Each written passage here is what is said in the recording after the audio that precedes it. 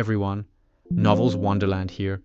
Thank you all for the love and support you've shown me and the channel. Naruto, this Naruto's talent is ridiculously strong. Synopsis: what happens when the world's most unpredictable ninja is replaced by a mind with no limits?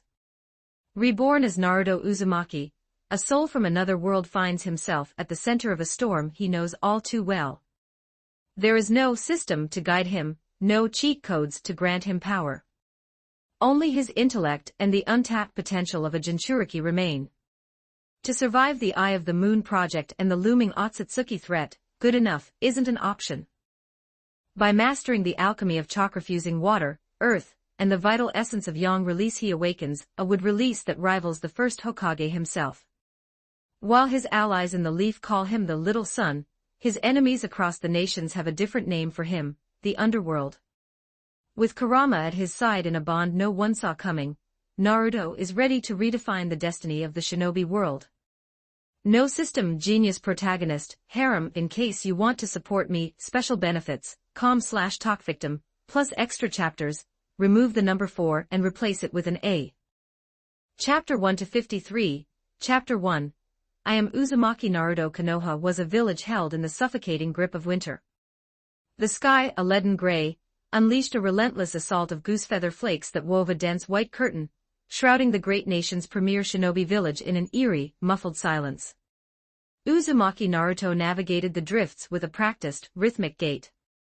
He had just finished 20 grueling laps around the perimeter of the village, an afternoon ritual designed to refine his physical stamina and steady his breath.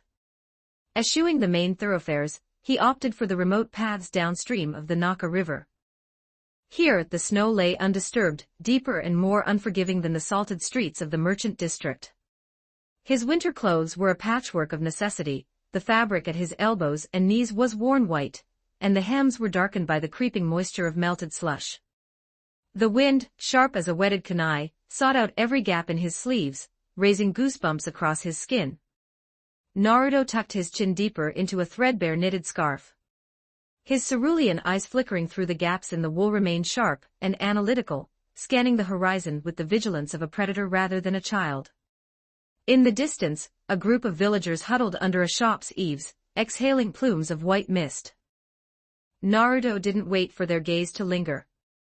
He pivoted into a side alley with clinical efficiency.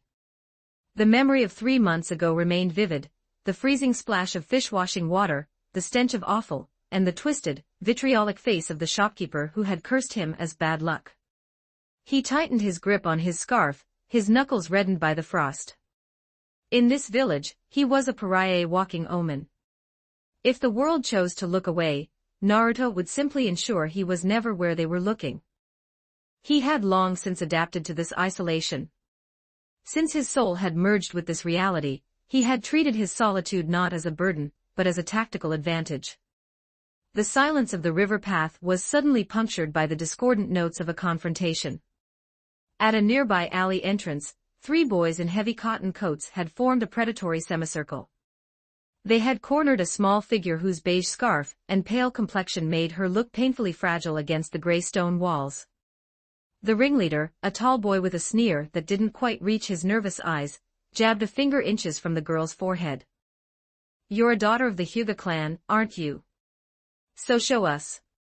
Show us those Byakugan eyes." Hyuga Hinata stood paralyzed. Her shoulders trembled, and her lips were pressed into a thin, white line. She was a fawn caught in the sights of clumsy hunters. "If you won't show us, then don't look at us," a chubby boy jeered, crossing his arms. "Those eyes are creepy.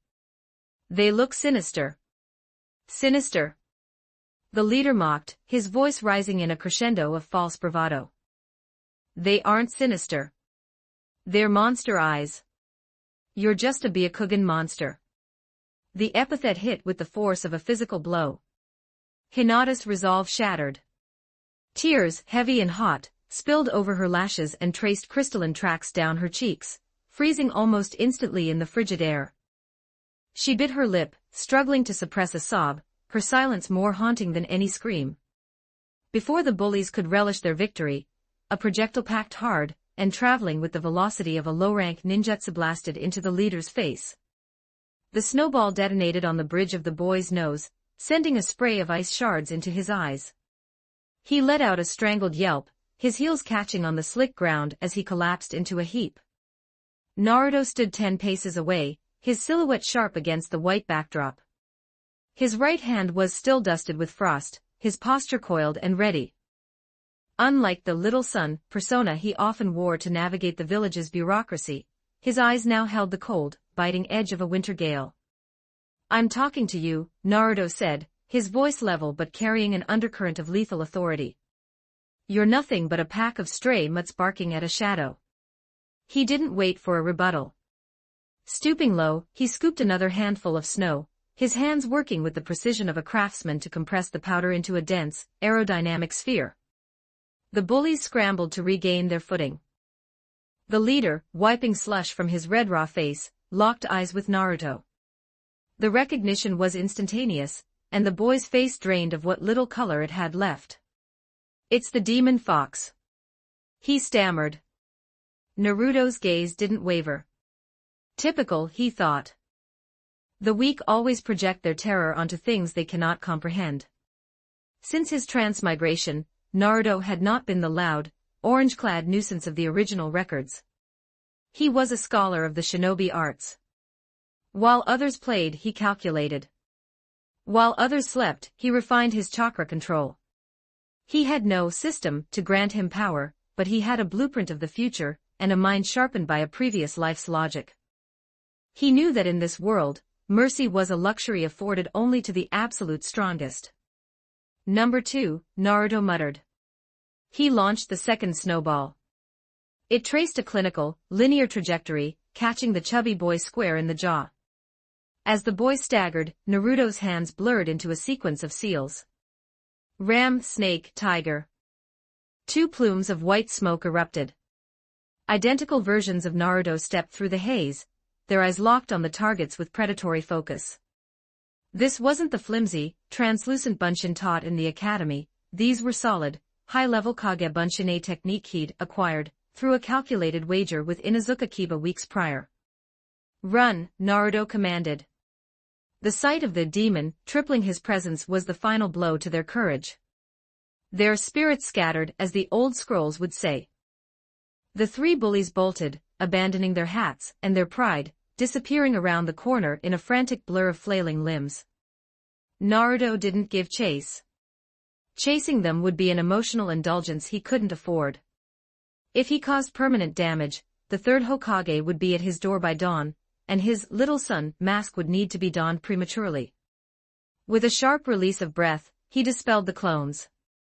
The smoke drifted away, leaving him alone with the heiress of the Hyuga. Naruto clapped the frost from his palms, and turned toward Hinata.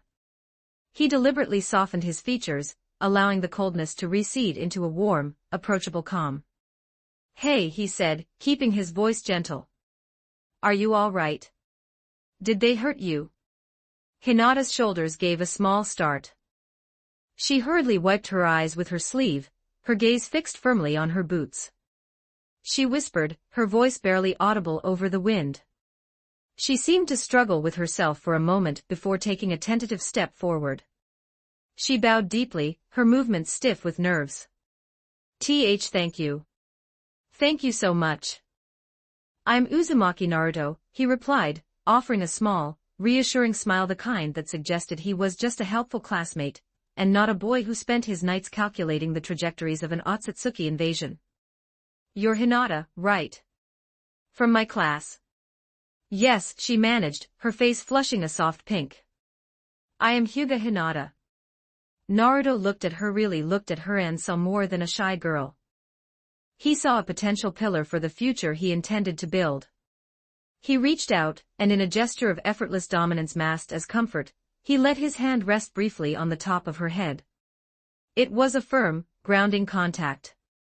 "Don't let them define you, Hinata," he said, his voice carrying the weight of a promise. "The Byakugan isn't a curse. It's a gift. And one day, they'll be too afraid to even look at you, let alone call you a monster." Chapter 2, The Third Satisfaction. 1028 words. "You're a Hyuga, aren't you?" Naruto's question was rhetorical, a calculated confirmation of what his eyes had already processed. The lavender hue of her pupils and the vitriol of the bullies left no room for doubt. More importantly, he had been observing her for a long time. In the grand chessboard of Konoha, the Hyuga heiress was a piece of immense latent value and a girl who desperately needed a tether to the world. Hinata gave a shallow nod, her fingers performing a nervous dance against the hem of her jacket. "Why yes," she whispered. Seeing her retreat into herself, Naruto adjusted his posture. He planted his hands on his hips and puffed out his chest, projecting an aura of unshakable reliability. It was the little sun persona, dialed to a frequency of pure, heroic sincerity. He declared, flashing a grin that seemed to challenge the winter chill. "If anyone ever picks on you again, you come find me." He jabbed a thumb toward his chest. "I'll settle the score. I never go back on my word, that's my ninja way." The bluntness of the promise acted like a surge of warmth through Hinata's system. She opened her mouth to decline to offer the polite, self-effacing protests she had been taught since birth, but the words died in her throat. Looking at the blond boy who stood before her, radiating a confidence she had never dared to imagine for herself, she simply couldn't refuse. A faint blush crept across her cheeks. She lowered her head, her voice trembling but soft with genuine gratitude. Thank you." "No problem." Naruto's voice grew even more resonant, ringing with the absolute certainty of a man who already saw his future written in the stars. "After all, I'm going to be Hokage, you know." He paused, letting the weight of the title hang in the air before continuing with a logic that felt both innocent and terrifyingly precise. "A Hokage's job is to protect the people of this village. If someone bullies a villager without cause, even if that bully lives in Konoha, it's a violation of everything we stand for. In my eyes, those who hurt their own aren't true shinobi until they repent. Tell me if they come back, I'll drag them back onto the right path while I'm looking out for you." It was a masterful stroke of rhetoric. He wasn't just offering protection, he was defining the moral landscape of the village. For years, Naruto had performed these declarations of the will of fire for the invisible eyes in the shadows, the Umbu observers dispatched by the Sandaime. Initially, it had been a survival tactic, a way to convince the leadership that the Ninetales Jinchuriki was a loyal tool of the state. But as he looked at Hinata, Naruto felt a rare flicker of authenticity. He didn't believe in the Third's diluted version of the will of fire, a philosophy that had allowed the village to send children to the front lines and shun its own guardians. He believed in his own vision. "Oh, okay." Hinata breathed. The seed of his conviction had found fertile soil in her heart. To her, Naruto wasn't just a boy in the snow, he was a source of light. Naruto's grin widened, showing a flash of white teeth. But the heroic moment was abruptly punctured by a resonant, ungraceful gurgle glululu emanating from his stomach. The sound cut through the silence of the alleyway. Naruto's laughter stopped dead, and he sheepishly scratched the back of his head. Training had been brutal, and his meager breakfast had long since been incinerated by his metabolism. "Well, it's almost dinner time, and it's freezing." He clapped his hands together, his eyes sparkling with a new kind of enthusiasm. "How about some hot ramen? Ichiraku is the only place worth eating at in this whole village." Without waiting for a formal acceptance, he reached out and took her hand. His grip was firm and warm, pulling her toward the scent of miso and steam. High above, hidden within the snow-dusted eaves and the skeletal branches of the surrounding trees, several masked figures exchanged silent, professional glances. An Umbu operative wearing a cat motif mask flickered out of existence, racing across the rooftops toward the Hokage Tower. Inside the office of the third Hokage, Hiruzen Sarutobi sat enveloped in a cloud of blue tobacco smoke. Before him sat a crystal ball, the telescope technique shimmering on its surface. He had watched the entire exchange, the snowball, the clones, the ringing declaration of duty, and the invitation to ramen. When the Umbu messenger arrived and delivered his report, Hiruzen merely nodded, his eyes never leaving the boy in the crystal. "Understood." "Dismissed." The operative vanished. Hiruzen exhaled slowly, the smoke curling around his weathered face. Naruto's performance had exceeded every metric. The boy was growing into exactly what Hiruzen had hoped for, a bright, loyal shinobi who viewed the village as his family. Yet, as the third watched Naruto pull the Hyuga girl along, a detail pricked at his conscience. Naruto's sleeves were inches too short. His pant legs left his ankles exposed to the biting cold. The child has outgrown his clothes, Hiruzen realized, a pang of guilt sharp as a needle. It wasn't that the boy was careless, it was the long-standing Umbu reports detailing how the shopkeepers refused to serve the demon fox. The realization brought a headache laced with political helplessness. He tapped his pipe against the edge of his desk, knocking loose the ash of his own indecision. He would increase Naruto's living stipend immediately. The boy was at an age where social bonds were critical. He needed more than just survival, he needed the means to be a child. Tonight, Hiruzen murmured to the empty room, I will deliver a new winter coat myself. It was a calculated move. A personal gift would serve as an excuse to praise the boy for protecting a comrade, further cementing the bond between the Jinchuriki and the Hokage. In Hiruzen's mind, it was a gesture of grandfatherly love. In the grander scheme of things, it was another layer of the little son masked Naruto was so carefully cultivating. Chapter 3, Ichiraku Ramen 1195 words pushing aside the heavy Norn curtain, a rich, savory aroma surged forward, instantly dispelling the biting chill of the Konoha night. The interior of Ichiraku Ramen was a bastion of warmth and golden light, standing in stark defiance of the bleak, snowy world outside. Naruto, you're here early. Tucci, the shop's owner, greeted him with a practiced, fatherly smile. Behind his steam-fogged apron, he moved with the efficiency of a veteran, his eyes crinkling as he spotted his most frequent customer. Naruto, moving with the ease of one in his own home, hopped onto the center stool at the counter. Tuchi-asan. 1 bowl of miso tonkatsu extra narutomaki and bamboo shoots. It was his signature luxury configuration. In his previous life, Naruto hadn't cared much for bamboo shoots, but in this world, they were a textured delicacy he had grown to crave.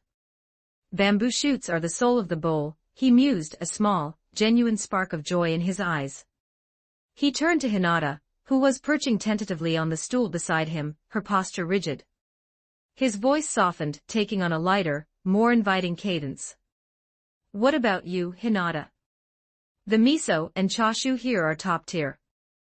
You won't find better in the land of fire. Hinata's hands were clamped neatly over her knees. Feeling the curious, albeit kind, gazes of Tucci and his daughter Ayam, a faint crimson bloom spread across her cheeks. She lowered her head, her voice a mere whisper that somehow carried through the steam. I'll have the same as Naruto-kun. You heard her, old man. Make it 2. Coming right up. 2 specials, extra Naruto and bamboo. Tucci gave Naruto a meaningful, sidelong glance, a silent look at you that spoke volumes. Naruto had brought Kiba, Shikamaru, Choji, and even that quiet Aburame boy here before, but this was the first time he had arrived with a girl in tow. As the steam rose in fragrant clouds, the ambient warmth began to melt Hinata's icy reserve. For a fleeting moment, the ramen shop felt like a sanctuary, a hidden pocket of peace, where the heavy expectations of the Hyuga clan could not reach her. Outside, the wind howled, whipping snow against the street lamps.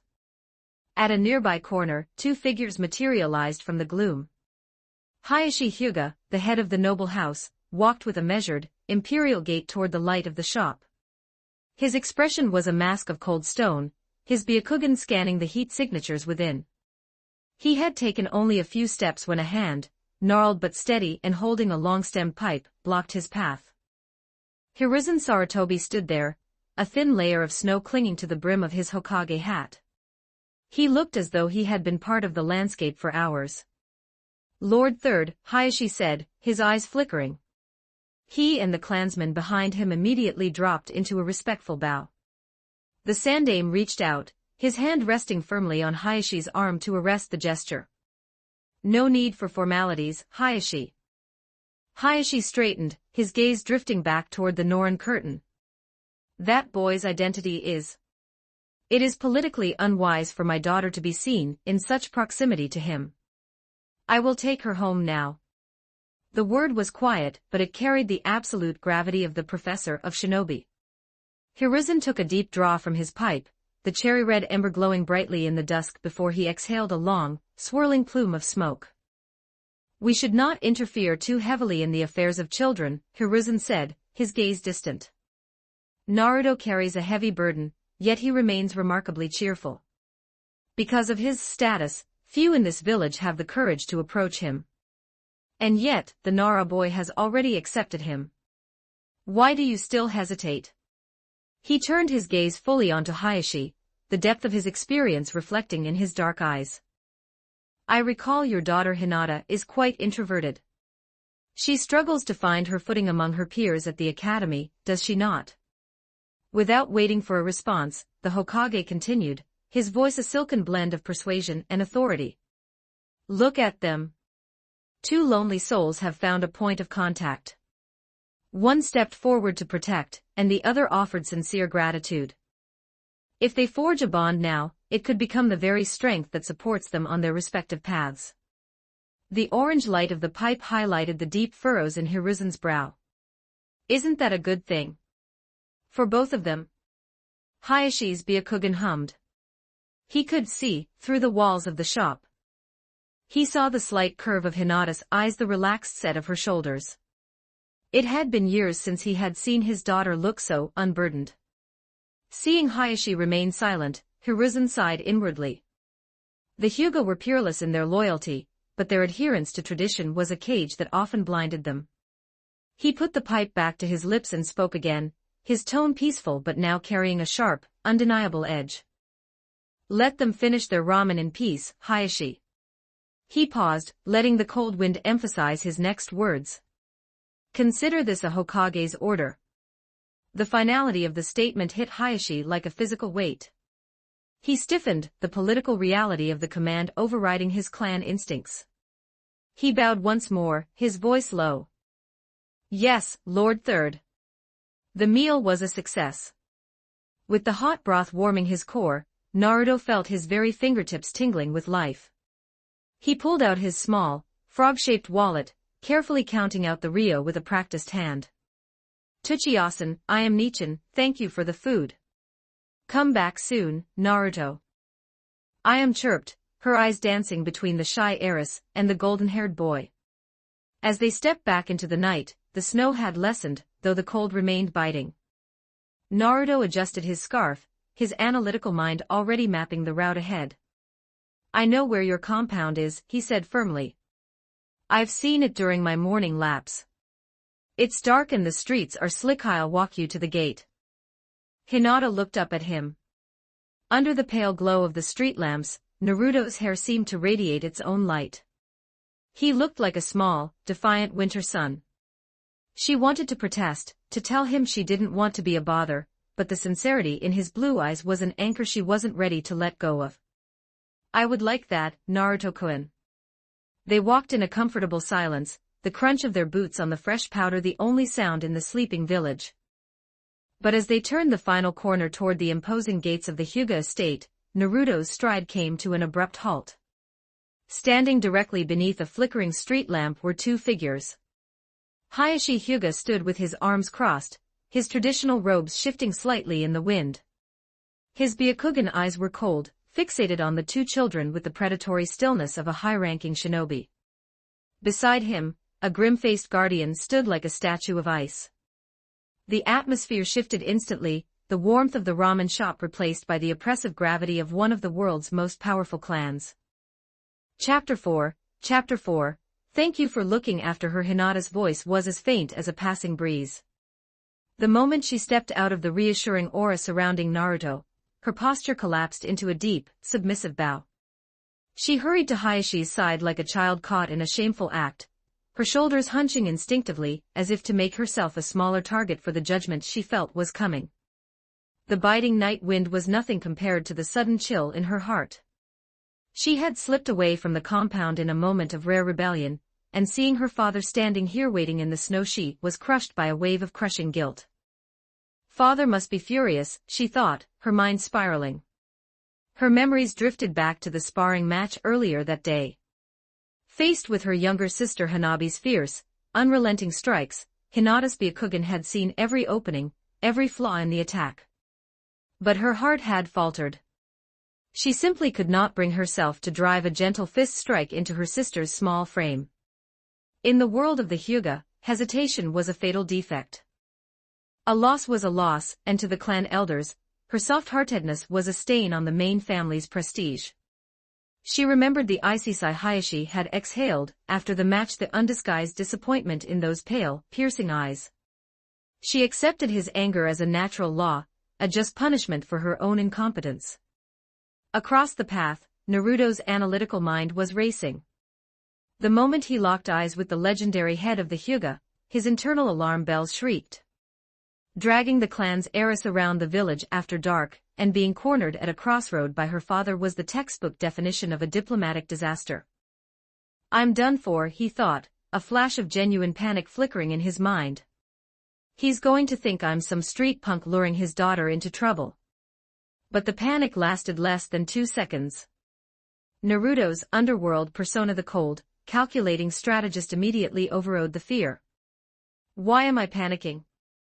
I've done nothing wrong. I protected her from bullies, treated her to a meal, and was in the process of ensuring her safe return. I have the moral high ground." Naruto's back straightened imperceptibly. The awkwardness on his face melted into a look of calm, respectful confidence. Though he was acutely aware of the overwhelming chakra pressure Hayashi exerted, his gaze remained steady. Hayashi watched his daughter scurry toward him, looking as though she wished the earth would swallow her whole. He felt a rare, fleeting pang of heartache. He shifted his gaze to the blonde boy who was working so hard to maintain his composure.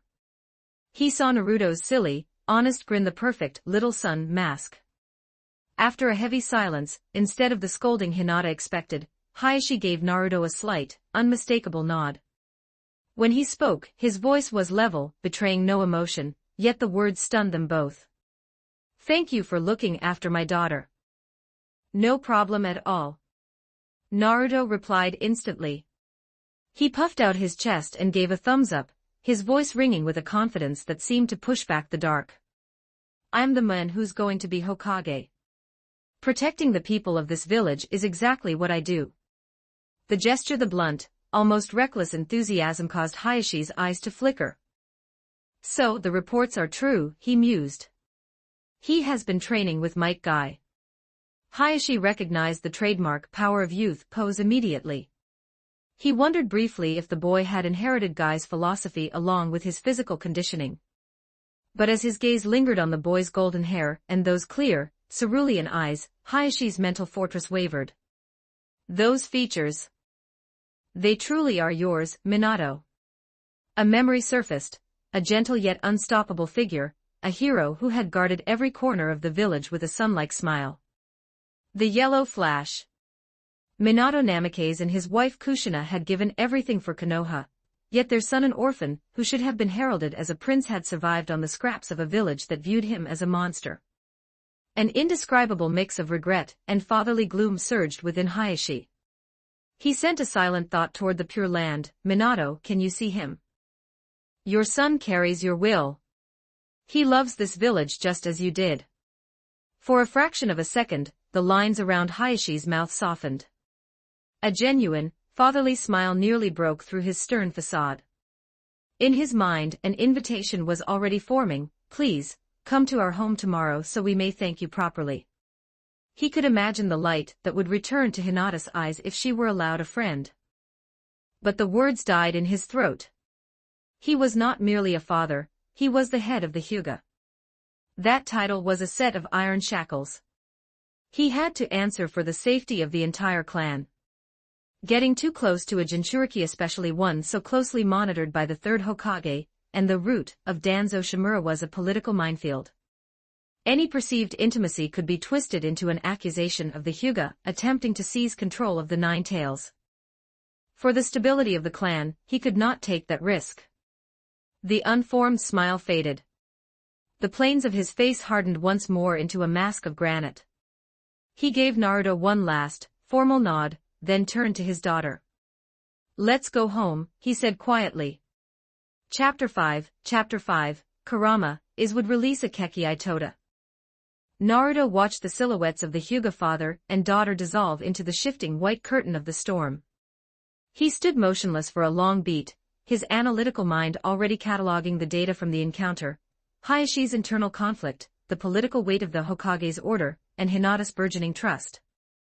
Only when they had completely vanished did he turn toward his own sanctuary, a nondescript apartment on the top floor of a weathered building. The lock clicked with a familiar, metallic finality. Inside, the air was cool and carried the sterile scent of an unoccupied space.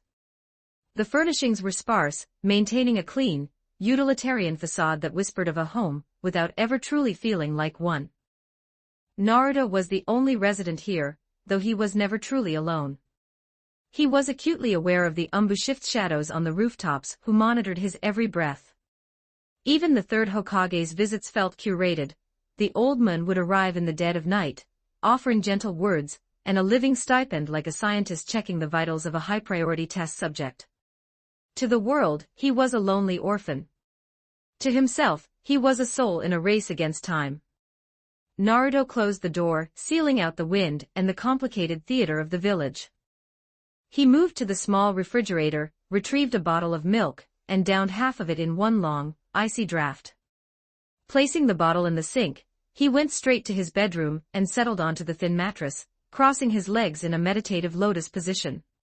He closed his eyes, and his breathing lengthened into a rhythmic, tidal flow. Since the transmigration, fine chakra control had been his obsession. He knew the impending scale of the threats, the Akatsuki's hunt for the Jinchuriki, the existential dread of the Eye of the Moon project, and the looming resurrection of Madara Uchiha and Kagaya Otsutsuki. In a world of gods and monsters, being a battery of chakra wasn't enough. He had to be a master of the frequency. His consciousness dived inward. He could sense the warm, vigorous energy of his Uzumaki lineage, a golden sea of vitality slowly circulating through his meridians. He didn't refine more, instead, he funneled his focus to his fingertips. Guided by his will, an infinitesimally thin thread of chakra was separated from the main flow.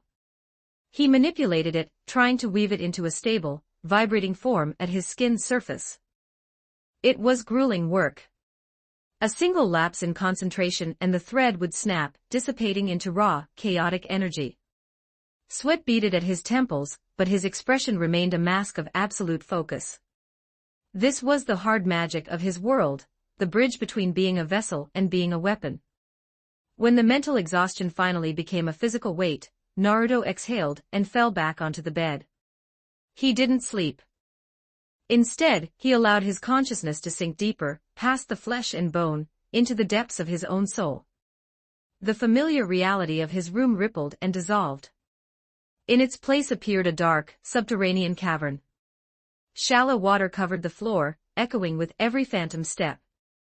The air here was heavy, saturated with an ancient, violent pressure that would have crushed a lesser mind. Ahead lay the cage, massive, cold iron bars marked by a single, fluttering seal. In the abyssal darkness behind the bars, a pair of scarlet eyes ignited. Giant, vertical pupils fixed on Naruto, glowing like twin lanterns of malice and wisdom. A colossal figure shifted in the shadows, orange-red fur, sharp ivory fangs, and 9 massive tails that swayed like tongues of living flame. The voice that spoke was a deep, guttural rumble that vibrated in Naruto's marrow. "You're here, Naruto." "Good to see you too, Kurama," Naruto replied, his tone casual, as if greeting a long-term business partner. He walked right up to the bars, standing fearlessly before the personification of hatred. This partnership had a foundation unlike any other Jinchuriki in history. Shortly after his soul had arrived in this body, Naruto had voluntarily entered this space. As an infant soul with the mind of a tactician, he had walked up to the cage, ignored the killing intent that could paralyze a jonin, and spoken a single word. The use of his true name had shocked the beast into a stunned silence. And when the child claimed to be the child of prophecy, foretold by the sage of 6 paths, the one who would bring change, the 9 tails had found itself intrigued. Over the years, their relationship had evolved into a cynical, cunning chemistry. Every day you bring a new riddle to my cage, Kurama said, lowering his massive head until his snout was inches from the bars. His tone was laced with its usual lazy arrogance, but the tip of his middle tail twitched with unmistakable anticipation. For a beast trapped in a void for decades, Naruto's intellect was the only stimulant left. So what is it today, brat? Naruto sat cross-legged in the water, cupping his chin. He looked up, his blue eyes sharp with a theorist's hunger. Kurama, let's talk biology. Everyone says wood release is a Kekkai Genkai, a simple mix of earth and water. But that doesn't explain the vitality, the suppression of tailed beasts, or the sheer biological growth. He leaned forward. Do you think there's a possibility that wood release isn't a bloodline limit but rather a Kekkai Toda? A three-element fusion of water, earth, and yang release. The air in the ceiling space seemed to freeze. The suggestion hit like a lightning strike, rippling through the dark water. Kurama surged to his feet, his fur bristling, a hot huff of steam exploding from his nostrils. The beast's eyes widened, the vertical pupils narrowing to slits. If that's the path your mind is wandering down, Kurama growled, his voice no longer lazy but dangerously sharp, then I'm certainly not sleepy anymore. Chapter 6, The Sandaime Pays a Visit Would Release. It was the signature ninjutsu of the first Hokage, Senju Hashirama, a memory branded into Kurama's very soul, steeped in humiliation and terror. Before the Nine-Tails' eyes, that crimson-armored figure surfaced from the depths of history. He remembered being effortlessly crushed by that man's peerless biological constructs, pinned like a common insect by the heaven-reaching Shinsesenju, the veritable thousand-armed Kannon. With a single hand, as casually as plucking a flower, Hashirama had suppressed the ultimate disaster. Even now, the fox could recall the suffocating helplessness of that wooden grip, and Hashirama's parting taunt delivered inches from its snout, Nine-Tails, your power is simply too great. For the sake of the world, I must seal you. Across the long centuries, few things inspired genuine dread in the great beast, yet the firsts would release, the Uzumaki's sealing arts, and the Uchiha's Sharingan stood unchallenged at the top of that short list. And now, this brat before him dared to question the very nature of that power. Seeing Kurama hiss and bristle, Naruto knew he had the ancient being's undivided attention. He stopped playing the provocateur, sat cross-legged in the shallow water, and laid out his theory with clinical precision. I suspect the first Hokage's would release isn't a simple earth plus water Kekkai Genkai, Naruto began, raising 3 fingers. It's a Kekkai Toda earth, water, and the yang release of the Sage of 6 Paths combined. Think about it, Kurama. Look at the rules of heredity. He ticked off his points like a grandmaster analyzing a board. Bloodline limits the Sharingan, the Byakugan, ice or lava release normally breed true. They create clans. But look at Kekkai Toda, no great clans have ever sprung from them. The most famous case is Iwagakure's dust release, Jin-tun. Created by the second Tsuchikage, Mu, it fuses wind, earth, and fire. The third Tsuchikage, Inoki, isn't Mu's blood kin, yet as his disciple, he mastered the art. Conversely, Inoki's own son, Kitsuchi, cannot use it. That proves a Kekkai Toda is a high-level application of chakra theory that can be taught, but not necessarily inherited through blood alone. Naruto leaned in, his blue eyes burning. After Hashirama, neither his direct descendants nor the entire Senju clan ever produced another natural would-release user. It violates every law of bloodlines. Instead, it fits the profile of a Kekkai Toda perfectly. Hashirama's boundless vitality and life-giving forests aren't just magic trees, they are the manifestation of yang release breathing life into elemental form. To Naruto, would release was the ultimate bug in the shinobi system, a perfect fusion of offense, defense, and lockdown capability. He knew his own lineage. The Senju and Uzumaki were both descended from Ashura, the younger son of the sage. If Hashirama and I are transmigrations of Ashura's chakra, then the soul is the key, Naruto mused. But it isn't literal reincarnation. If it were, Hashirama's soul couldn't be summoned via Edo Tensei while I'm still breathing. It's about the will, the blueprint of the chakra.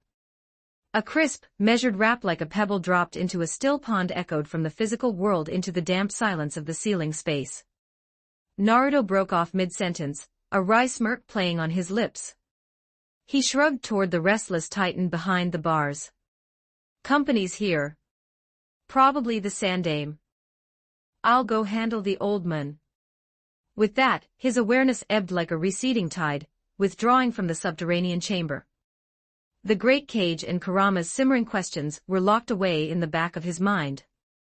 In the waking world, Naruto's eyelids fluttered. He sat up briskly, feigning the grogginess of a child awakened from a deep slumber. Coming, coming. He called out, padding toward the door. He tugged it open to find the night air rolling in alongside a familiar silhouette. Hiruzen Sarutobi, the third Hokage, stood there in his ceremonial robes and conical hat. He carried a bulky parcel, his weathered face softened by the glow of the hallway light. Grandpa Third. What brings you here so late? Naruto widened the door, his little son, persona snapping into place with practiced ease, a mix of surprise and genuine-looking delight. Please come in. He ushered the Hokage into the tiny sitting room, whisking a discarded coat off a chair in one fluid motion. Hiruzen's gaze swept the tidy room, settling on Naruto with grandfatherly fondness. Nothing special, little Naruto. I found myself nearby and realized I hadn't checked on you today. He set the parcel on the table. I picked up a new winter coat on the way. It's getting colder, see if the fit is right. Naruto's eyes shone with a boyish light as he tore into the wrapping. Inside lay a thick craft envelope, likely his monthly stipend, and a neatly folded, high-quality black winter coat. Whoa, this is awesome! Naruto exclaimed, his voice filled with unfeigned wonder. The third's wrinkles deepened into a smile as he stroked his goatee. Try it on. If it doesn't fit, we'll exchange it tomorrow. Naruto nodded and quickly peeled off his old coat. It was a pathetic sight. The sleeves were inches too short, exposing his reddened wrists to the draft. But as the old coat came off, it revealed a threadbare autumn shirt beneath, stretched so tight by Naruto's recent growth spurts that the fabric was nearly translucent at the seams.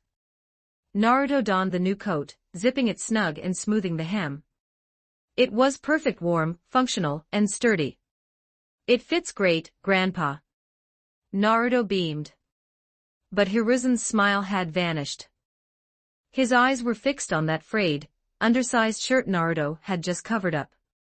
It was a silent, stinging indictment of the village's treatment of its hero's son, a reminder that while Naruto projected sunshine, he was living on the razor's edge of neglect. Chapter 7, I am the Hokage. 1088 words. Dressed in his new winter coat, Naruto felt a wave of warmth and comfort enveloping his body. He looked up, a satisfied, sun-like smile blooming on his face. Thank you, Grandpa Sandame. The new clothes are so warm. I really like them. Hearing this, the Sandame looked at the child's pure, radiant expression, but the memory of that tight, threadbare autumn shirt from moments ago flickered in his mind. His mouth twitched unnaturally. He forced a smile, though it was weighted with an anchor of guilt. As long as you like it, Naruto, he murmured, his voice slightly strained. As long as you like it. As if seeking to atone for his neglect, Hiruzen picked up the craft paper envelope from the table. He reached into his robes, pulled out several crisp, high-denomination Rio bills, and tucked them inside before handing the thickened envelope to the boy. This is your living expense for the coming month, he said, his tone softening further. You're at the age where making friends is important. Grandpa is giving you a bit more this time. When you're with your classmates, don't be afraid to be generous. Treat them to ramen once in a while. Thank you, Grandpa Sandame. Naruto took the heavy envelope with eager hands. He could feel the thickness of the bills through the paper, a tangible reward for his performance. Success, he cheered inwardly. This was the most practical gain of the night. More capital meant more resources for his private research. Then, as if unable to contain his excitement, Naruto leaned in, his blue eyes sparkling with pride. I almost forgot to tell you I made a new friend today. Her name is Hyuga Hinata. I had to chase off some bullies, but she's really nice. Her dad seems super strict, though. He's probably a good guy deep down, right?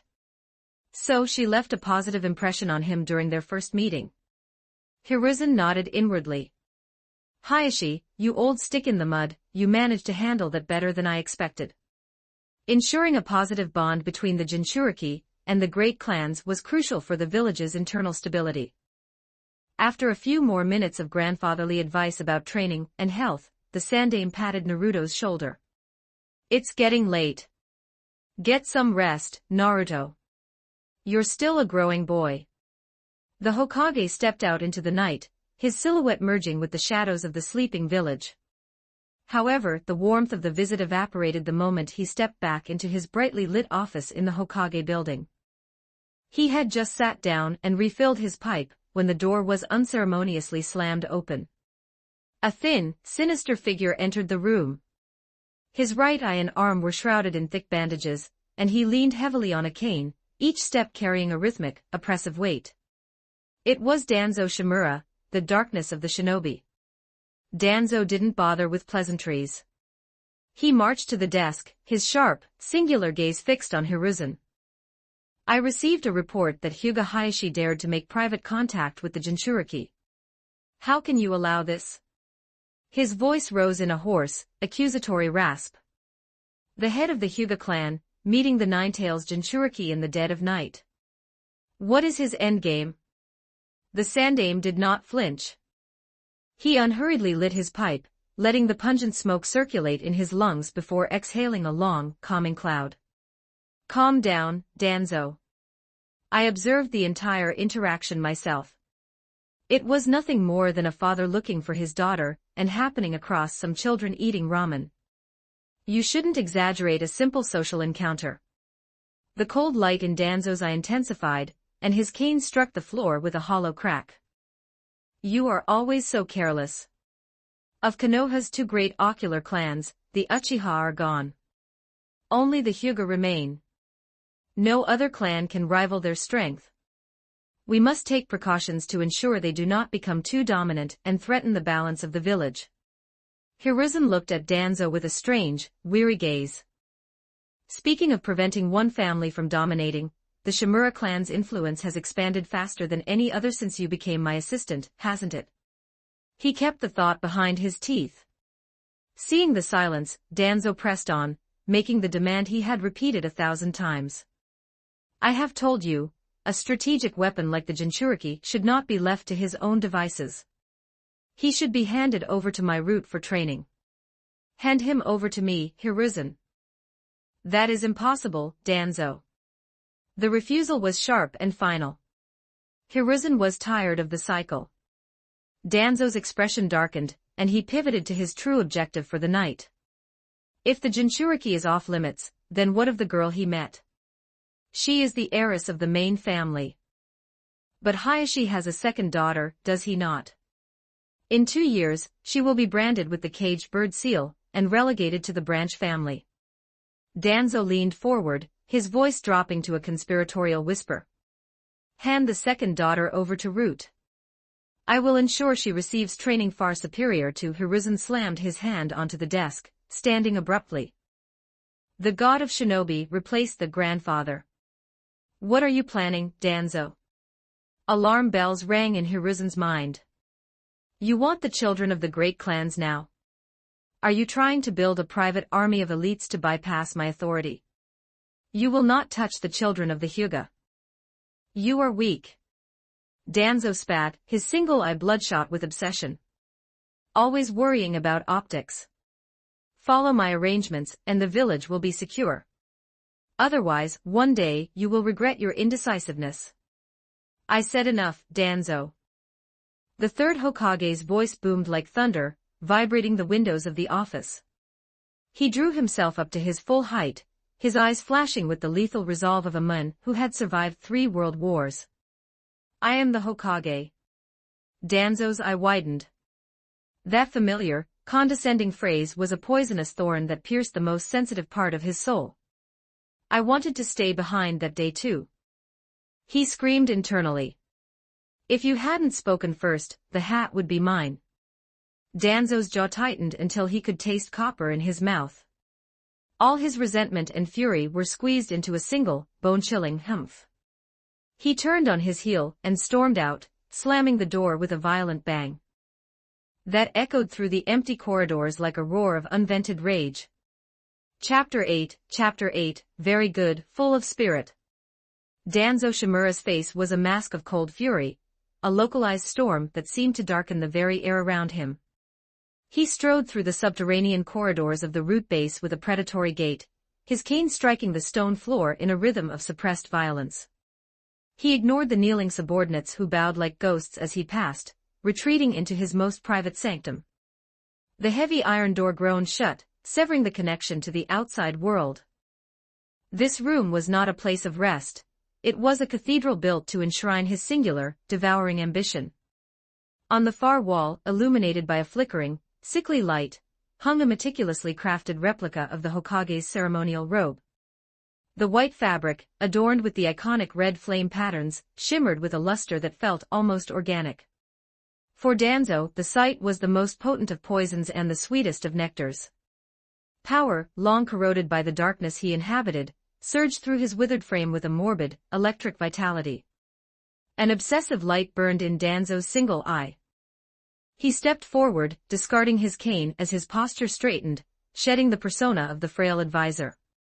He reached for a scarf of the finest silk and approached the robe, as if he were approaching a living god.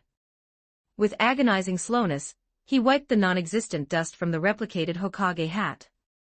Every day he performed this ritual, and every day he felt the same desperate need to ensure it remained spotless.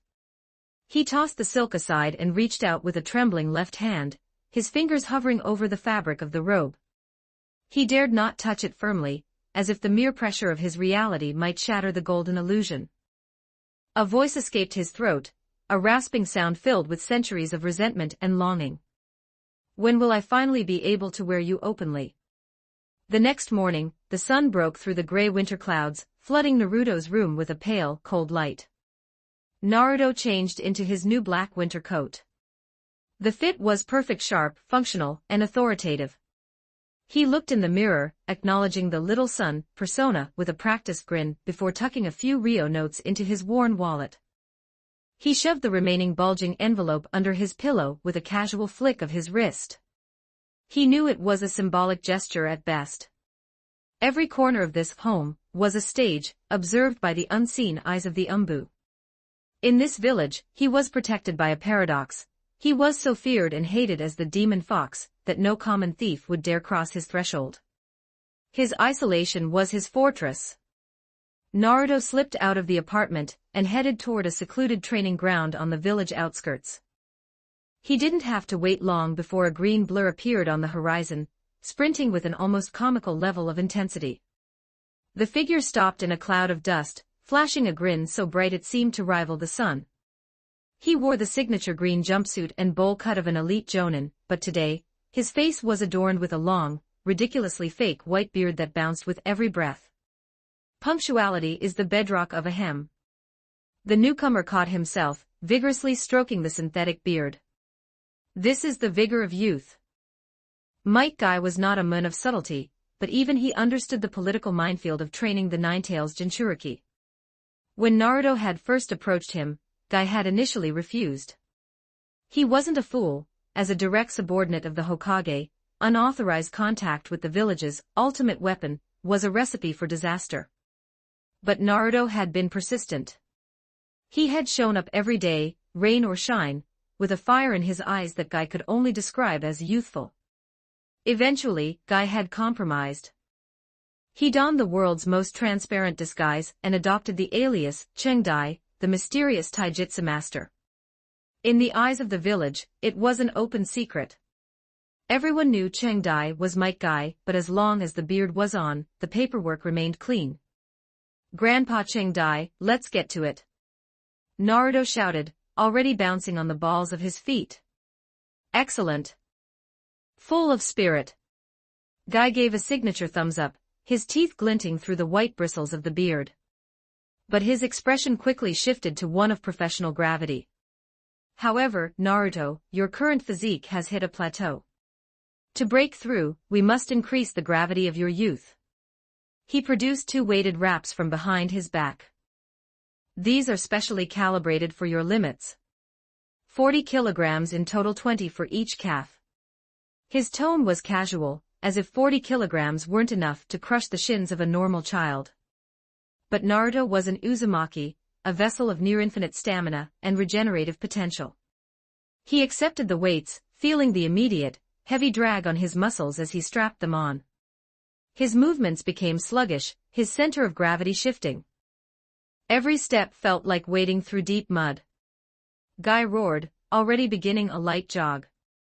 Today's vigorous training, 10 laps around the perimeter of Konoha. If you can't finish the laps, we do 3,000 kicks. Guy vanished into a sprint. Naruto took a deep, steadying breath, the leaden weight of the metal pulling at his legs. He focused his mind, locking into the rhythmic breathing he had practiced in his meditation. The path ahead was long and heavy, but as he moved, the light in his blue eyes burned with a cold, analytical fire. This is just the beginning, he thought. If 40 kilograms is the price of strength, I'll carry a mountain. Chapter 9. The Yamanaka flower shop. As the year drew to a close, the oppressive chill of winter was softened by the rising warmth of the holidays. After several days of relentless snowfall, Konoha was draped in a pristine silver mantle. Thick, untrodden drifts clung to the eaves and treetops, sparkling like ground diamonds under the pale winter sun. In a charming contrast to the cold white landscape, rows of bright red lanterns had been strung across the village thoroughfares. They hung like plump, glowing rubies against the snow. When night fell, they ignited in unison, casting a soft crimson radiance that intertwined with the silver drifts. The scene was one of breathtaking serenity, silver snow accompanying red lanterns, aesthetic that grounded the village in its classical Eastern roots. The festive atmosphere was infectious. The aroma of New Year's feasts drifted through the alleys, and the laughter of children echoed as they chased each other with small fireworks. Even the shinobi, usually burdened by the weight of their duties, allowed their expressions to soften. The stone faces of the past Hokage seemed to watch over the village with a newfound gentleness, illuminated by the warm glow from below. Naruto, for once, wanted to immerse himself in this vibrancy without the shadow of the demon fox loitering behind him. In his small apartment, he meticulously tidied his appearance, ensuring his new black coat was lint-free and sharp. However, one distinctive mark remained: the 6 whisker-like birthmarks on his cheeks. They were indelible, a biological signature he had once tried to shave away, only to realize they were as much a part of him as his own skin. I am a practitioner of chakra, not a master of the great 1,000 records, he mused. If I cannot remove them, I will simply hide them. He had secretly acquired high-grade concealer and foundation. Facing the mirror with the steady hand of a calligrapher, he applied the makeup until the whisker patterns vanished. The face that stared back was clean, indistinguishable from any other handsome child in the village. This should mitigate the trouble, he thought. In Konoha, those whiskers were a target, a direct pointer to his status as the Jinchuriki. He refused to let an indelible mark ruin his rare holiday mood. The plan worked. As he walked toward the merchant district, no one spared him a second, vitriolic glance. He pushed open the wooden door of the Yamanaka flower shop, the wind chimes above jingling with a crisp, pleasant tone. The shop was a sanctuary of color and fragrance. Today, the counter was manned not by Yamanaka Rino, but by her husband, Inoichi. Taking advantage of a rare vacation from his duties at the intelligence division, he had volunteered to mind the shop so his wife could rest.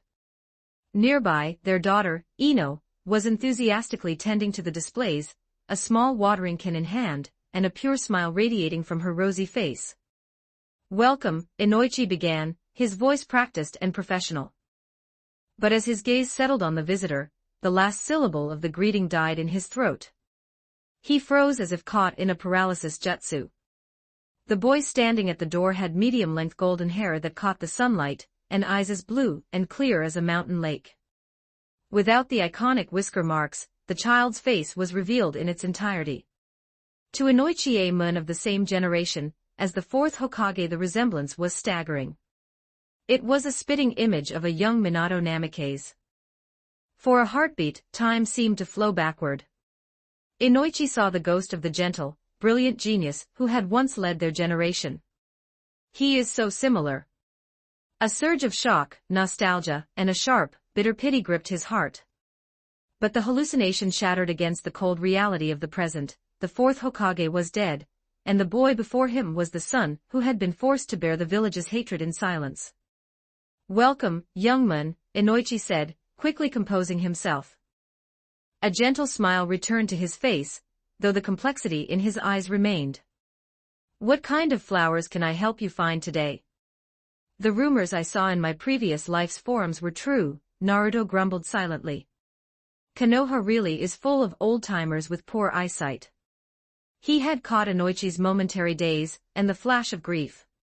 He knew exactly whose shadow the moon was looking at. "I'm afraid I don't know much about flowers," Naruto said, his tone striking the perfect balance of childhood shyness and sincerity. "But my teacher, who has been incredibly patient in guiding me, has a birthday tomorrow. Sir, could you recommend a bouquet that shows proper respect?" "Of course," Inoichi replied, his voice softening. "What a polite child. He truly is a miniature Minato." As Inoichi pondered the selection, Naruto surveyed the interior. The shop was elegantly arranged, filled with rare blooms that Naruto couldn't name, but whose fragrance and orderly display spoke of the owner's dedication. His gaze inadvertently swept past a flower stand and met the large, curious eyes of Ino Yamanaka. Ino had been watering a pot of light purple flowers, but she had stopped, her large eyes filled with astonishment. She was used to seeing boys her age, but this one, he was strikingly handsome. "Wait, are there really boys this good-looking in our year?" she wondered. She vaguely recalled a boy named Uzumaki Naruto with blonde hair, but her mother had warned her never to join in the bullying or even initiate conversation with him. Seeing Ino's stunned expression, Naruto gave her a friendly, gentle smile, the kind that suggested warmth without pressure. "Judging by your appearance, Ino-chan, I assume this is your family's shop." Ino blinked, a faint blush creeping into her cheeks as she realized she had been staring. Chapter 10 Ino Yamanaka's shock. A gentle, polite inquiry reached Ino's ears, but she froze as if struck by a faint electrical current. That voice, though she rarely heard it in the academy, the underlying tone was unmistakable. Was this really that demon, Uzumaki Naruto?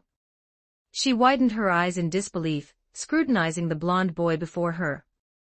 Over the midterm break, his hair had indeed grown, framing his face in soft, golden layers. But the real shock, the thing that made her heart perform a sudden, erratic skip, was that the 6 whisker marks were gone. Those marks, which usually triggered an instinctive sense of unease or otherness, had vanished completely. Without those whiskers, he's actually this handsome. Ino found herself performing a rapid, involuntary mental assessment. She subconsciously compared him to her idol, Uchiha Sasuke. Sasuke possessed a cold, aloof beauty. He was like moonlight reflecting off a shard of ice, striking but distant. Naruto, however, was a completely different archetype. With his relaxed brow and clear, lake blue eyes, he exuded an infectious, radiant warmth. He was the winter sun personified. They each have their own merits. Ino felt a hot flush creep up her neck. Her mind was a chaotic mess of teenage priorities, leaving her momentarily speechless. It was official, Ino Yamanaka was a sucker for a good-looking face, and Naruto had just flipped her world on its axis. Seeing the panic flickering in Ino's wide eyes and the deepening crimson on her cheeks, Naruto understood perfectly. In his previous life, he'd heard of Ino's looks-oriented trait. Seeing it in person was a tactical confirmation. Breaking the awkward silence, Naruto introduced himself with a natural, disarming grace. "I am Uzumaki Naruto."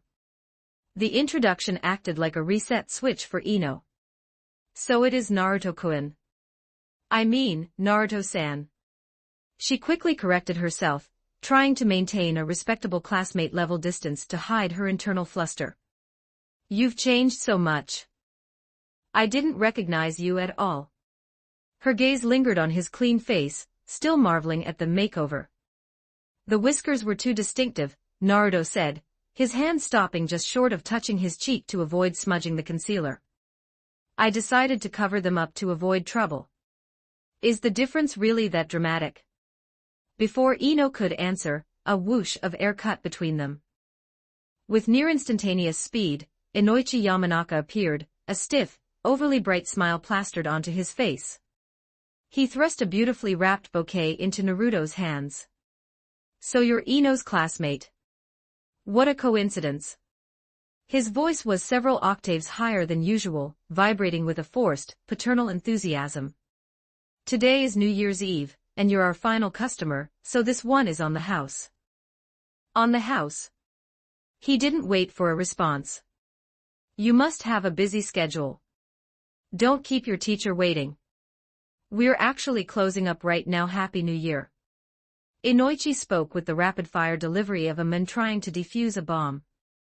Recalling Minato Namikaze was one thing, nostalgia was a fine emotion.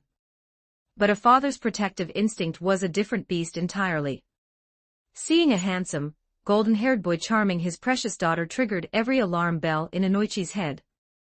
Minato's son or not, she's still in the academy. Unacceptable. Wait, uncle, Naruto managed, looking baffled by the sudden high-alert energy. How much do I owe you? You called me uncle, so the flowers are a gift. Inoichi didn't give him an inch. He used his arm to half-guide, half-shove Naruto toward the exit. No money. Don't let the vigor of youth fade. Happy New Year. Ding-dong. The door clicked shut. Naruto found himself standing in the biting cold of the street, clutching a premium bouquet. From inside, he could faintly hear Ino's disgruntled protest, Dad. What was that for? Naruto stood in the snow, exasperated. Inoichi Yamanaka is really something else. I'll have to find a way to pay him back later. He had discovered through his research that Might Guy's birthday was January 1 st, tomorrow. It was a date that perfectly suited Guy's personality, a perpetual new beginning. Naruto wanted to make a gesture of genuine gratitude. Ninja tools were too impersonal and expensive, but flowers carried a specific language. He had intended to ask for a professional's help to avoid a catastrophe. For instance, he knew sunflowers symbolized loyalty and respect, perfect for Guy-sensei. Conversely, giving white chrysanthemums, which were reserved for funerals, would be a disaster of epic proportions. In the Hokage's office, Hiruzen Sarutobi watched the scene unfold through his crystal ball. When he saw Naruto standing in the snow, looking bewildered yet holding the flowers with such care, a benevolent smile creased his face. He remembered Naruto asking about Guy's birthday a few days prior. So that was the reason, the Sandaime mused, stroking his goatee. Watching the boy navigate the snowy streets, the old man felt a surge of warmth. Naruto had received so little kindness from the world, yet he was so eager to give it back to those who offered him even a sliver of guidance. What a good child, Hiruzen murmured, his gaze softening with pride. Minato, Kushina. Your sincerity is more resilient than we ever dared to hope. Chapter 11, Guy's birthday 1120 words. Check out my P4 for plus 20 extra chapters on all my fanfics. And get chapters before publishing them here for free on my P4 https://p4trian.com/talkvictim. Even during the New Year a season synonymous with family reunions and heavy feasting, Might Guy remained a whirlwind of kinetic energy. For him, the vigor of youth recognized no holidays and accepted no excuses. Even in the heart of winter, the flames of effort must not flicker, he roared to the empty air, throwing a punch that snapped like a whip. However, the logistics of the holiday proved problematic. The public training grounds were swarming with children playing in the snow, their laughter a joyful barrier to his usual high-impact drills. Furthermore, his favorite ritual, speedrunning the village perimeter, was out of the question. With the influx of New Year merchant caravans, the border security was at a high alert status to prevent the infiltration of foreign spies. If an elite jonin like Guy were to move at high velocity patterns along the walls, he would likely trigger an alarm or disrupt the delicate sensor nets. Settling for a less intrusive burn, he remained in the small clearing before his modest residence, cycling through a series of perverse push-ups and squats that would have crippled an ordinary man. Naruto approached the scene with a calculated, steady pace. In his left hand, he carried the meticulously arranged bouquet from the Yamanaka shop, in his right, a beautifully wrapped cream cake. Guy, mid-push-up, caught a blur of blonde hair out of the corner of his eye. His heart skipped. In a display of speed that left actual afterimages, he finished his set, fumbled into his pocket, and slapped on the comical fake mustache. Only then did he turn, forcing his voice into a hoarse, mysterious register. "You've come to see Chengdai-sensei." "Happy birthday, Guy-sensei," Naruto said, his voice ringing with absolute sincerity. He stepped forward and presented the gifts. The mysterious master froze. The synthetic mustache actually curled at the edge as Guy's jaw dropped. "How did you know it was my birthday?" Ever since his father, Might Dewey, had sacrificed himself to save Guy and his comrades, Guy had viewed his birthday not as a celebration of himself, but as a day of mourning and renewed commitment. He hadn't celebrated in a very, very long time. "Grandpa Sandaime told me," Naruto answered, his blue eyes clear and honest. "The Hokage-sama knows." The realization hit Guy like a physical blow. If the Hokage had sanctioned this, the clumsy theater of Chengdai was no longer necessary.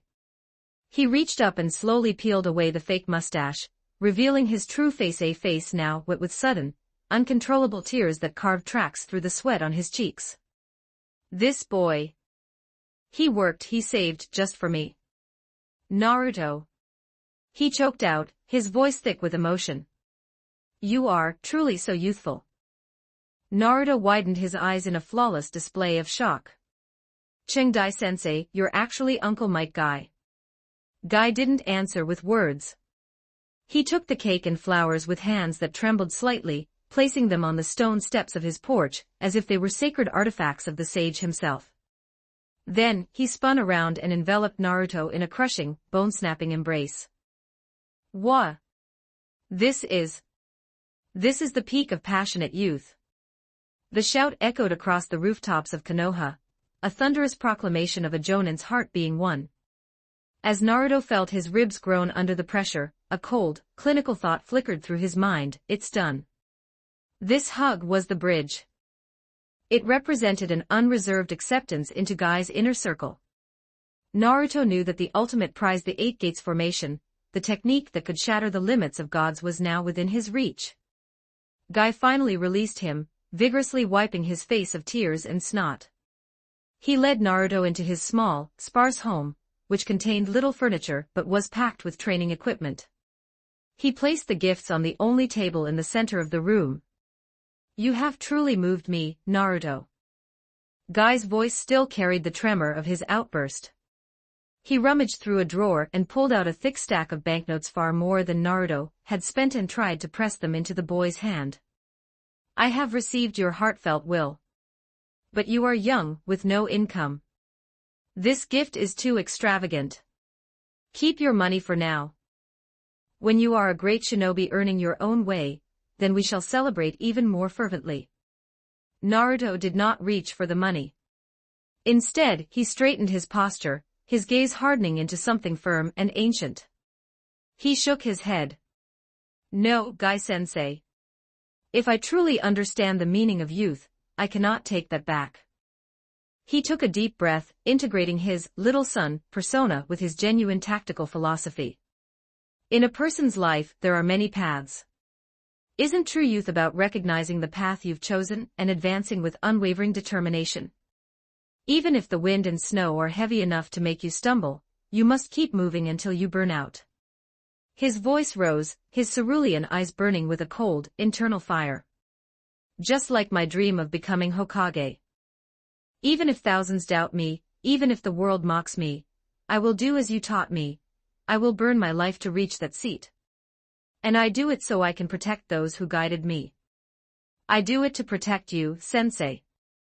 This is my choice. Please do not refuse it." Guy was completely shaken. The Hokage dream, the will of fire, and the power of youth, had just been woven into a single, unbreakable cord. He slowly withdrew the money, looking at Naruto with a level of respect he usually reserved for the Hokage himself. "I understand," Guy said, his voice devoid of all exaggeration. It was the sober recognition of one warrior to another. But a second later, the passion erupted anew. He clenched his fists, his chakra flaring so intensely it seemed to create a visible glow. "Woohoo! What an ultimately youthful statement. You are sprinting ahead of me, Naruto. As your teacher, I must work 100 times harder. I will not let my youth be left behind by my own disciple." The house practically shook with the intensity of his soaring spirit. Note, so far this story is published up to chapter 20 on my Patreon. Go check it out. Exclusive 18+ character images and early chapters. Please visit my Patreon. Thanks for your support. com/talkvictim if you want more updates. Supports with power stones. Every 10 power stones == bonus chapter. Every 3 5-star reviews == bonus chapter. Chapter 12. Chapter 12. The Sandaime relaxes his guard. 1019 words. Check out my P4 for plus 20 extra chapters on all my fanfics. And get chapters before publishing them here for free on my P4 https://p4 com/talkvictim.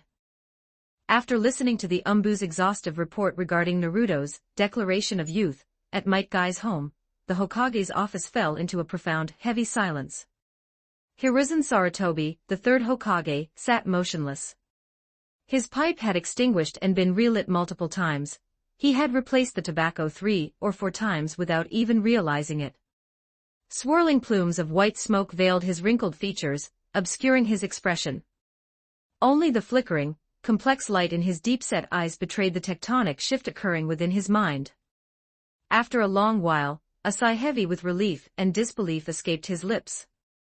If the Konoha administration were recruiting for its propaganda or ideological departments, that boy would likely be the top candidate without a second thought. This was no exaggeration. When others scored a 95 on the Academy's civil examinations, it was because they possessed 95 points of ability. But Naruto achieved a perfect score because that was the mechanical limit of the test. That speech which seamlessly wove together personal struggle, the protection of comrades, and the collective future of the village was a vibrant, living embodiment of the will of fire. It was a spiritual core purer and more fervent than what many veteran jonin could claim to understand.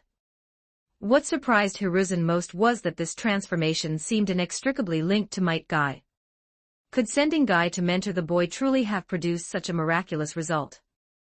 When Hiruzen had initially sanctioned the training, it was a pragmatic choice. Naruto needed a physical foundation, and Guy was one of the few shinobi whose character was too pure to be tainted by the demon fox rumors. He had never expected that Guy's youth theory, usually viewed as reckless and eccentric, would act as a surgical instrument, guiding Naruto's psychology towards such a brilliant, positive path. Might Guy, you have a hidden, astonishing talent for nurturing the human soul, the Sandaime marveled. He compared Guy to the various instructors at the Academy, men of theory and tradition, and realized that Guy had achieved what they could not. Excellent. Truly excellent. Hiruzen thought. In the future, when Guy is too battered for the front lines, I shall be the first to nominate him as a senior instructor at the Academy. Imagine a generation of sprouts ignited by that passion. The relief was overwhelming. Naruto, raised in the shadows of scorn and isolation, should by all rights have been a reservoir of resentment. Yet, under Guy's influence, he had become a beacon of optimism. This was the most ideal outcome for Jinchuriki management, a living weapon that truly loved the village it was meant to defend. However, as the initial glow of satisfaction faded, the cold reality of his own mortality resurfaced. Hiruzen tapped his pipe against the desk, his brow furrowing. Might Guy was still young. By the time he reached the age to retire to the Academy, Hiruzen's own bones would likely be buried in the cemetery next to the memorial stone. Konoha's future cannot wait. I must find a successor. His mind immediately drifted to his two most outstanding and most troublesome disciples. He needed to bring Jiraiya, or Tsunade, back to the village. One was a master of grand strategy, the other possessed unmatched medical ninjutsu and unparalleled prestige. They were the only ones who could stabilize the village after his passing. He surveyed the younger generation in his mind's eye. Shikaku Nara was brilliant but lacked the raw power to deter foreign nations. Kakashi Hatake of the Umbu was a leader among his peers, but he still carried the heavy shadows of Tsukumo, Obito, and Rin. He needed more time to be tempered. His own son, Asuma, was an elite warrior, but he lacked the vision of the whole, and had spent too much time away as one of the 12 guardian ninja. The burden felt heavier than ever. He did not have many years left. Hiruzen took one last puff of smoke, expelling the gloom from his lungs. Then, with a gesture of absolute authority, he tapped his pipe twice on the hardwood desk. The sound was as sharp as a gavel.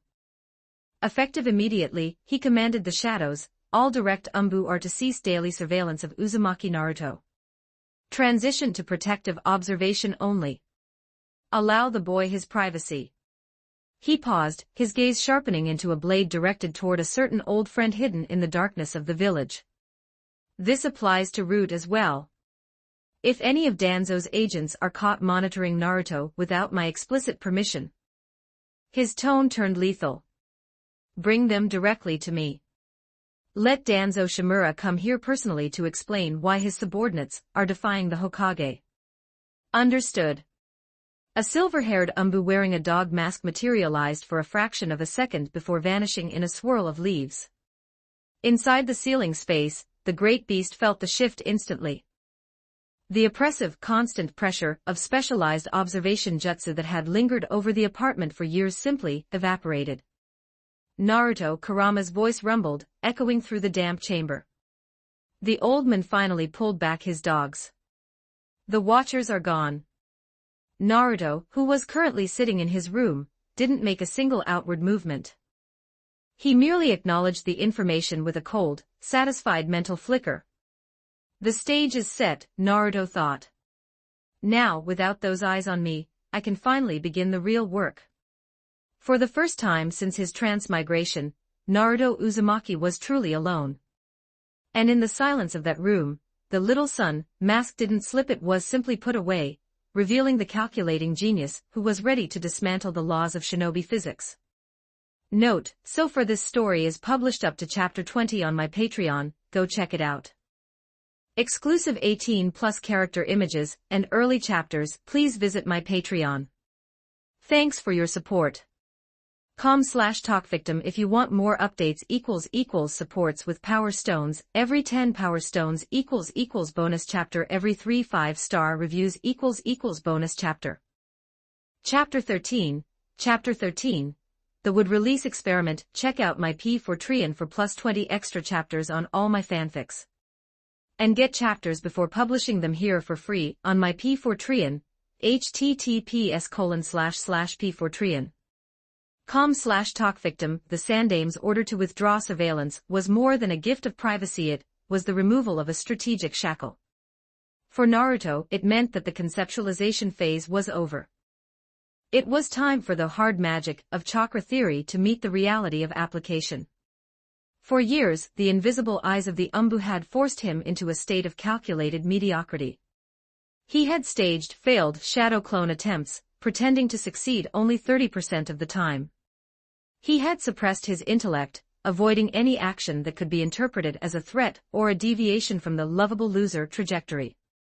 He had watched the Uchiha clan march toward their demise, unable to even consider a covert mission to salvage a pair of Sharingan for research without alerting the Hokage's hounds. But now, the air in his small apartment felt different. It felt like freedom. Naruto's primary objective was the restoration of a lost biological art, Mokuton would release. He knew that conventional bloodline limits were fusions of two elemental natures in a stable ratio, ice from water and wind, or lava from fire and earth. However, Naruto remained convinced of his Kekii Toda theory.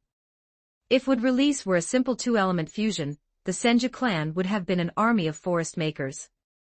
Instead, it was a power that died with Hashirama. The missing variable was yang release, yoton, the energy of physical vitality and life itself. To create would release, one didn't just mix mud, one had to breathe a soul into the mixture. Regarding nature transformation, Naruto was technically a novice. But while he lacked a human instruction manual, he possessed the Beast Instruction Edition. Kurama, the Ninetales, stood at the absolute apex of chakra manipulation. The tailed beast ball, Bijadama, was the ultimate expression of yin-yang fusion, a volatile 2:8 ratio pushed to the limit of shape transformation. If Kurama could guide Naruto through the complexities of yin and yang, he could certainly act as a compass for the fusion of earth, water, and yang. The weeks that followed were a grueling cycle of discipline. Mornings were dedicated to Might Guy's power of youth, training to forge a vessel capable of holding immense power. Afternoons were spent in the dark silence of his room, ears ringing with the frustrated, subterranean roars of a 1,000-year-old fox. "You big idiot." Kurama's voice vibrated in the ceiling space, nearly splashing the dark water against the bars of the cage. Chakra fusion isn't a collision, it's a weave. If you smash the natures together like that, your tenketsu will shatter before the wood even sprouts. Naruto gritted his teeth, his palms trembling. A failed attempt caused a burst of gray mud to splatter against his wall. "How many times do I have to tell you?" Kurama slapped the water with a massive tail. "The fusion must be simultaneous. If the earth chakra solidifies first, you get rock. If the water settles first, you get a puddle. You can't add yang release later as if it were glue. You have to infuse the life force while the elements are still in flux." The beast instruction was merciless. Under Kurama's guidance, Naruto abandoned the traditional 50-50 ratio of earth and water. He began to visualize the three energies spinning in a microscopic spiral, a triple helix of power. Winter's grip finally broke. The snow outside the window melted into the Naka River, and the first buds of spring appeared on the trees of Konoha. On the eve of the new academy semester, Naruto sat cross-legged on his floor, sweat pouring down his face, his focus narrowed to a singular point in his right palm. Suddenly, the stinging turbulence in his chakra network smoothed out. The heat of the yang energy found its anchor. A tiny, vibrant green sprout broke through the skin of his palm. It wasn't a glow of light, or a construct of translucent energy. It was a real, solid branch of cedar, unfurling tender green leaves with a visible, rhythmic growth. The room was suddenly filled with the scent of a fresh forest, a pure, vibrant aura of life that belonged to a bygone era. It was a small twig, barely enough to decorate a desk, but it was proof. The calculating genius had just cracked the code of the god of shinobi. Naruto looked at the sprout, a cold, satisfied smile spreading across his lips. "Step 1 complete," he whispered. Note, so far this story is published up to chapter 20 on my Patreon. Go check it out. Exclusive 18+ character images and early chapters. Please visit my Patreon. Thanks for your support. com/talkvictim if you want more updates. Supports with Power Stones. Every 10 Power Stones bonus chapter. Every 3 5-star reviews bonus chapter. Chapter 14. Chapter 14. Old Man, protect him well. Check out my P4Trian for +20 extra chapters on all my fanfics. And get chapters before publishing them here for free on my P4Trian. https://p4trian. com/talkvictim. Kurama stared at the green sprout in Naruto's palm, a profound, silent shock rippling through his massive form. The wood release of the first Hokage, the very power that had once hummed with the authority of a god, had been reconstructed by a boy in the span of a single winter vacation. However, the birth of this miracle was not a matter of luck or easy talent. Naruto's breakthrough was the confluence of three near-impossible conditions. First was the bloodline origin. Like Hashirama Senju before him, Naruto was the chakra reincarnation of Ashura Otsutsuki. This wasn't merely a matter of DNA, it was a metaphysical affinity for the essence of life. As a descendant of the Uzumaki, Naruto possessed the same primal vitality that allowed Ashura to first manifest the forest.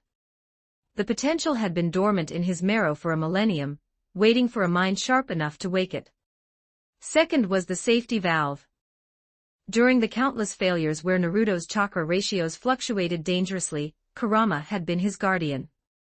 Every time the fusion backfired, threatening to shred Naruto's internal pathways, Kurama would mobilize his own tectonic reserves to smother the explosion, smoothing out the jagged energy before it could do permanent damage.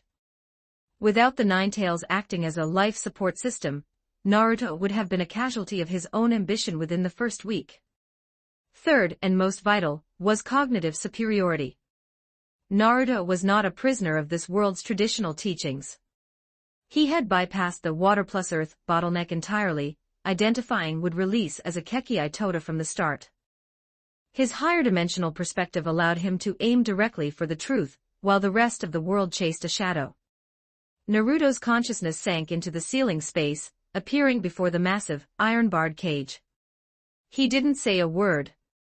He simply raised his hand, presenting the tiny, trembling sprout to the scarlet giant eyes of the fox.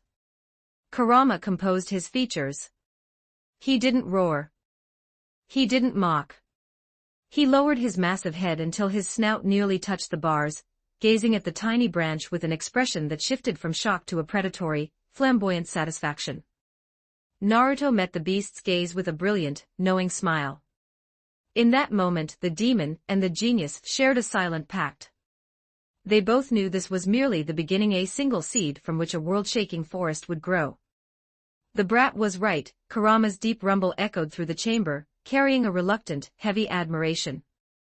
He actually touched the threshold of Hashirama's power. The fox lay prostrate on the cold water, his massive head resting on his forepaws. Though he tried to maintain his dignity as the strongest of the tailed beasts, the curve at the corner of his fanged mouth was impossible to suppress. Perhaps this truly is the one, Kurama thought. 1,000 years is a long time to live in hatred.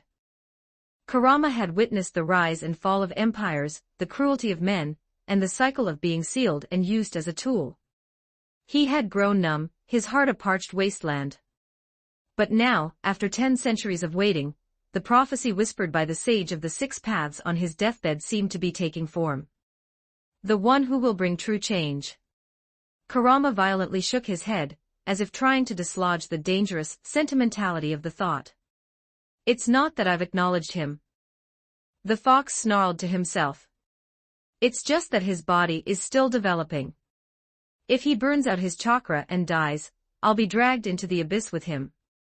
I'm simply protecting my own investment.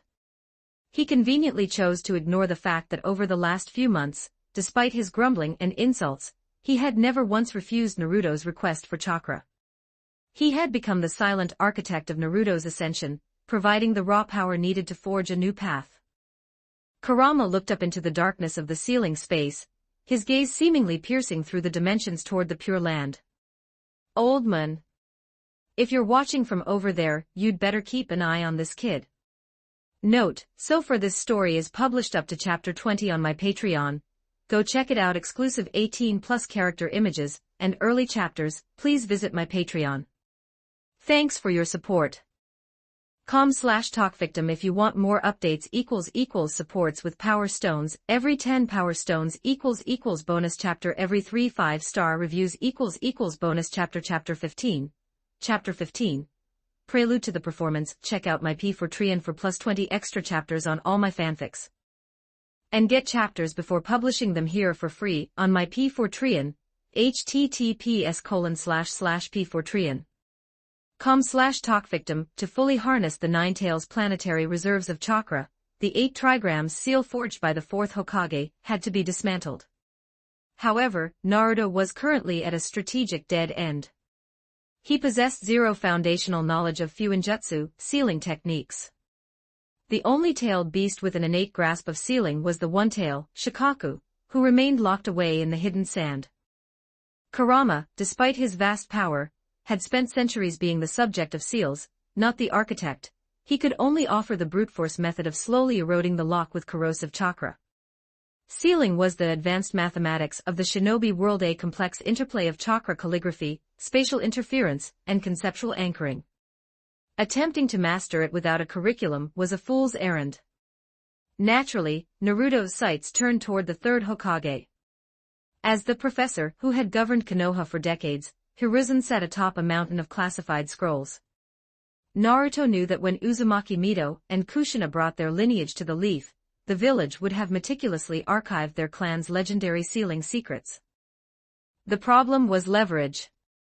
If he simply revealed his would release, it would trigger a level of scrutiny that would jeopardize his autonomy. He needed a bargaining chip that was impressive enough to justify advanced study, but natural enough to fit the profile of an Uzumaki Jinchuriki. He focused on the innate bloodline traits of his clan, the adamantine sealing chains, Kongo Fusa, and the Kagura Mind's Eye Kagura Shingun.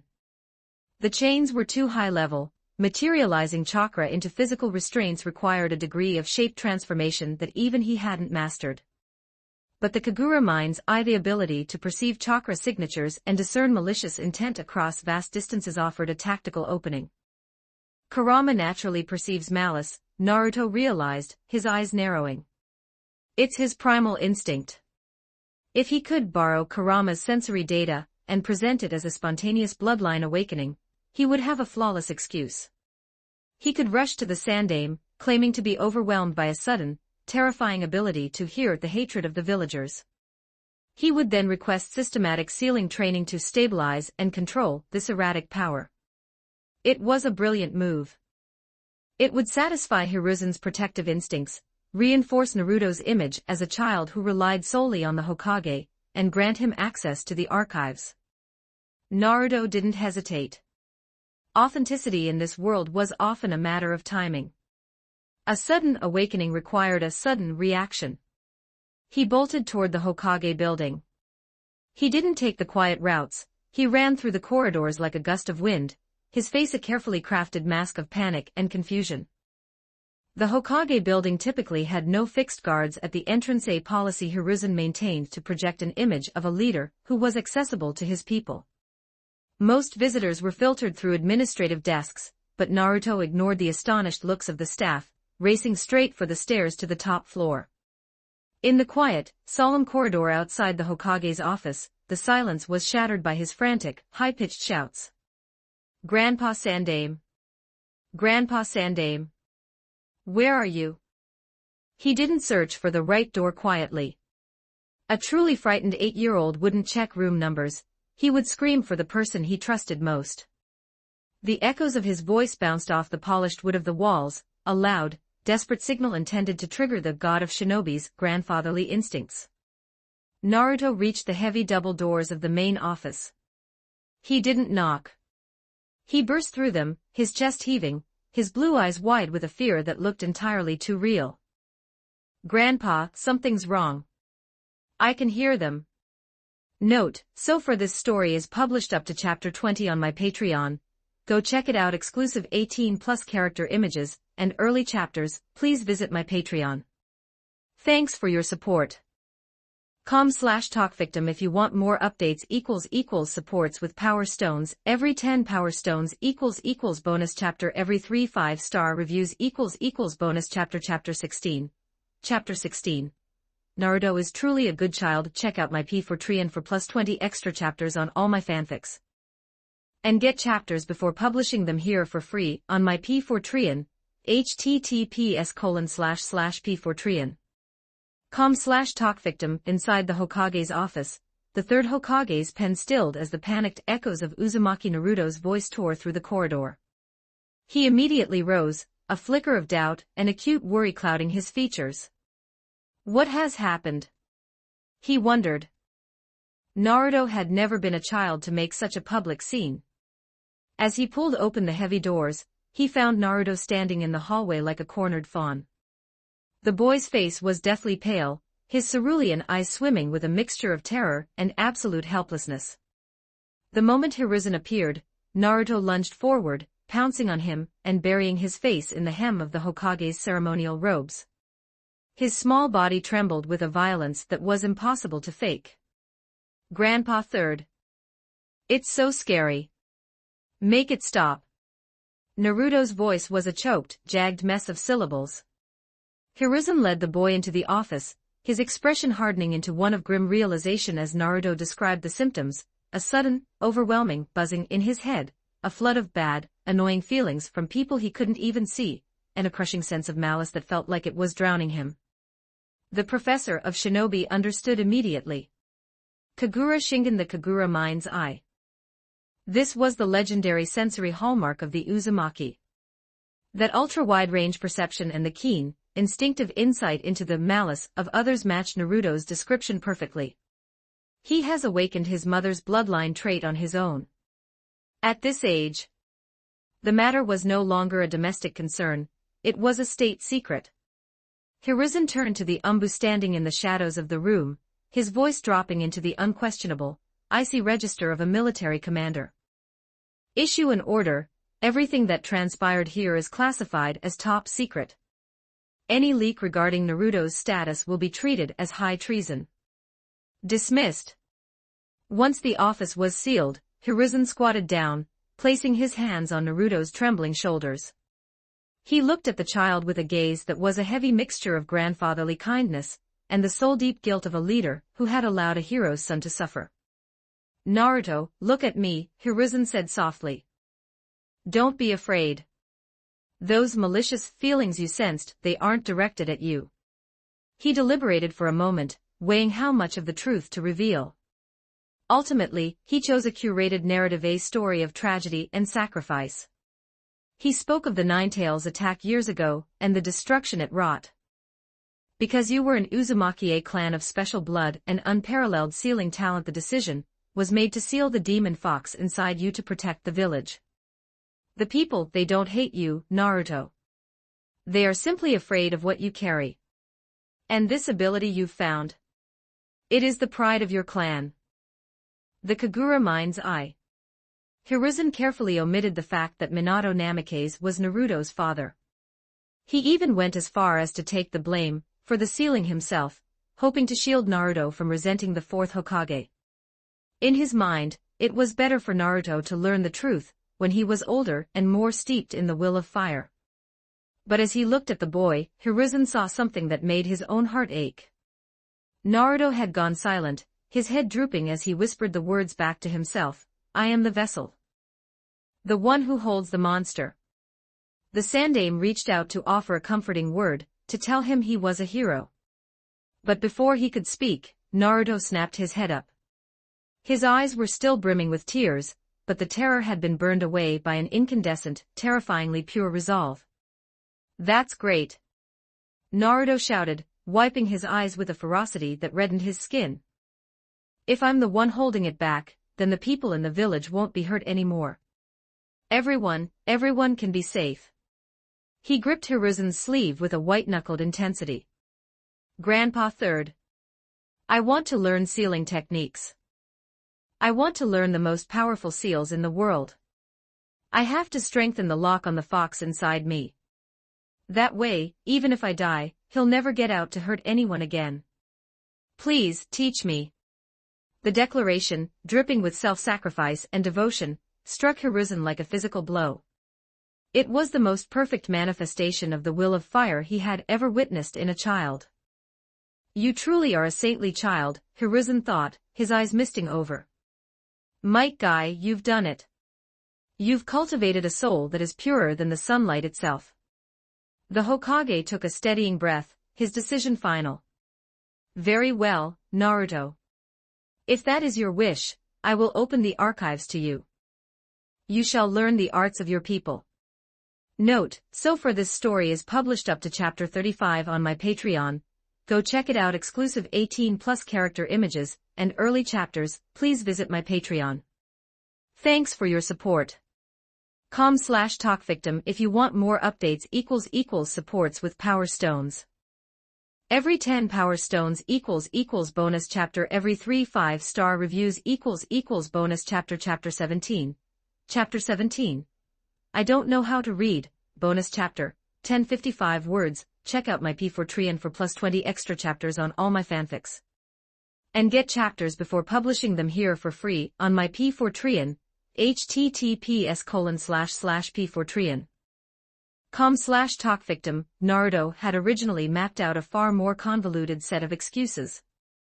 He had planned to casually mention recurring nightmares of a fierce, crimson fox pacing behind a cage, psychological breadcrumb trail designed to make the Sandame suspect the seal was fraying. From there, he would have nudged the old man toward providing the necessary instruction to safeguard the village. However, reality had bypassed his expectations with startling efficiency. The Sandame had not only revealed the truth of the Jinchuriki status, but had proactively handed over the hero narrative. By framing Naruto's existence as a noble sacrifice, the old man had inadvertently accelerated Naruto's timeline. The performance, a masterful blend of a child's vulnerability and a martyr's resolve, had struck the Sandame's sentimental core with the force of a landslide. Thus, with almost no resistance, Naruto returned home clutching a scroll of immense strategic value. He unfurled it immediately, his eyes scanning the contents with clinical hunger. The initial sections covered the basics, the one-string light formation and the fire sealing technique. While these were solid B-rank foundations, they were mere child's play compared to what followed. As he scrolled further, his breath hitched. The 4-symbol seal, the 5-element seal, and the 8 trigrams style, the very architecture of his own imprisonment, were laid bare. But that wasn't all. He found the 4-red yang formation, a barrier of such caliber it required for Hokage-level shinobi to maintain. And then, at the very end, the 4-symbol sealing technique, the Reaper Death Seal, Shikifujin, and the Gracious Gates of Shinto, Myojinmen. The old man, he actually gave me these. Naruto felt a chill that had nothing to do with the winter air. Of these 3, 2 were S-rank forbidden arts meant for mutual destruction. The third, the Myojinmen, was a legendary technique capable of suppressing even the 10 tails. This wasn't an introductory textbook, this was the crown jewel of Konoha's sealing archives. Naruto, is that the Myojinmen?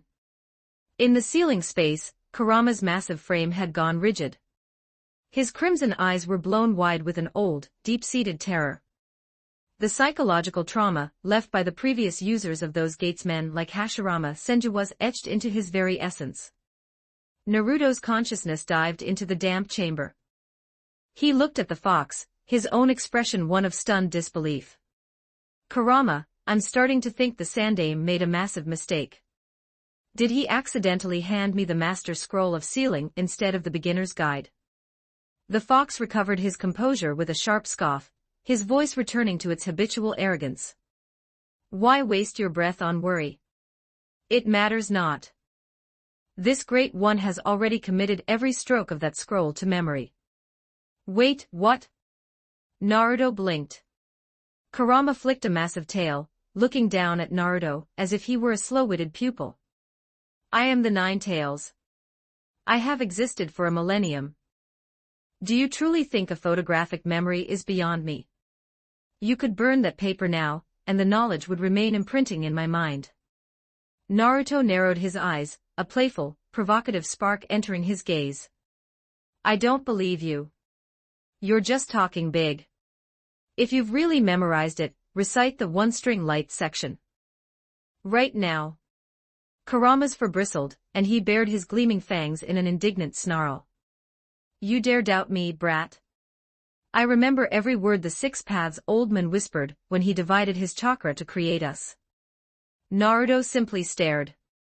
The stare of truth. The fox's imposing aura deflated like a punctured lung. He sullenly lay back down in the water, his voice dropping several octaves. I don't know how to read. Why would a god-beast bother with those convoluted human scribbles? He huffed, avoiding Naruto's eyes. I've imprinted the images, the symbols, the runes exactly as they are. Not a line is out of place. But I cannot translate them into your speech. The silence that followed was thick and awkward. A 1,000-year-old entity, a living catastrophe with the memory of an eternal sage, and he was illiterate. It wasn't entirely his fault.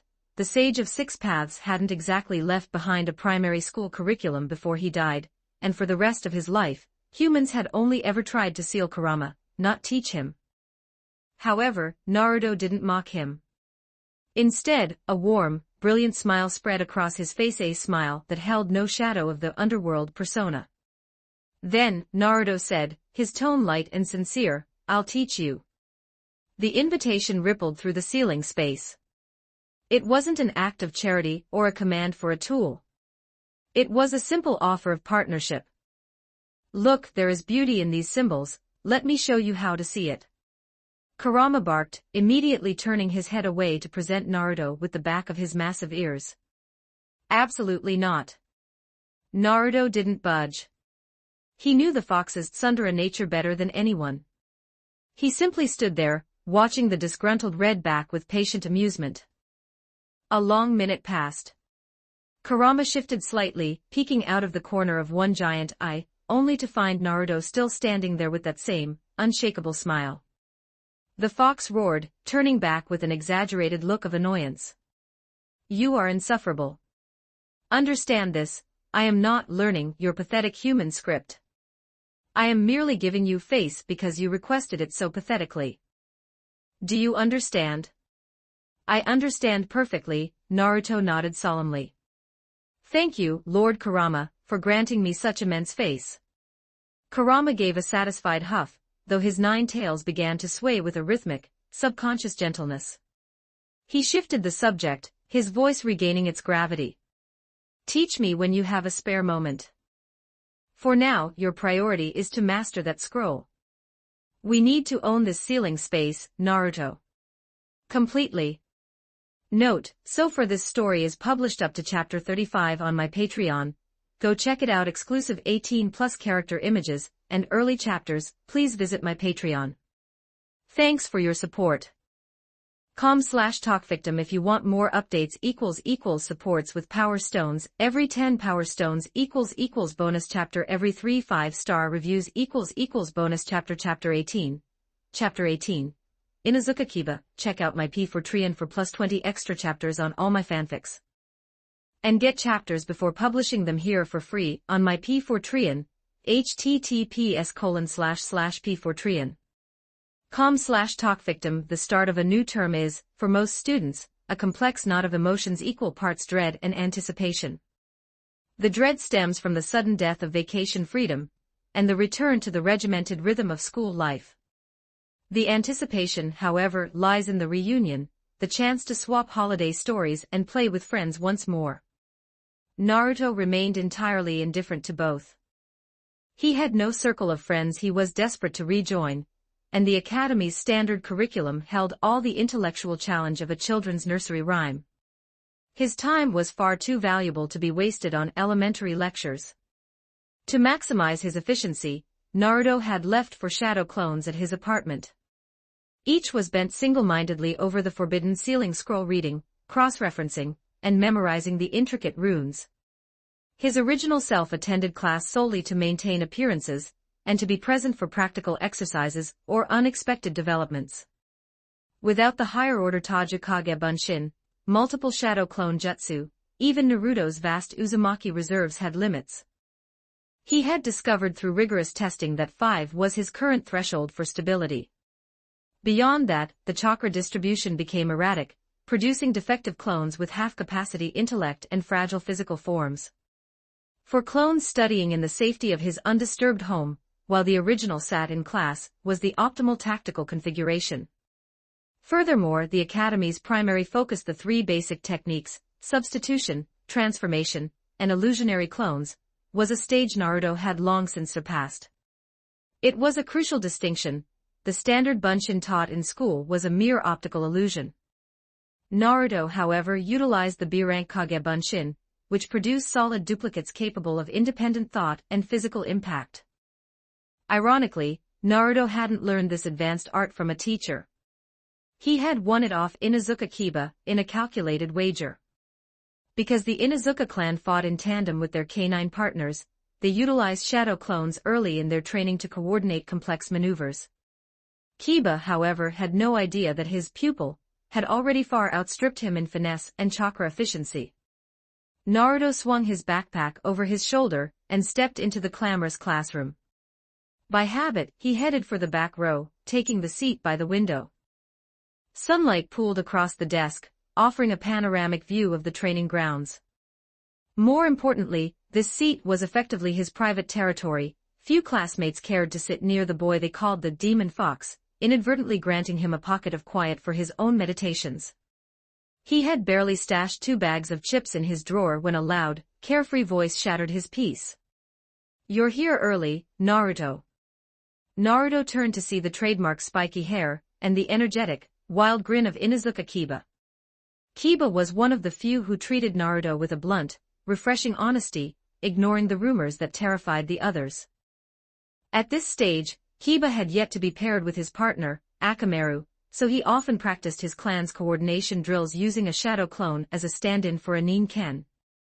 "You're early yourself, Kiba," Naruto answered with a relaxed smile, patting the seat beside him.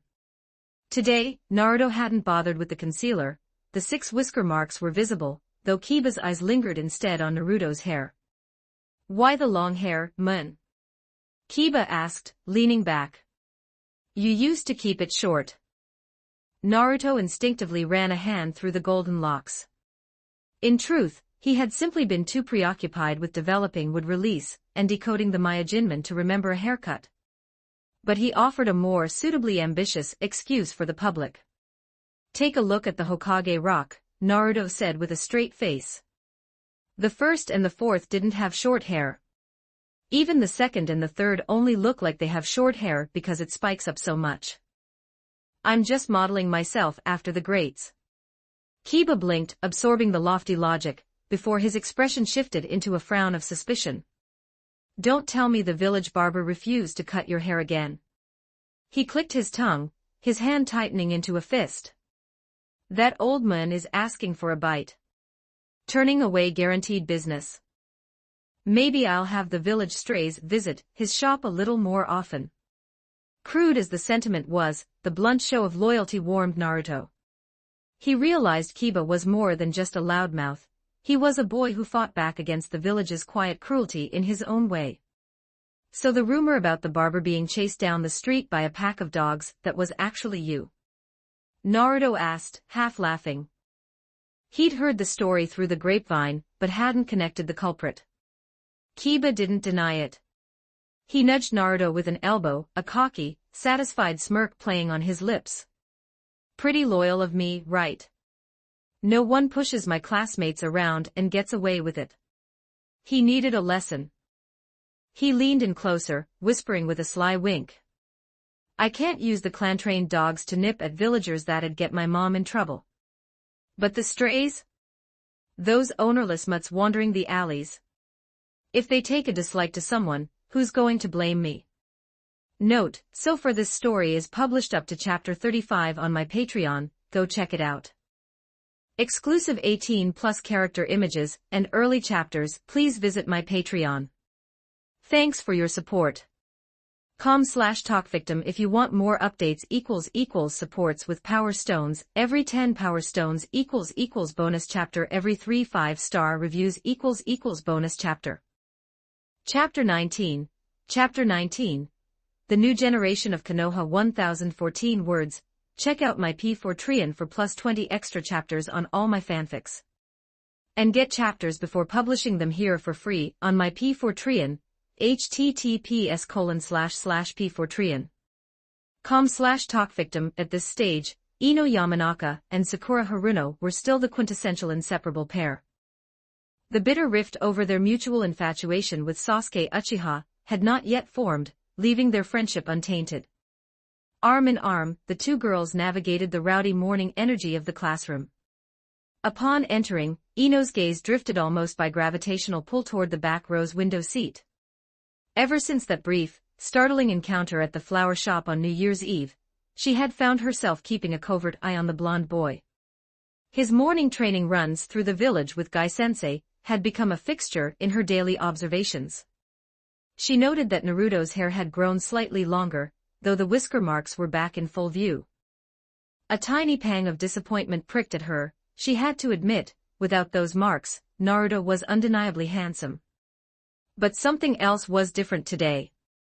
Instead of his usual routine of napping in isolation or staring blankly out the window, Naruto was engaged in a lively, genuine conversation with Kiba Inuzuka, and a third boy whose high collar and dark sunglasses made him look like a shadow given form. The atmosphere was surprisingly relaxed, even cheerful. Ino tilted her head, squinting to identify the low-profile boy. That kid from the Aburame clan. Shino, right? It took her a moment to recall his name. He was so quiet he usually dissolved into the background. She hadn't expected the demon fox to find common ground with the bug boy. Yo, Naruto. A sluggish, familiar voice cut through the noise as Choji Akimichi and Shikamaru Nara strolled through the rear door. They moved with the easy confidence of a group that belonged together. Naruto beamed at them, looking entirely unsurprised by their arrival.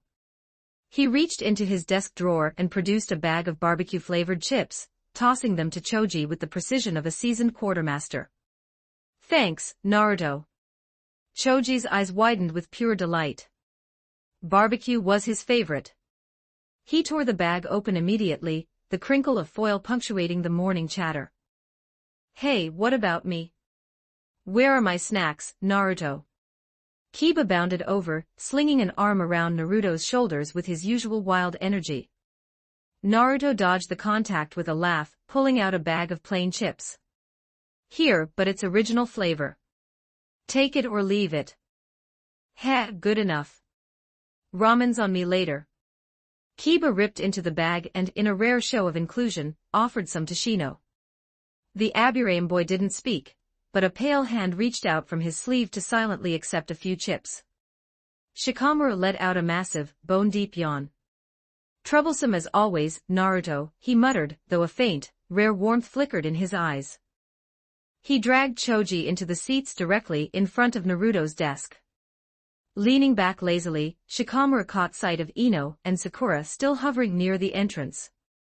He lifted a limp hand in a half-hearted wave.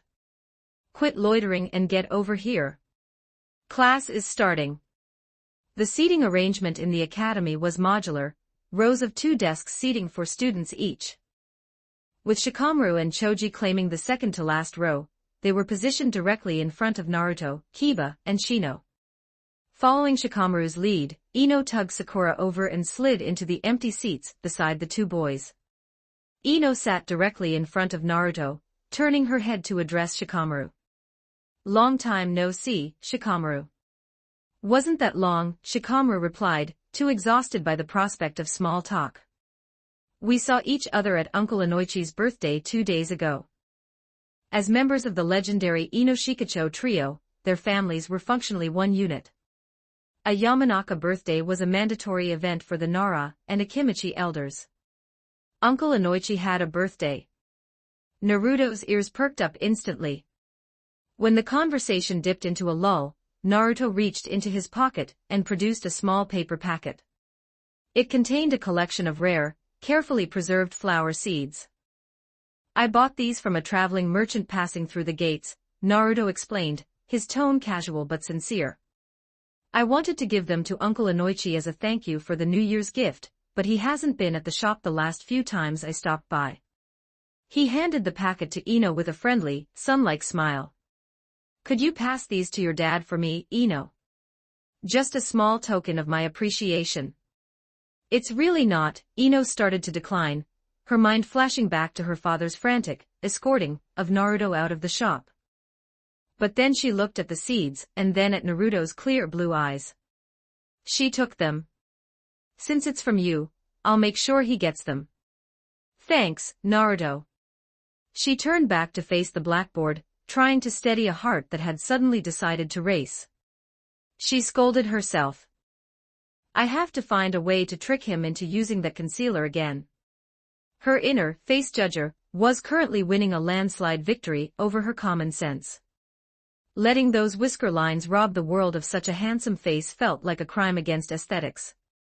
Beside her, Shikamaru and Sakura exchanged a look of profound confusion.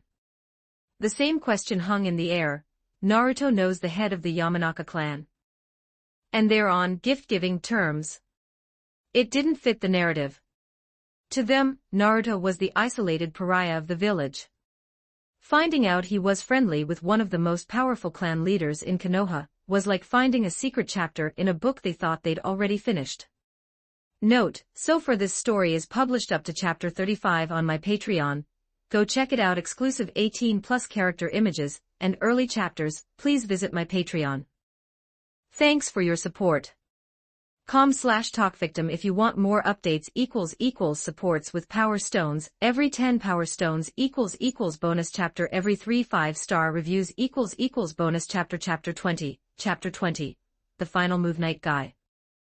Bonus chapter. Check out my P4 for plus 20 extra chapters on all my fanfics. And get chapters before publishing them here for free on my P4 https://p4 com/talkvictim. From her seat in the front row, Hyuga Hinata kept her head lowered, her fair face seemingly buried in her textbook. However, her Byakugan was active at a microscopic level, its peerless 360-degree vision focused entirely on the window seat in the back row. As she watched Naruto surrounded by Kiba, Shino, Shikamaru, Choji, and even Ino and Sakura, her slender fingers tightened into small, white-knuckled fists. It wasn't jealousy that gripped her, but a profound, shimmering envy and a deeper sense of vicarious happiness. For a girl as introverted as a hibernating flower, the ability to command such a harmonious, laughing circle was a feat of legendary proportions. Naruto-kun, you're amazing, she whispered in the sanctuary of her mind. To her, Naruto wasn't just a classmate, he was a force of nature that had successfully dismantled the walls of his own isolation. A few desks away, Uchiha Sasuke sat with his back poker straight, his presence a jagged shard of ice in the warm room. He sat with arms folded, his fingers rhythmically tapping his elbow, a sign of the restless, volcanic impatience churning beneath his skin. The laughter from the back row didn't reach him, he was cocooned in a cold aura of singular purpose. Revenge against Itachi was the magma in his veins, but the realization that he was currently an egg against a rock acted as a freezing rain on his emotions. He had to endure. He had to squeeze every drop of utility out of this academy. This internal war between white-hot hatred and iron restraint made him appear more solitary than ever. The door creaked open and Irika Yumino stepped in, sensing the shift in the room's energy. "Settle down, everyone," Irika announced, clapping his hands to anchor their attention. "Today, I'm introducing a guest instructor. For the next month, he will be handling several of our specialized practical combat sessions." A green blur entered the room, moving with an intensity that seemed to vibrate the floorboards. "Hello, everyone. I am Might Guy." Naruto's eyes widened to the size of saucers. "Wait, what? Guy-sensei? At the academy?" The previous afternoon, Hokage's office, a teacher. Might Guy stood before the third Hokage's desk, looking utterly bewildered. He pointed a thick finger at his own chest, his rugged features contorted in genuine confusion. Did the old man hit the sake too hard at lunch? Hiruzen Sarutobi leaned back, a plume of smoke curling around his hat. "Yes, Guy." He watched Guy's disbelief with a paternal smile. "You've mentored Naruto with extraordinary results. His physical foundation and, more importantly, his character, have flourished under your youth theory. It proves you have a unique gift for reaching the next generation."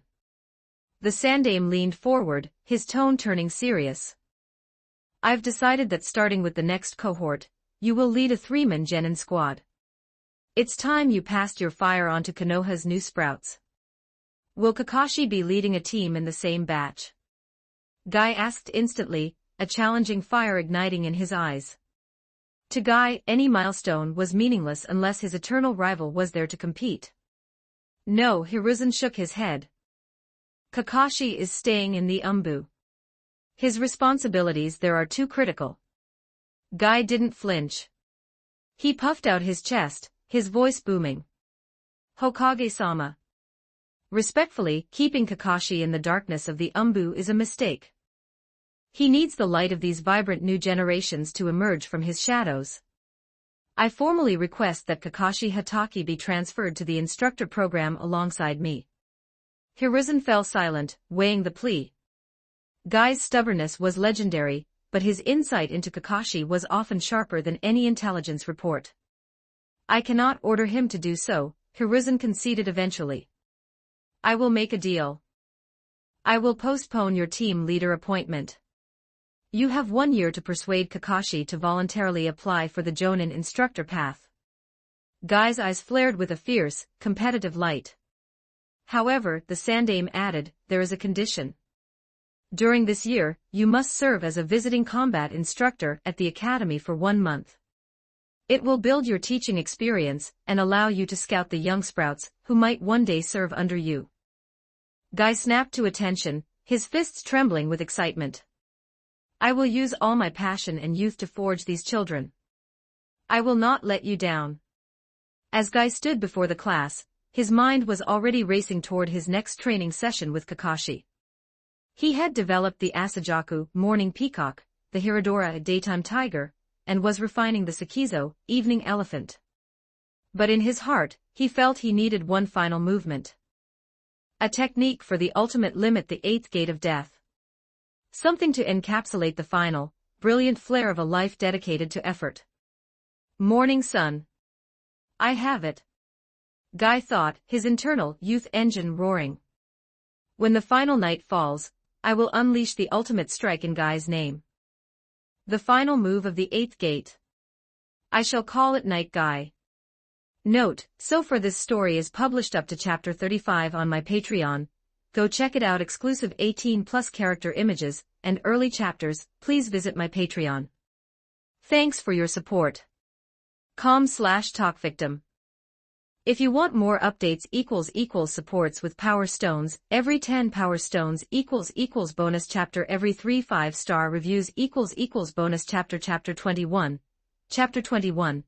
The Practical Combat Instructor, 1015 words. Check out my P4Trian for plus 20 extra chapters on all my fanfics.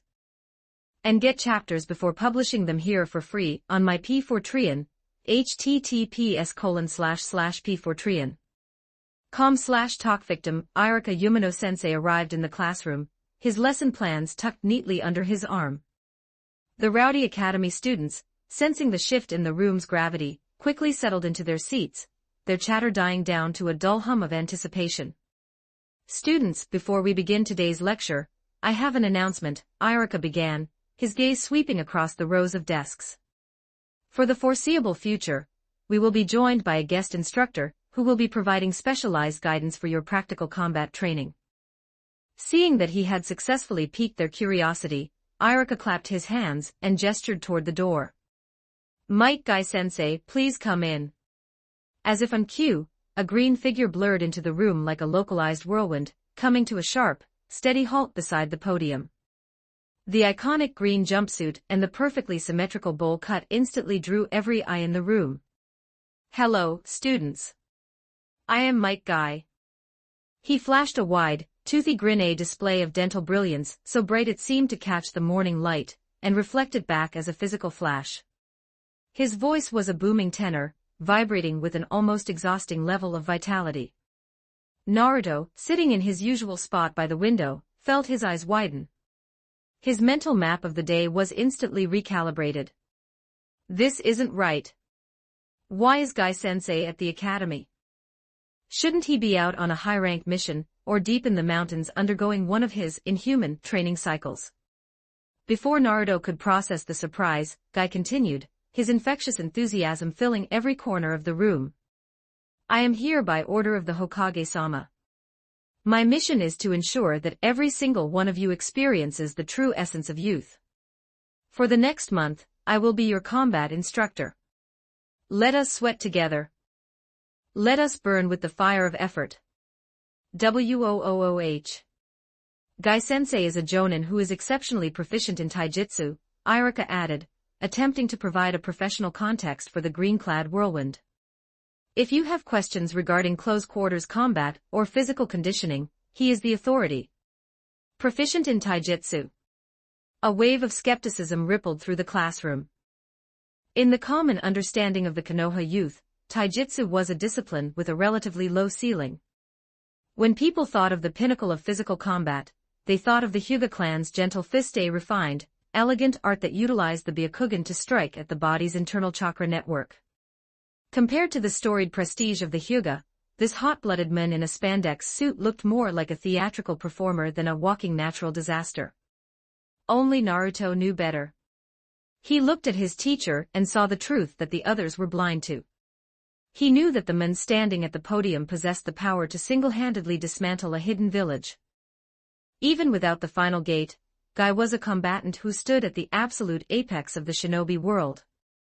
And if he ever opened the 8th gate of death? Naruto suppressed a shiver. At that level, the laws of physics became suggestions. Unless one possessed the space-time mastery of the 4th Hokage, or the godlike durability of the 6 paths, a single kick from the Night Guy was a one-way ticket to the Pure Land. Guy's gaze swept the room and locked onto Naruto. Naruto is here too. A momentary pause was followed by a lightning bolt realization in Guy's mind. He didn't need to waste breath explaining the merits of taijutsu to these skeptical children. He had a living, breathing testament to his methods sitting right there in the back row. What better way to demonstrate the power of youth than to showcase the progress of one of their own? The thought made Guy's blood boil with excitement. He could already see the sparks of passion flying across the training ground. Guy slammed his fist into his palm, his eyes burning with an impatient fire. Since you are all so eager to begin, we shall move the practical combat class to this morning. Let the clash of youth commence immediately. Iruka blinked, a massive mental question mark appearing over his head. Guy-sensei, the morning is reserved for academic lectures. Practical combat is usually in the afternoon, but Guy was already radiating a kinetic energy that was impossible to suppress. Seeing the spark of excitement in the eyes of students like Kiba, Iruka simply scratched his head and offered a helpless, resigned smile. It's his first day. Let them build some rapport through action. Very well, Iruka announced, raising his voice over the sudden cheers. As Guy-sensei suggests, we will proceed to training ground 3. Everyone, move in an orderly fashion. Kiba shouted, practically leaping over his desk. The prospect of escaping a morning of theory was a universal victory for the more energetic students. In stark contrast to the cheering crowd, Shikamaru Nara slumped onto his desk like a puddle of melting wax. He buried his face in his arms, let out a long, pathetic sigh. What a drag, why can't we just stay inside and sleep through history? Choji, unfazed, continued munching on his chips as he nudged his friend with a chubby elbow. Come on, Shikamaru. He's Naruto's teacher.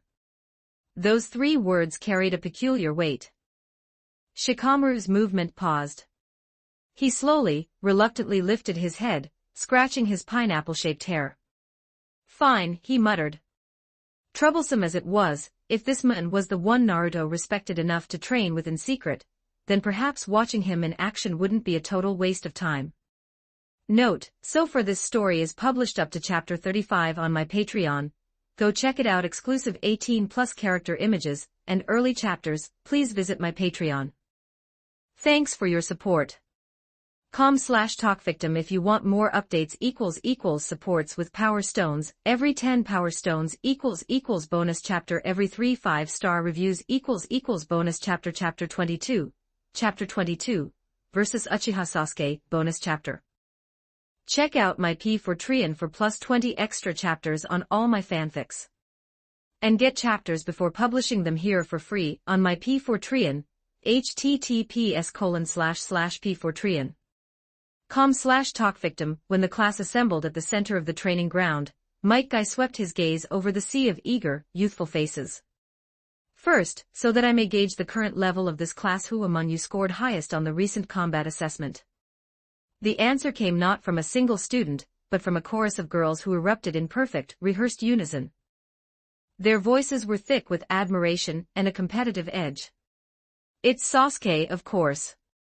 Sasuke-kun is the strongest. Obviously, Sasuke-kun.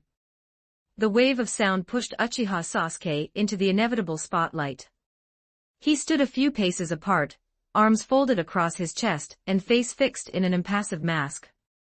To the casual observer, he seemed indifferent to the praise, but the slight, arrogant lift of his chin betrayed the pride of the Uchiha bloodline. Excellent. Guy's teeth glinted in the sunlight as he flashed a brilliant, thumbs-up grin. Then, without a moment's hesitation, he thrust a finger toward the back row. Then, Naruto, you will spar with Sasuke first. The dead last. Sasuke spared Naruto a sidelong glance, a flicker of disdain crossing his features. He had faced Naruto in practicals before. The boy's taijutsu was sloppy, his shuriken work mediocre, and his ninjutsu non-existent. He expected this to be a short, dull demonstration. Understood, Gai-sensei, Naruto replied calmly. He brushed off Kiba's supportive hand and stepped into the ring, his movements fluid and relaxed. Sasuke moved forward, his cool arrogance acting as a physical weight in the air. He took his position opposite Naruto, every inch the prodigy the village expected him to be. Guy watched them with an intensity that suggested he was seeing much more than a schoolyard brawl. First form the seal of confrontation. Remember, combat is a dialogue of respect. Observe your limits. Understood. Yeah, Naruto muttered, his cerulean eyes locked onto Sasuke's. Sasuke nodded, silent and solemn. Both boys retreated to the edges of the sparring circle, the atmosphere over the field turning heavy with anticipation. The girls cheered for Sasuke. Surprisingly, many of the boys cheered for Naruto, mostly because they were desperate to see someone wipe the smugness off the Uchiha's face. They raised their right hands, index and middle fingers upright in the traditional seal. The match had begun. Naruto darted in first. The two clashed in a flurry of exchanges, the dull thud of fist against forearm, and the scuff of boots on dirt. For a few moments they appeared evenly matched. But when Sasuke cleanly parried a strike and drove Naruto back with a sharp, well-timed kick, the cheers for the Uchiha reached a crescendo. It was then that Guy's voice cut through the noise, booming across the field with the authority of a commander. Naruto, use your full strength. To hold back is to insult your opponent. Youth demands that you offer your everything in the spirit of respect. The words detonated like a paper bomb in Sasuke's mind. Hold back. This loser was holding back. Indignation and a sudden, cold alarm erased Sasuke's disdain. Naruto scratched the back of his head, looking genuinely mortified. Gai-sensei, did you really have to shout that in front of everyone? Yes, Gai-sensei.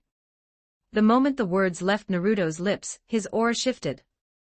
His posture didn't change, but the little sun persona vanished, replaced by the sharp, calculating focus of a genius. He shot forward with a speed that made the previous exchange look like slow motion.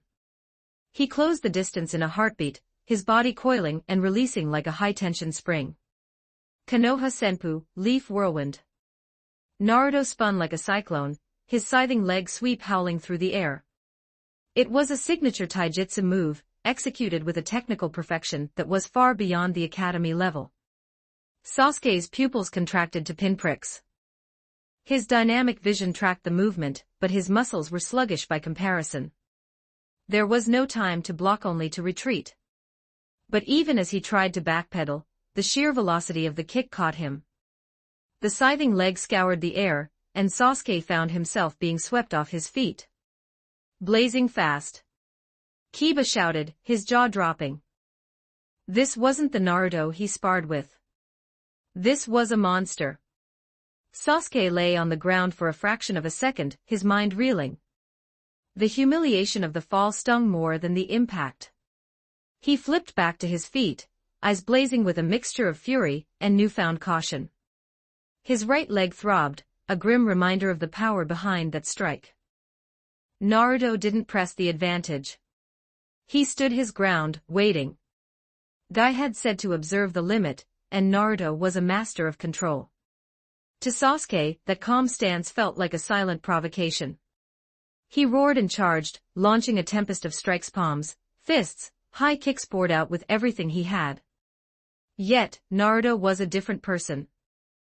With minimal movement, a slight shift of the shoulder, a precise parry, a subtle pivot, he neutralized every single assault. It was efficient. It was clinical. It was as if Naruto could see the trajectory of Sasuke's intent before the muscles even moved. A terrifying realization began to dawn on the students, and on Sasuke himself. Once the limiters were removed, the gap between the prodigy and the dead last was a chasm that Sasuke could not yet cross. Note, so far this story is published up to chapter 35 on my Patreon, go check it out. Exclusive 18+ character images and early chapters, please visit my Patreon. Thanks for your support. com/talkvictim if you want more updates supports with power stones, every 10 power stones bonus chapter, every 3 5-star reviews bonus chapter. Chapter 23, Sharingan, check out my P4 for plus 20 extra chapters on all my fanfics. And get chapters before publishing them here for free on my P4 https://p4 com/talkvictim. Sasuke lunged with a sharp left hook, but Naruto's eyes flashed with a cold, predatory focus. He didn't just block, he caught Sasuke's wrist with the surgical precision of a master. Borrowing the momentum of the Uchiha's own weight, Naruto spun nimbly, snapping his core in one explosive, fluid twist.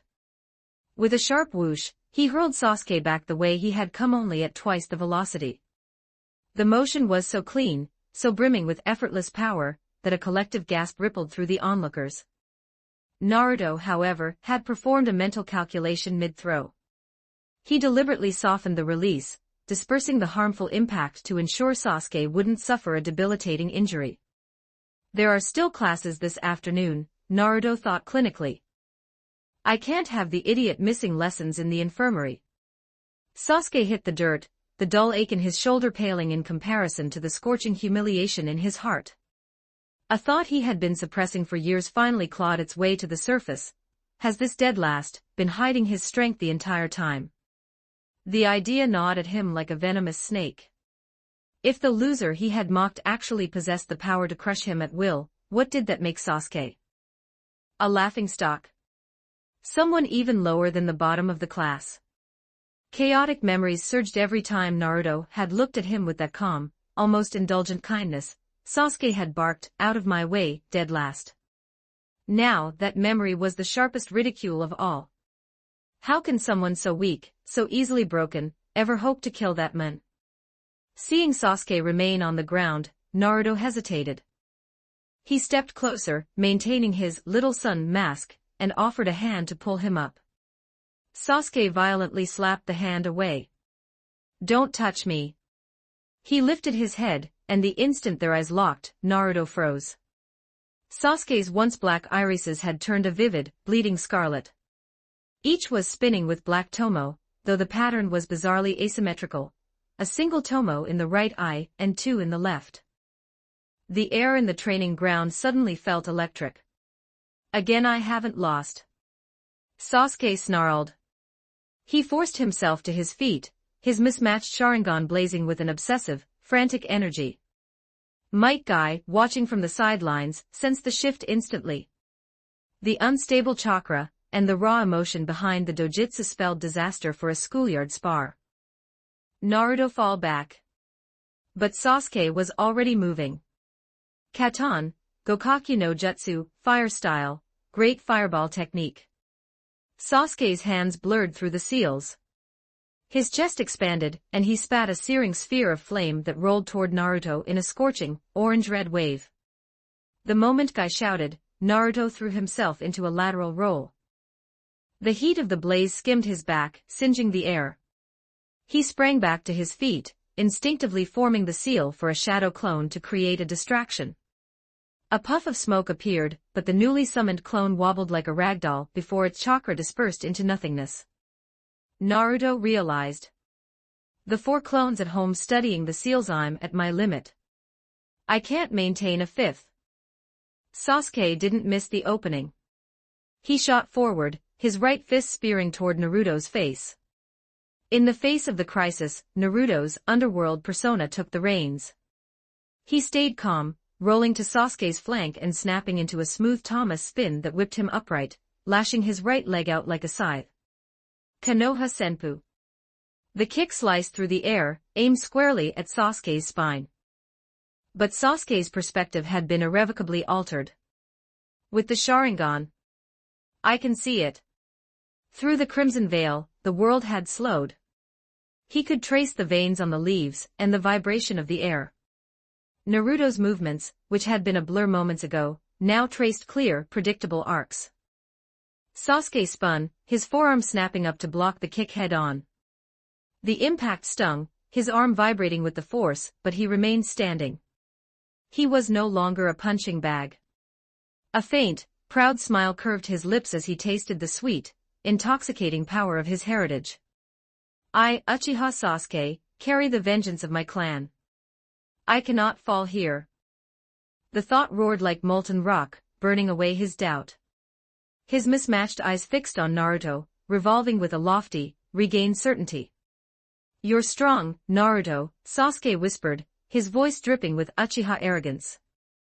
But before these eyes, every effort of yours is futile. Note, so far this story is published up to chapter 35 on my Patreon, go check it out. Exclusive 18+ character images and early chapters, please visit my Patreon. Thanks for your support. com/talkvictim if you want more updates == supports with power stones, every 10 power stones == bonus chapter, every 3 5-star reviews == bonus chapter.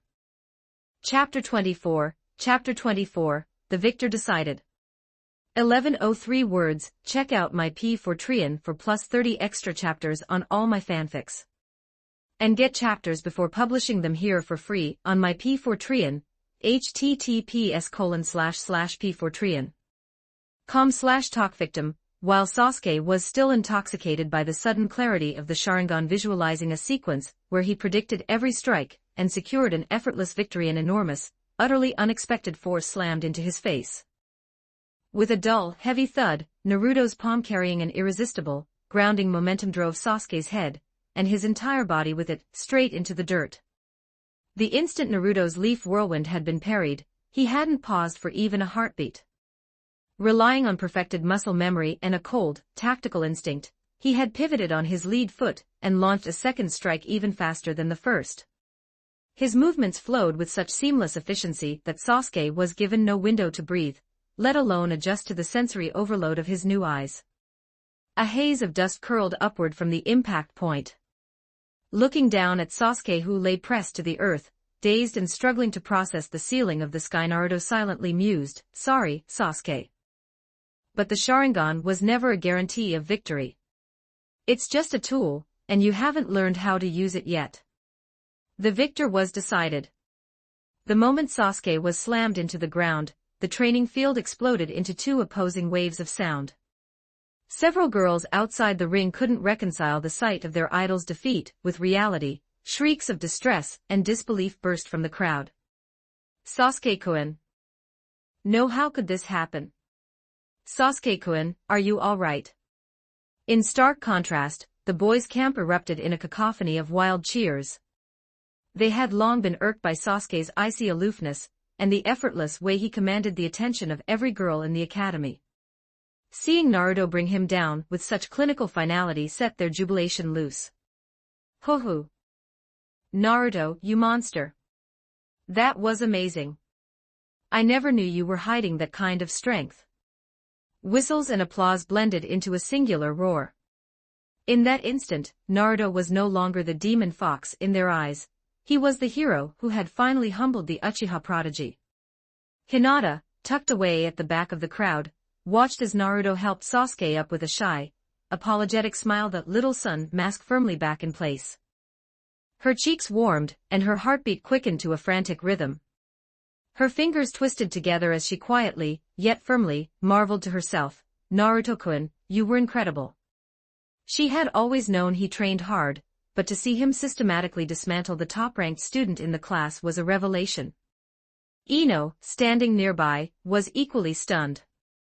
Unlike Sakura, who was busy lamenting Sasuke's unfair loss, Ino's gaze stayed fixed on the blonde boy.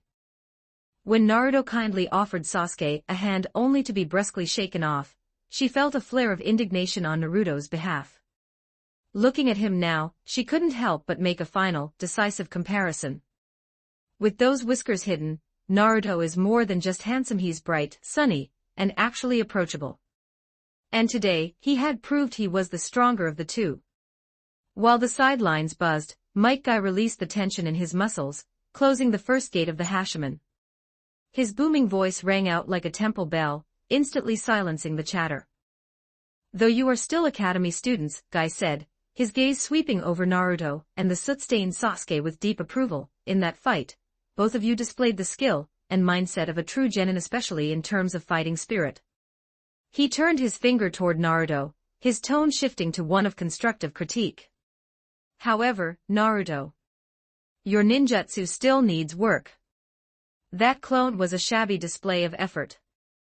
Naruto suppressed a dry smile. It was rare for anyone to see him attempt ninjutsu at all.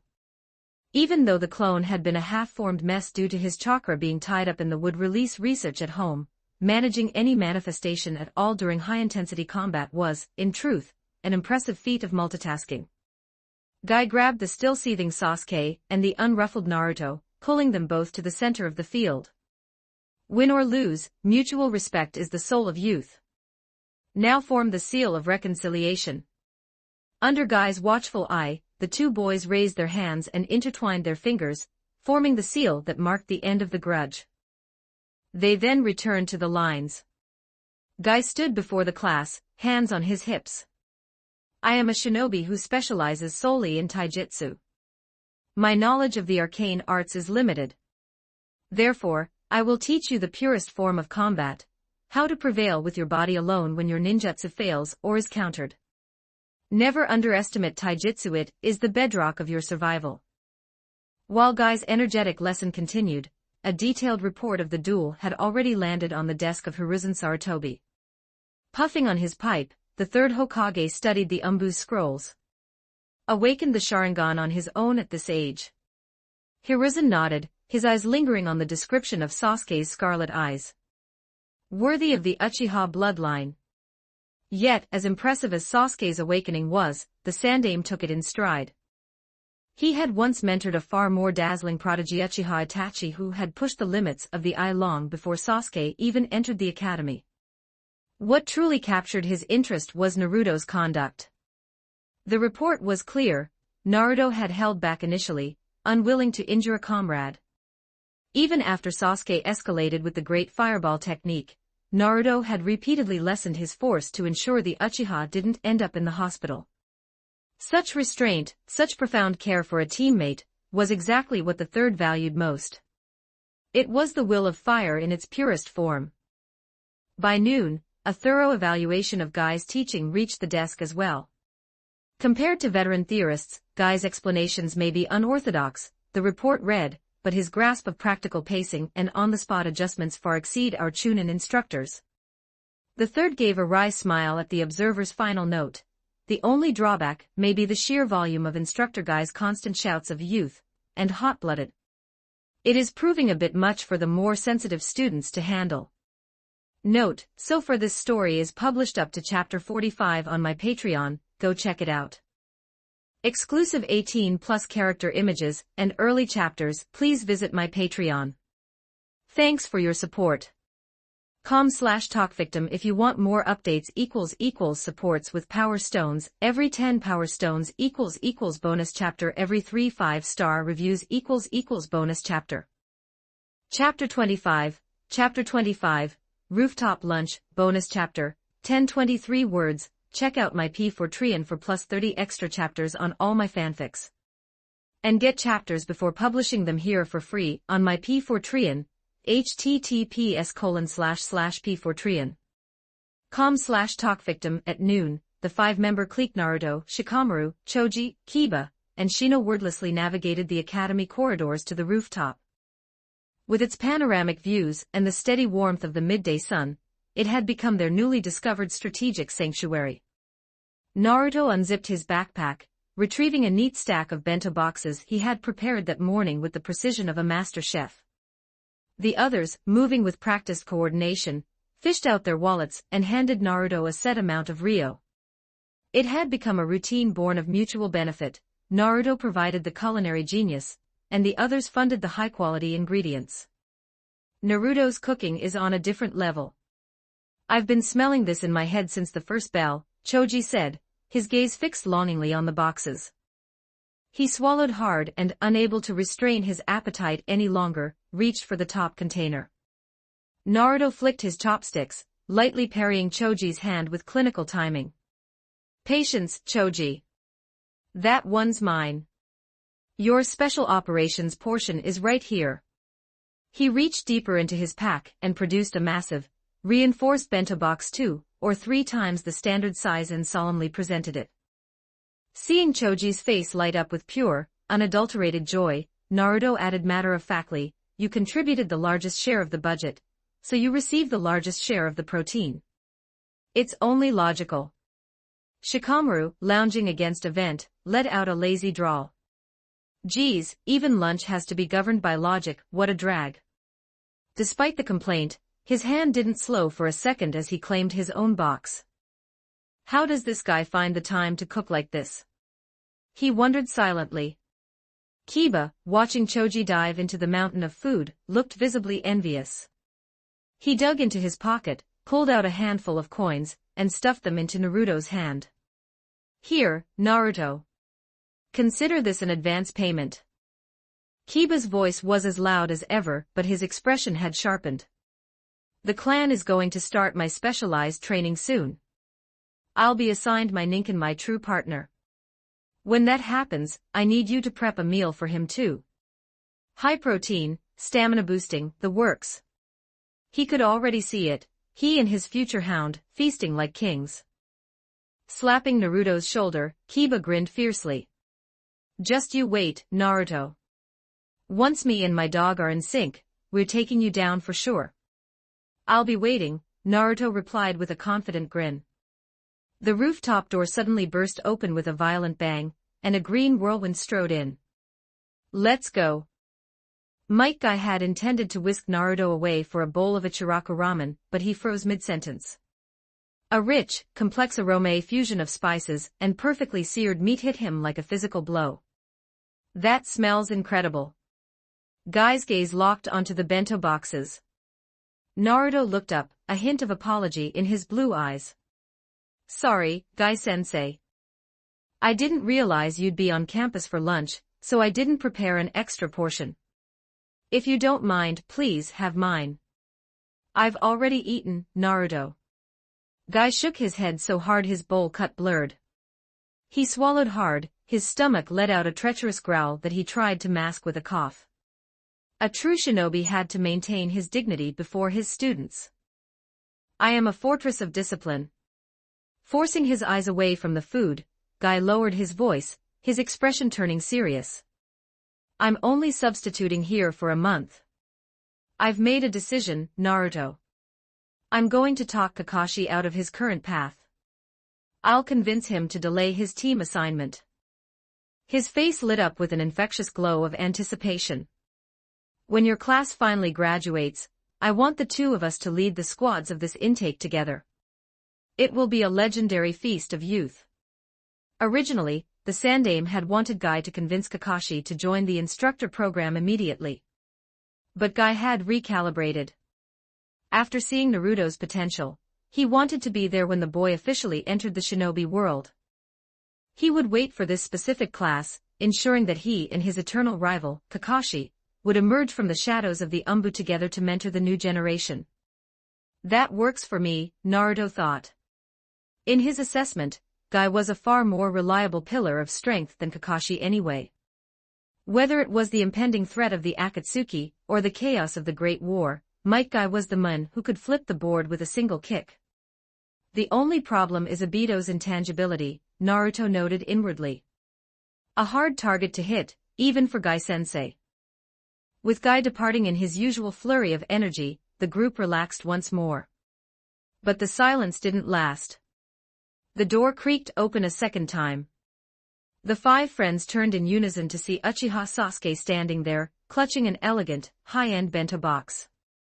He had been mobbed by a swarm of overenthusiastic fans downstairs, and had sought the rooftop as a quiet refuge, only to find it occupied by the very person who had defeated him that morning. The sight of the group's easy camaraderie and the mouth-watering scent of Naruto's cooking stalled his footsteps. "They're eating that well." The thought slipped past his defenses. "Hey, Sasuke," Naruto called out casually, his tone devoid of any lingering competitive heat. "Looking for a spot to eat?" Sasuke didn't answer. The warm, harmonious atmosphere felt like an affront to his solitary path, and Naruto's nonchalance felt like a hidden taunt. He pressed his lips into a thin line, turned on his heel, and shut the door behind him. He would have to find another place to hide. Note, so far this story is published up to chapter 45 on my Patreon. Go check it out. Exclusive 18+ character images and early chapters. Please visit my Patreon. Thanks for your support. com/talkvictim. If you want more updates supports with Power Stones, every 10 Power Stones bonus chapter, every 3 5-star reviews bonus chapter. Chapter 26, Bellflower 1067 words. Check out my P4Trian for plus 30 extra chapters on all my fanfics. And get chapters before publishing them here for free on my P4Trian, https://p4trian. com/talkvictim. The afternoon culture class was a standard affair, dry, repetitive, and entirely unchanged from the previous semester. Naruto found it difficult to maintain even a facade of interest. After the final bell, he didn't head straight to the sanctuary of his apartment. Instead, he committed himself to his daily taijutsu ritual. He wasn't concerned about dinner. A shadow clone at home was already multitasking, translating sealing runes while simultaneously managing a simmering pot of stew. By the time Naruto finished his drills, dusk had begun to claim the village. Sweat-soaked and breathing hard, he found himself sitting alone on the grassy bank of the Naka River. The setting sun bled an orange-red hue into the water, and the current murmured past with a rhythmic, indifferent grace.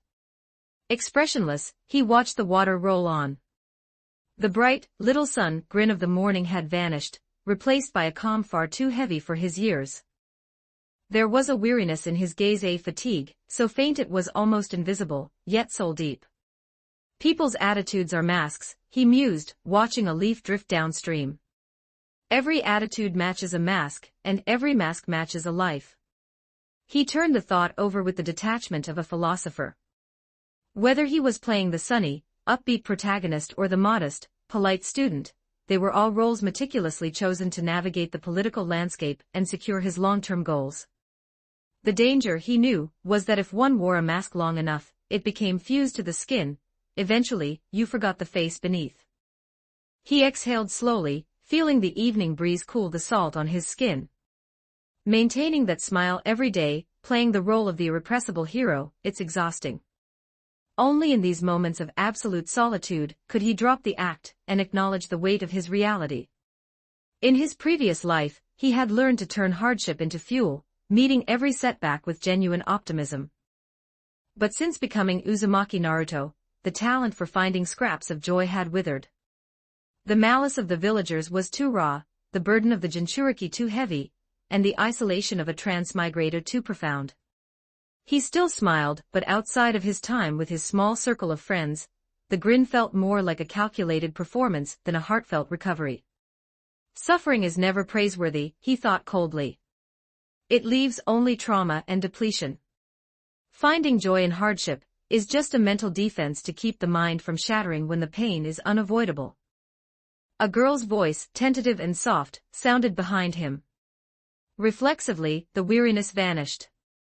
The trademark sunny smile snapped into place with a speed that was almost frightening as he turned toward the source. In the glow of the sunset stood Ino Yamanaka, cradling a bunch of fresh wild blooms. She looked surprised to find him there. He chirped, the lonely boy of a moment ago discarded like a used script. "What brings you out here so late?" His smile was flawless, a perfect seal over his internal exhaustion. "I came to see the daisies," she said, gesturing shyly to the untended wildflowers along the bank. "They try so hard to bloom out here, with no one to look at them. I figured someone ought to appreciate them. I thought maybe you were flower watching, too." In truth, Ino preferred foraging for wild blossoms. Garden flowers were pampered with fertilizer, pruned to perfection, and shielded from the wind. They grew plump and spectacular, but their scent was often thin. Wildflowers, however, had to fight for their place in the soil. They were scraggly and small, but their fragrance was intensely sweet, a concentrated essence of survival. She knelt by the river, breathing in the scent of the earth and petals. Naruto watched her profile, the silence between them reminding him of the seeds he'd given her that morning. Did your dad like the seeds? Ino's hands stilled, the tips of her ears reddening. Dad said they're a very rare variety. He was actually impressed.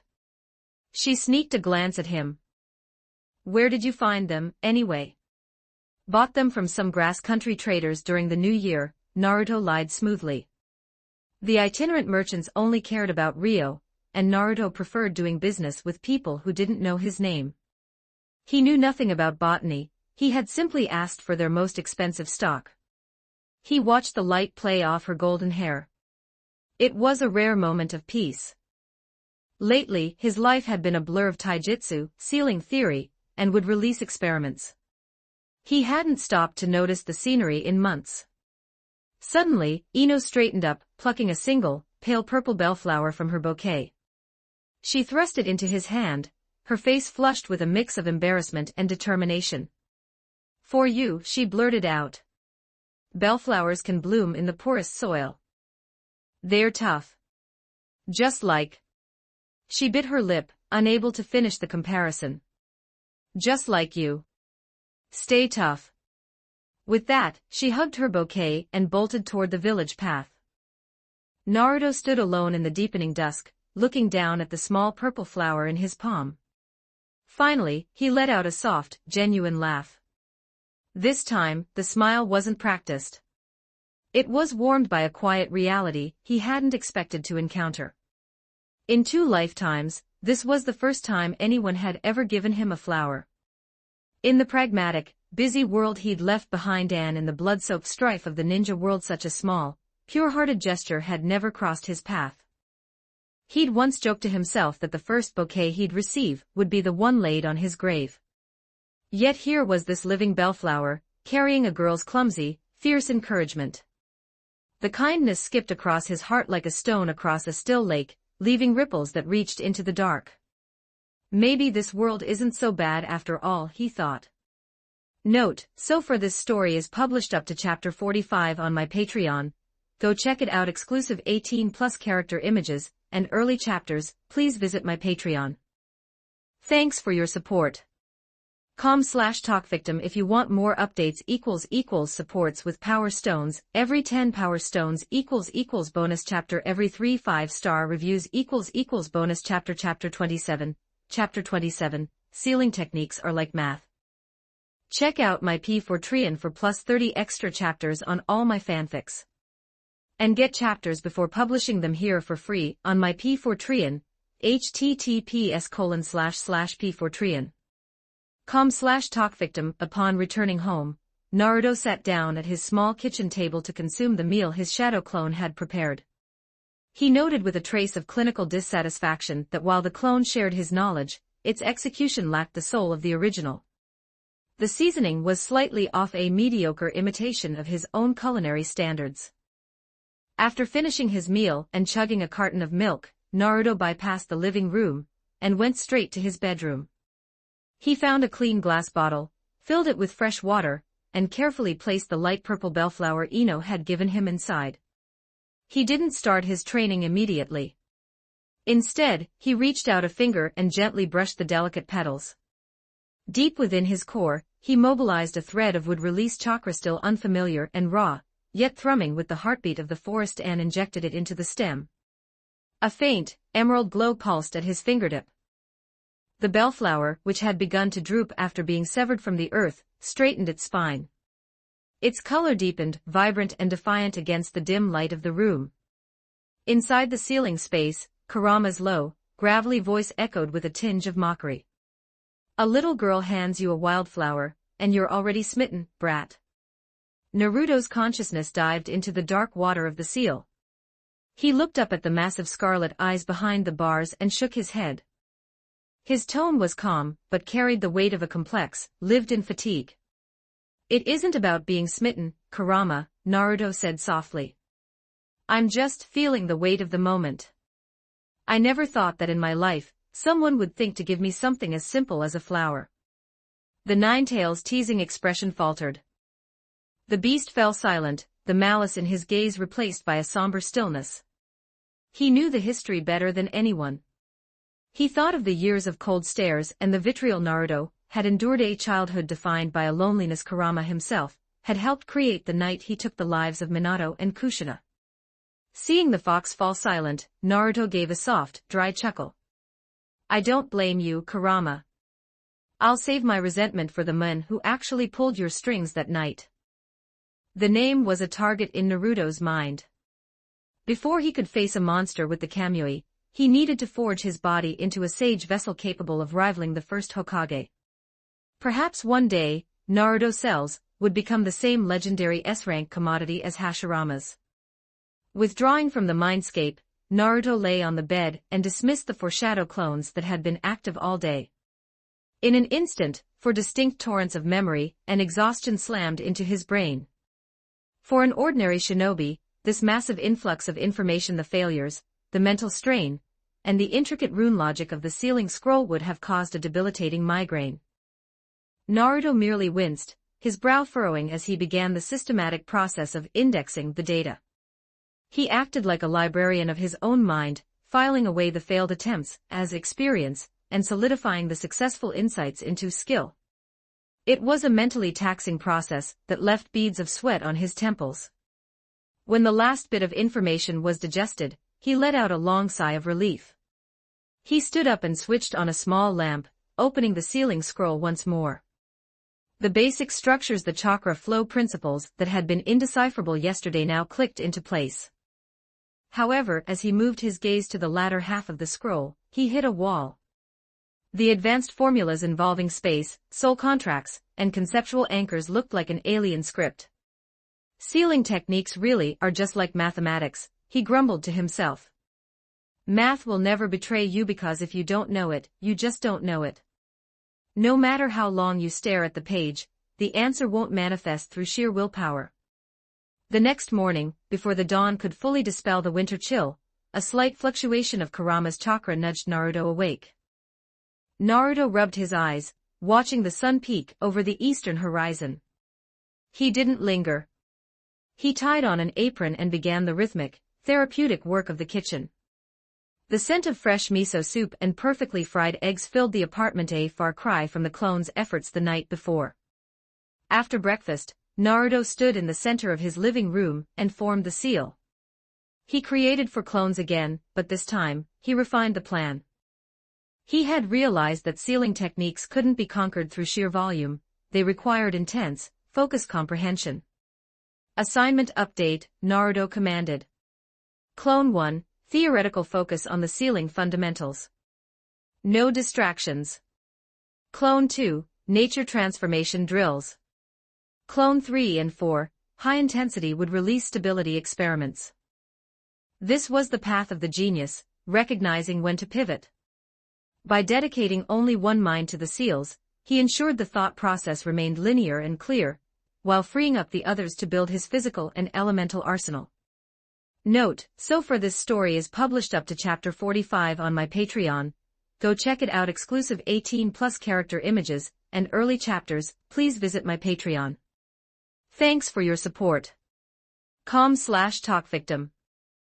If you want more updates == supports with Power Stones, every 10 Power Stones == bonus chapter, every 3 5-star reviews == bonus chapter. Chapter 28. Chapter 28. Childish Temper 1107 words. Check out my P4Trian for plus 30 extra chapters on all my fanfics.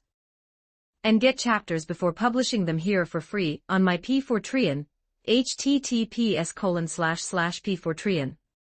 com/talkvictim. Hard work has a way of making time slip through one's fingers. In the blink of an eye, several days had passed. It was on this morning that Naruto finally met the new companion Kiba had been bragging about for weeks, Akamaru. At this stage, Akamaru was tiny, a fluffy, moving ball of white fur that looked so delicate Naruto felt he could scoop the pup up with a single hand. However, Naruto didn't reach for him. Instead, he crouched down with clinical curiosity, extending a single finger to let the little guy catch his scent. Akamaru approached timidly, his wet nose twitching as it brushed Naruto's fingertip. Kiba beamed, holding Akamaru aloft like a prized treasure. He puffed out his chest and declared, "Listen, Naruto. Akamaru's food allowance has to be higher than mine. He needs the best meat, and the highest nutrition to grow into a beast." Despite Kiba's serious face, Naruto didn't agree to the price hike. He simply smiled, rubbing the pup's head and shaking his own. He didn't bring meals for Shikamaru, Choji, Kiba, and Shino to turn a profit. He did it because he wanted to. For Naruto, the warmth passed between these lunchboxes was far more precious than Rio. It was only when he was gathered with his circle of friends laughing, sharing food, and arguing over chips that he truly felt the vibrant reality of this world. In these moments, the cold detachment of his underworld persona and the deliberate acting of the little sun mask would quietly melt away. He wasn't a phantom from a past life's screen. He was alive, breathing the air of Konoha and feeling the sun on his skin. He possessed the extraordinary power of chakra, and through his own calculated efforts, he had touched the essence of wood release. His mastery was still immature, better for landscaping than for the deep forest emergence, but the growth was tangible. This reality, combined with the loyalty of his friends, formed the bedrock of his resolve. "By the way, Naruto," Kiba said, hoisting Akamaru onto his head where the pup nestled into his messy hair. He looked at Naruto with expectant, hungry eyes. "Can you secretly teach us a couple of those moves?" He gestured wildly with his hands. "Those 2 moves you used against Sasuke in practice. The swish bang. They were legendary." His voice wasn't exactly a whisper. Sasuke, sitting in the center of the front row, heard the words "against Sasuke" with grating clarity. He snapped his head around, directed a lethal, cold glare toward the back of the room. Instead of backing down, Kiba's smugness reached a fever pitch. He threw an arm around Naruto's shoulder and flashed Sasuke a provocative, punchable grin that practically screamed, "Yeah, I said it." "What are you going to do?" Naruto, caught in the middle, felt a wave of mild helplessness. "Those are Gai-sensei's techniques, Kiba. It's called the Leaf Whirlwind. Since he's our teacher now, he'll probably teach the basics to everyone eventually."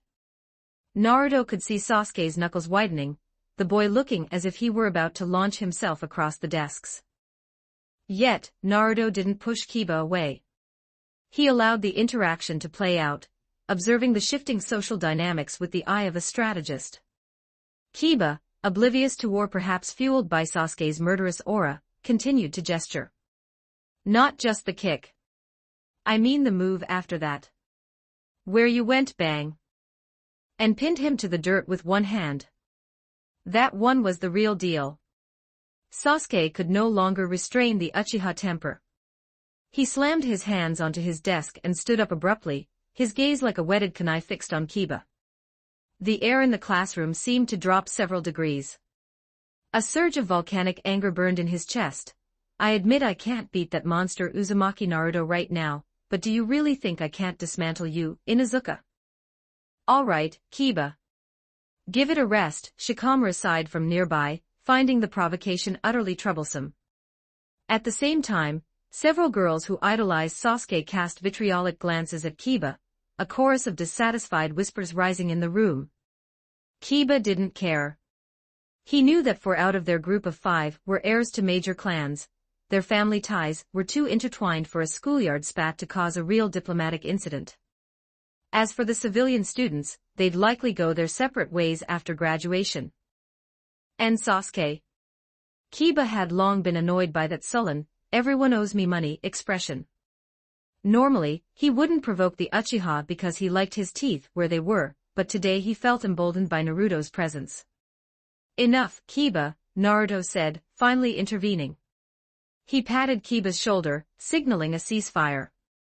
Naruto knew that despite Kiba's bravado, he stood no chance against an Uchiha who had already awakened the Sharingan. If a fight broke out, Kiba would be the one leaving on a stretcher. "Sasuke, I apologize on Kiba's behalf," Naruto said, his tone level and sincere. Since Kiba had ignited the fuse, a diplomatic apology was the most efficient way to maintain the classroom's equilibrium. Seeing Naruto step in, Sasuke realized the confrontation was over. With a heart full of unvented frustration, He let out a cold snort and sat back down. His spine remained rigid, a clear indicator of his simmering rage. Naruto gave Kiba a warning glance. Kiba caught the signal and sheepishly withdrew his arm, scratching his head. "If you really want to spar in the future, you can come to me," Naruto said to Kiba, his voice dropping to a serious register. "But you really can't beat Sasuke right now. Don't go looking for a fight you can't finish."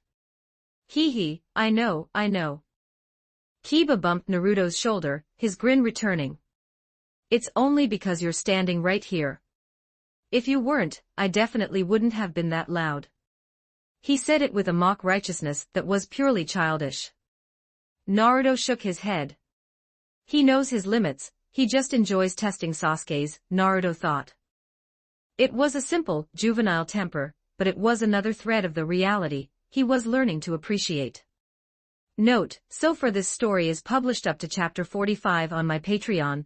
Go check it out. Exclusive 18+ character images and early chapters. Please visit my Patreon. Thanks for your support. com/talkvictim if you want more updates. Supports with Power Stones. Every 10 Power Stones == bonus chapter. Every 3 5-star reviews == bonus chapter. Chapter 29. Chapter 29. Keeping Hinata, bonus chapter. Check out my P4 for plus 30 extra chapters on all my fanfics. And get chapters before publishing them here for free on my P4 https://p4 com/talkvictim. After school that afternoon, Naruto launched into his high-intensity training. After sprinting 20 grueling laps around the vast perimeter of Konoha, he headed to a secluded training ground on the outskirts. Instead of going home to rest, he began practicing shuriken throws, one of the most fundamental skills for a shinobi. Yet, the method he utilized went far beyond the fundamental. Several strands of hair-thin, but remarkably tough chakra threads nearly invisible to the naked eye slipped from Naruto's fingertips like nimble spider silk. They latched onto scattered shuriken and kunai littering the ground. With a precise twitch of his fingers, as if plucking the strings of a koto, the weapons leaped into the air. Sashiken, manipulated shuriken technique. The motionless tools became an extension of his will. As Naruto's hands flashed through rapid sequences of seals, the kunai weaved and darted through the air, changing direction mid-flight before slamming into a distant wooden post in perfect unison. The control was exquisite, but Naruto's brow furrowed. When the tools struck the post, they gave only dull thuds and fell limply to the grass. They lacked the piercing power of a direct throw. The tension of the thin chakra threads simply couldn't replicate the initial kinetic energy required for a lethal strike. They were guided to the target, but they were not driven through it. Naruto studied the scattered tools, his analytical mind already calculating a workaround. Finesse is high, but the lethality is low, he mused. Swap the standard kunai for those tipped with adhesive explosive tags. The idea clicked into place. If the technique lacked physical penetration, he could compensate with explosive damage. By lashing a tag to a kunai for extra weight and stability, he could guide the weapon to an enemy's blind spot and detonate at the moment of contact. The technique would evolve from a mere harassment move into a lethal surprise finisher. Relieved to have found a solution, he let out a long sigh, though a trace of frustration lingered. His would release and the higher-order sealing arts he was stockpiling had to remain hidden. Having a mountain of power but being forced to fight with pebbles was a delicate, irritating balance. But until he held the board, revealing his trump cards was a fool's errand. From behind a nearby oak tree, a small head timidly peeked out. Fair cheeks were flushed with a soft pink, and pure white eyes watched the sweating figure on the training ground with unadulterated admiration. It was Hyuga Hinata. Watching Naruto's focused expression, Hinata felt a familiar sting of self-doubt. Naruto-kun is already so strong, yet he pushes himself this hard, while I continue to fall short of father's expectations at the compound. While she was lost in her thoughts, an even smaller head peeked out from the other side of the trunk. Dark hair and pale eyes belonging to the younger Hyuga, Hanabi, tilted in confusion as she studied her sister's lonely, intent back. Hanabi didn't understand why her sister was hiding, or what was so special about the blonde boy, but the sheer gravity of Hinata's expression told her it was important. Suddenly, a warm hand settled without warning on Hanabi's head, ruffling her soft hair. Startled, the little girl jerked back and plopped onto the grass. She looked up, flustered, only to meet a pair of smiling, cerulean eyes. It was the boy from the field, yet he was standing right here. A shadow clone, Hanabi realized, her eyes widening. Naruto pressed a forefinger to his lips and gave her a playful wink, signaling for silence. With his other thumb, he jerked toward the oblivious Hinata. Hanabi's eyes flicked between the big brother and her sister. A bright understanding lit up her face. She slapped both hands over her mouth, nodded vigorously, and sealed their secret. A silent pact formed in an instant. In truth, Naruto had sensed his followers long before he reached the clearing. Before stepping onto the field, he had concealed his original body in the foliage and sent a performance shadow clone to train. He had circled around to the blind spot of both sisters, waiting for the perfect moment. He watched the silent exchange with Hanabi, then decided the performance had gone on long enough. Stepping up directly behind Hinata, he spoke with a gentle, teasing warmth. "So you've been watching me train this whole time, huh?" Note, so far this story is published up to chapter 45 on my Patreon. Go check it out. Exclusive 18+ character images and early chapters. Please visit my Patreon. Thanks for your support. com/talkvictim if you want more updates. Supports with Power Stones. Every 10 Power Stones bonus chapter. Every 3 5-star reviews bonus chapter. Chapter 30. Chapter 30. Let Hanabi do it. 1138 words. Check out my P4 for plus 30 extra chapters on all my fanfics. And get chapters before publishing them here for free on my P4 https://p4 com/talkvictim. Startled by the voice so close to her ear, Hinata nearly leapt out of her skin. Her pale pupils instantly misted over with a layer of pure panic. She spun around, and the moment she locked eyes with Naruto's smiling gaze, her entire face turned a shade of crimson that rivaled a ripe tomato. Naruto-kun. I was just. She twisted the hem of her jacket with enough force to tear the fabric, her voice barely audible. Big sister came to watch you train, a sharp, childish voice chirped from below. Hanabi had stood up, placing her hands on her hips with a look of immense gravity. She looked up at Naruto and added helpfully, "She's been coming every single day lately, you know." Hinata squeaked, looking like she might actually faint from the sheer weight of the embarrassment. Naruto squatted down to Hanabi's eye level, ruffling her hair with a grin. "Thanks for letting me in on the secret." He then looked up at Hinata, his expression softening into a gentle, encouraging look. "If you wanted to train together, you should have just said so. I've been curious to see the Hyuga gentle fist in action. You always seem so constrained during our practical classes, Hinata," Naruto continued, his tone sincere. "You're probably afraid of hurting the other students, right? But you don't have to worry about me. I've been working on my conditioning, and my body is pretty sturdy. You can attack me without holding back." Hinata's heart was pounding so loudly she was certain he could hear it. Part of her yearned for this to finally stand in the same circle as Naruto-kun, but the fear of her own clumsiness held her in a vice-like grip. Seeing her older sister paralyzed by indecision, Hanabi flashed a mischievous grin.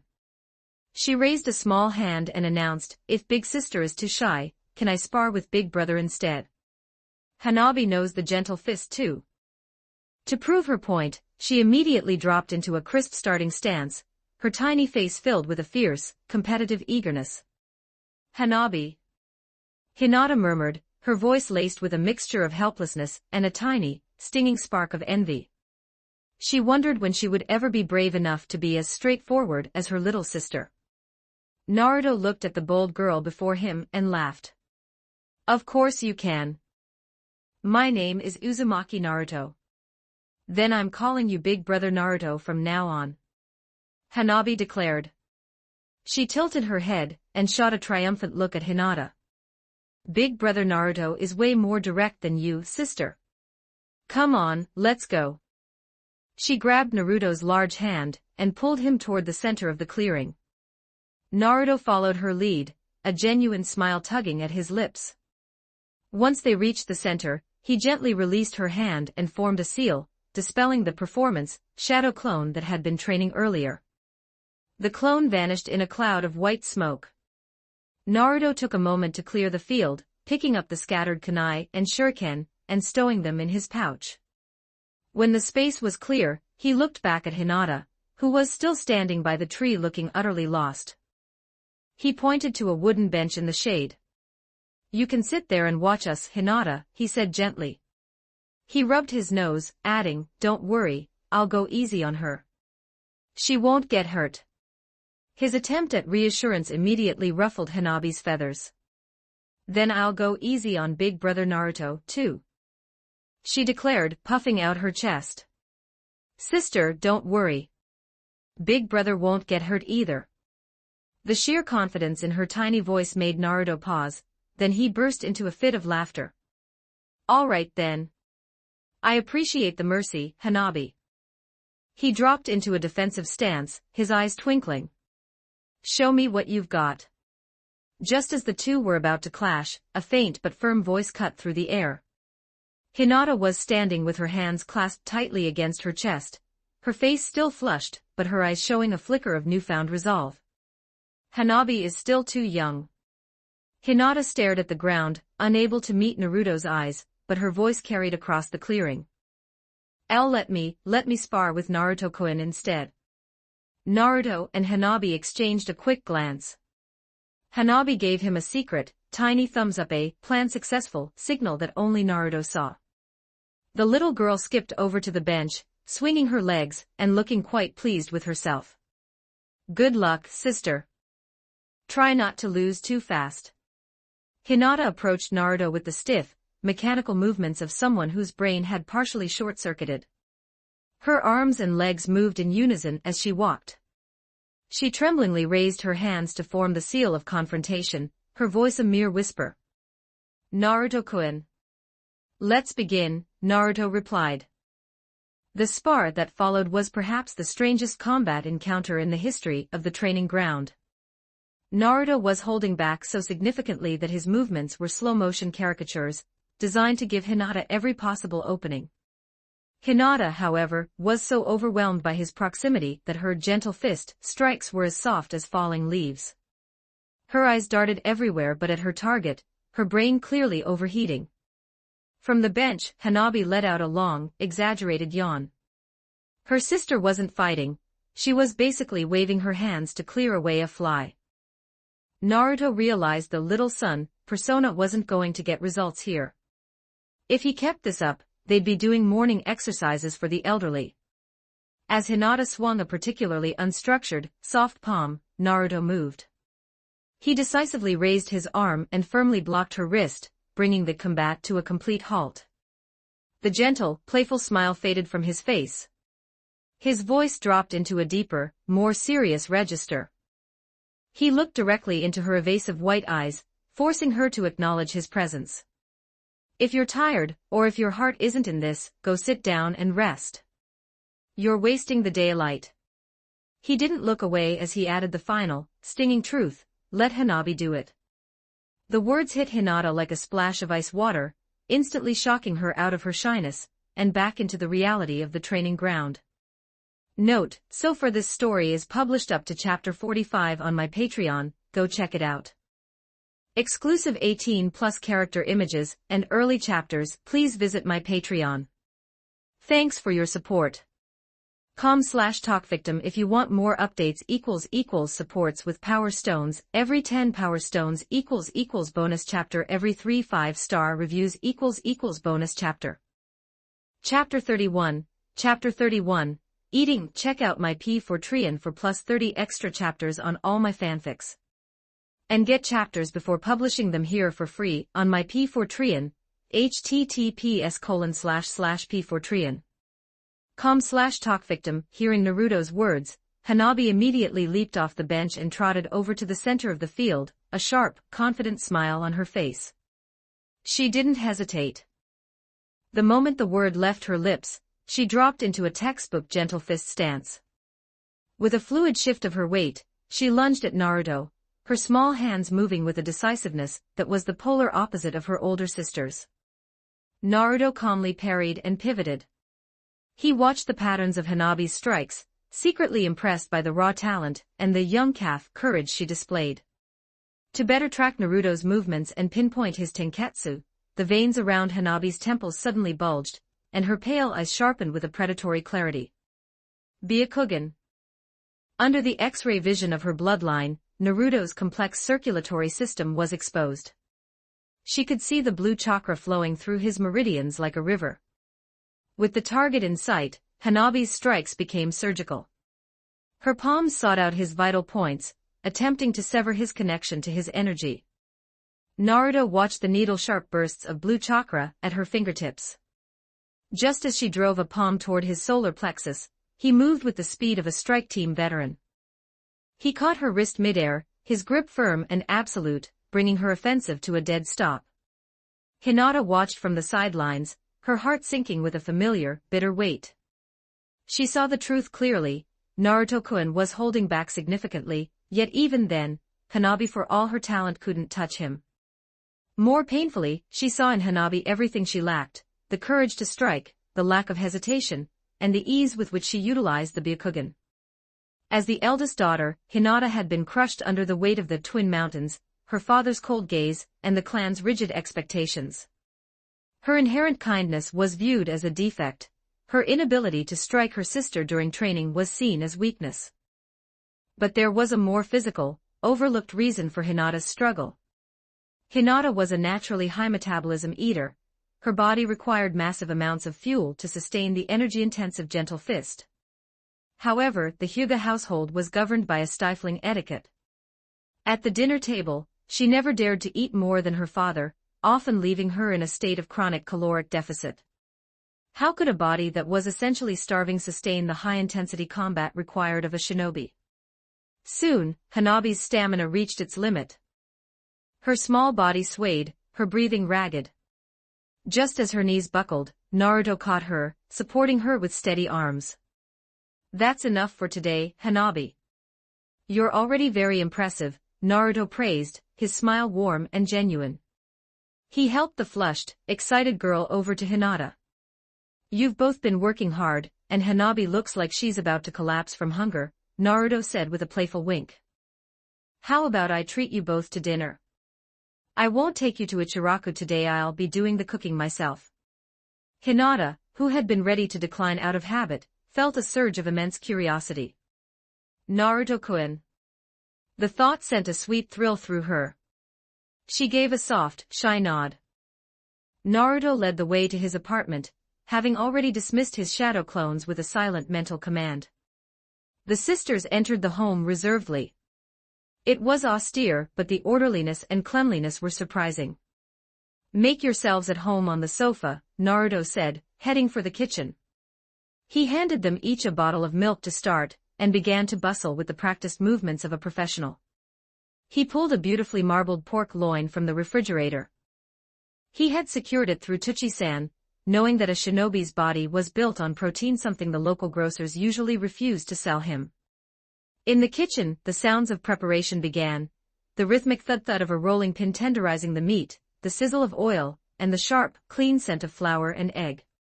He sliced the pork into finger-width strips, marinating them in a blend of salt, white pepper, and cooking wine.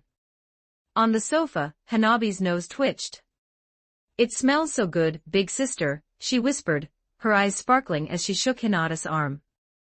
Hinata nodded, the rich aroma of spices and frying meat acting as a sedative for her nerves. For the first time in a long time, she felt her stomach growl with a genuine, unburdened appetite. She sat in the small, quiet home, her heart filled with an anticipation she hadn't felt since she was a small child.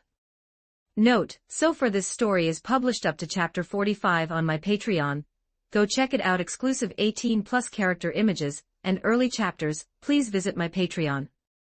Thanks for your support.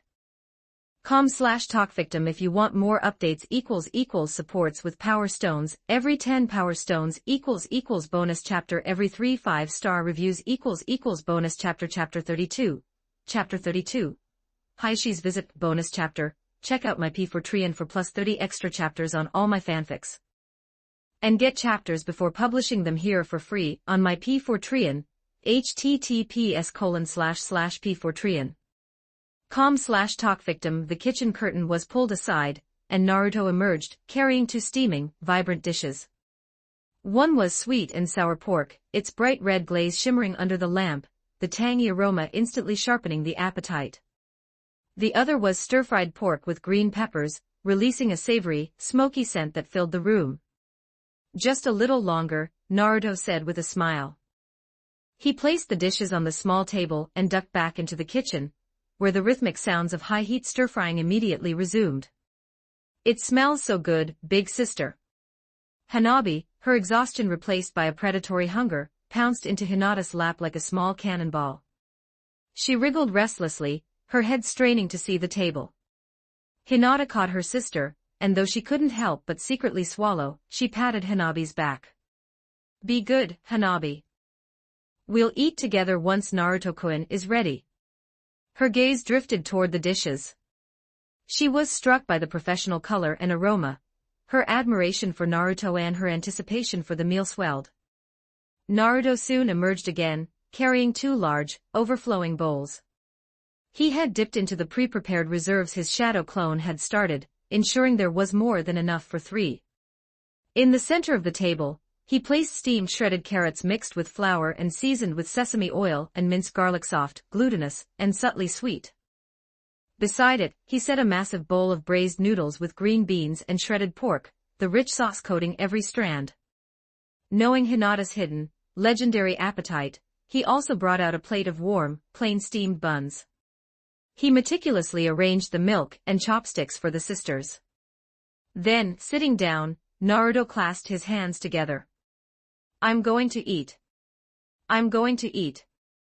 Hanabi echoed in a joyful, childish voice, her chopsticks already diving in. The small apartment was suddenly transformed into a sanctuary of warmth and life. In the cold, cavernous dining room of the Hyuga main residence, the atmosphere was a stark contrast. Hyuga Hayashi sat perfectly upright before a table of exquisite, yet cooling, dishes prepared according to the clan's rigid etiquette. He waited in silence. A moment passed. The designated mealtime had come and gone, yet his daughters remained absent. Hayashi's brow furrowed. His authoritative gaze swept toward the maid responsible for Hanabi. Have the young ladies not arrived? The maid bowed low, her voice trembling. Lord Patriarch. They have not returned since the afternoon. Hayashi's eyes narrowed. Hinata occasionally lingered outside to clear her head, a trait he viewed as a sign of her weak constitution, but Hanabi was always regular. For both to be missing simultaneously without a word was a breach of discipline he could not ignore. A faint, cold unease spread through him. He stood abruptly, his wide sleeves fluttering. I will find them myself. His paternal intuition and rational analysis worked in tandem. He knew his daughters had few friends. Almost instantly, the residence of the Ninetales Jinchuriki flashed in his mind. Despite his reservations about the boy, he knew the connection existed. He strode out of the compound, his face like a mask of iron. When Hayashi reached the apartment and knocked, the door was opened by a startled Hinata. Father and daughter froze. Hinata's face lost every trace of color, her Byakugan eyes widening in sheer shock. Big sister, who is it? Is it one of Big Brother Naruto's friends? Hanabi called out from the sofa. She was lying back, contentedly rubbing a belly that was now round and full. She turned her head lazily, only to see the tall, somber figure of her father silhouetted against the orange glow of the setting sun. Hinata offered a smile that looked more like a grimace of resignation as she opened the door fully. Hayashi stood like a statue of judgment, his long shadow stretching deep into the apartment. Naruto, wearing an apron and with dishwashing foam still on his hands, poked his head out from the kitchen. Is that Kiba? The words died in his throat. Naruto's posture turned reserved and sharp as he recognized the patriarch. Damn it, Naruto thought, his mind racing. I was so focused on analyzing the chakra flow of their gentle fist that I forgot the clock. The old man is here. Hayashi didn't waste a second on pleasantries. The veins around his eyes bulged as he activated his Byakugan. The world turned to shades of gray and chakra blue as he swept the room. He saw the empty plates, his younger daughter sprawled lazily on a commoner's sofa, and his elder daughter trembling before him. He saw Naruto, the boy feared by the village, standing in a domestic apron. My daughters, Hayashi said, his voice terrifyingly calm and devoid of emotion, have truly caused you trouble. The words dropped into the room like a stone into a deep, silent well. Note, so far this story is published up to chapter 45 on my Patreon. Go check it out. Exclusive 18+ character images and early chapters. Please visit my Patreon. Thanks for your support. com/talkvictim if you want more updates. Supports with power stones. Every 10 power stones equals bonus chapter. Every 3 5-star reviews equals bonus chapter. Chapter 33. Chapter 33. The Conversation. Check out my P4 for plus 30 extra chapters on all my fanfics. And get chapters before publishing them here for free on my P4 https://p4 com/talkvictim. Naruto and Hayashi sat facing each other at the small, low dining table. The atmosphere was thick enough to choke on. Inside Naruto's room, Hanabi and Hinata had been confined by their father's command. He had claimed he wished to speak privately with their host. Is that so? Because the training was tough, you treated Hinata and Hanabi to a meal. Hayashi's face was a mask of stern stone, his Byakugan fixed on Naruto with a piercing intensity. He seemed to be analyzing not just Naruto's chakra, but the very fiber of his soul. Naruto, you truly are a gentle child. The scrutiny was so oppressive that even Kurama, locked within the ceiling space, began to pace restlessly. This old man's eyes are creepy, Naruto. He's looking for a crack in your armor. Think of a way to get rid of him. Naruto remained unruffled. He ignored the fox's grumbling, merely nodding slightly. You flatter me, Hyuga-sama, he replied, his tone as tranquil as a mountain lake. Hayashi's tone shifted, becoming sharp and probing. I heard that not long ago, you defeated the Uchiha in your class, the one who had already activated his Sharingan. With strength like yours, you must have found it quite easy to spar with my daughters. He didn't pause for Naruto to craft a diplomatic answer. So, in your opinion, who do you think has more talent? Hinata or Hanabi? The question was a trap. Inside the bedroom, the sisters held their breath, their ears pressed against the door. I believe Hinata's talent is immense, Naruto affirmed immediately. Then, his voice took on a blunt, clinical edge. However, she doesn't eat enough at home. If the body is starving, the talent remains locked away. It's hard to manifest power when you lack basic fuel. The implication was a slap to the face. Your prestigious clan can't even feed its heir. Hayashi's eyes widened in genuine shock. Hinata, not eating.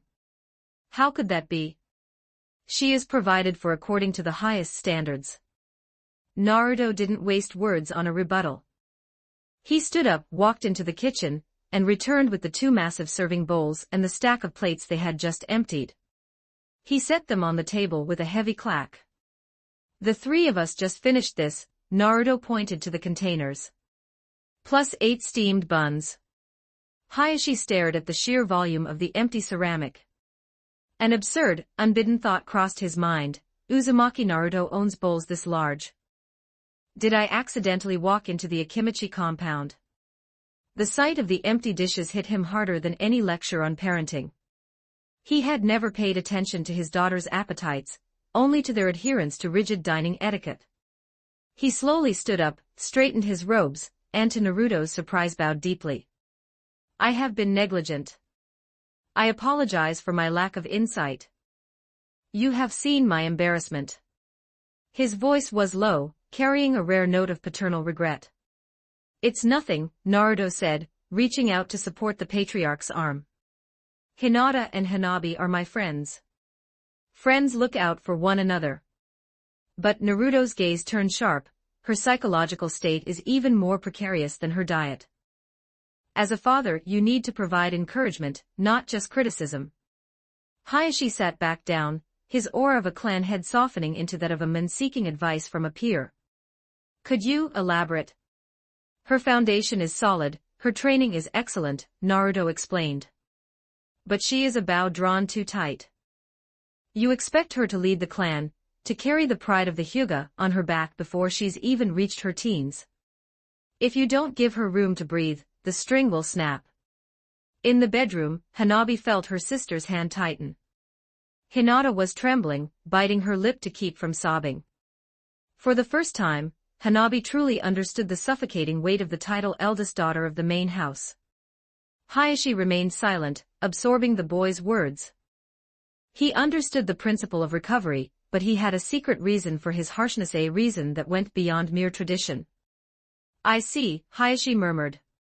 "Perhaps I have focused too much on the destination, and forgotten the journey of the child." Note: so far this story is published up to chapter 50 on my Patreon. Go check it out. Exclusive 18+ character images, and early chapters. Please visit my Patreon. Thanks for your support. com/talkvictim if you want more updates. Supports with Power Stones. Every 10 Power Stones bonus chapter. Every 3 5-star reviews bonus chapter. Chapter 34. Chapter 34. The Caged Bird Seal bonus chapter. Check out my P4Trian for plus 30 extra chapters on all my fanfics. And get chapters before publishing them here for free on my P4Trian. https://p4trian. com/talkvictim. A long dormant weight of guilt began to spread through Hayashi's heart. He looked at the empty dishes on the table and felt he had failed Hinata, this gentle, quiet child. To some extent, Hinata's current lack of confidence had been a result of his own silent cultivation. In a few years, according to the rigid laws of the Hyuga, it would be time to brand his second daughter, Hanabi, with the Caged Bird Seal. Hayashi was desperate to prevent the tragedy of his own generation from repeating. He still saw his brother Hisashi's face in his dreams. The brother who bore the seal, became a member of the branch house, and ultimately died in Hayashi's place. Wasn't one such tragedy enough for one family? At this moment, Hayashi did not yet hold absolute control over the clan. The Council of Elders, all his seniors, still wielded the power of tradition like a whip. Thus, he had resorted to a risky, paternal gambit. He had allowed Hinata to appear weak and unstable, while subtly highlighting Hanabi's brilliance. His goal was to lobby the elders, arguing that since the firstborn was so fragile, the talented secondborn must remain unsealed to ensure the clan's future leadership. It was the only perilous path he could devise. Those old fogies in the council had survived their own struggles and now functioned only as exploiters, unable to empathize with the youth. Hayashi was gambling on time, waiting for the elders to pass away, so he could seize absolute power and abolish the cruel system entirely. "Thank you, Naruto-kun." Hayashi exhaled a breath he seemed to have been holding for years. He spoke solemnly. "Your words have given me much to consider. When I return, I will rethink how I instruct Hinata." He looked toward the window. In his eyes, the magnificent Hyuga compound was nothing more than a gilded prison. Countless birds with the Byakugan were born there, grew up there, and died there, never knowing true flight. The Caged Bird Seal might have started as a protective measure in the warring eras to keep the Byakugan out of enemy hands, but over centuries of peace, it had mutated into a tool of internal oppression and privilege. "It's late. I won't bother you further, Naruto-kun," Hayashi said, rising. "Hinata, Hanabi, it's time to go home." His voice was no longer the icy blade it had been upon his arrival. It carried a hint of gentleness and perhaps a trace of relief. The bedroom door opened. Hinata and Hanabi emerged, still holding hands. Hinata bowed low to Naruto, her voice soft but steady. "Naruto-kun, goodbye. Thank you for everything today." "Goodbye, big brother Naruto." Hanabi chirped, waving vigorously. I'm coming back to eat your food next time. After the door closed, Naruto let out a long, weary sigh. The ninja world, this place is truly too exhausting to complain about. The cycles of tragedy, the archaic constraints, and the sheer helplessness of people caught in the gears of tradition were enough to make anyone feel powerless. But as he sat there, that feeling was replaced by a cold, sharp determination. If the world is broken, I will simply become strong enough to break the rules. He returned to his room and sat cross-legged. He didn't sleep. Instead, his mind began to replay every second of the sparring match with Hinata and Hanabi. He analyzed the gentle fist, the precise application of force, the unique chakra circulation, and the striking of acupoints. The gentle fist was ingenious, but it wasn't the peak. The ultimate evolution of this style was a technique that transcended common sense, the 80 Gods Vacuum Attack, Yasugami Kajiki.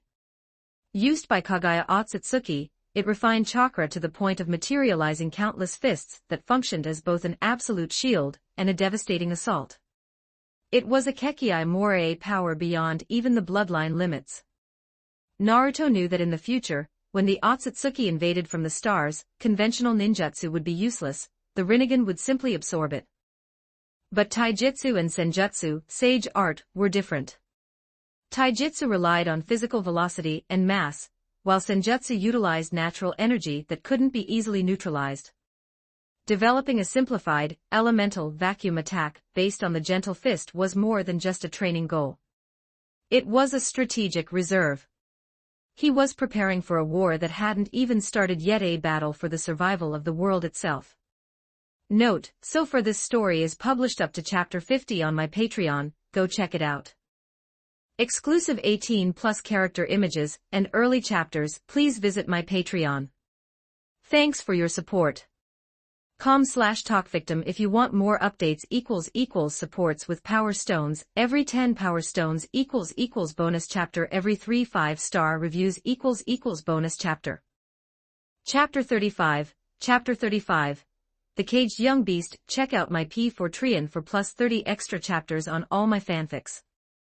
And get chapters before publishing them here for free on my P4 https://p4 com/talkvictim. If one were to ask which of the Hyuga clan's gentle fist forms best mirrored the overwhelming spectacle of the 80 Gods Vacuum Attack, the answer would undoubtedly be the 8 trigrams 64 palms, and its superior evolution, the 128 palms. The sheer density of those palm strikes, erupting like a localized typhoon to intercept every chakra point, was the closest mortal approximation to the divine strikes of Kagaya.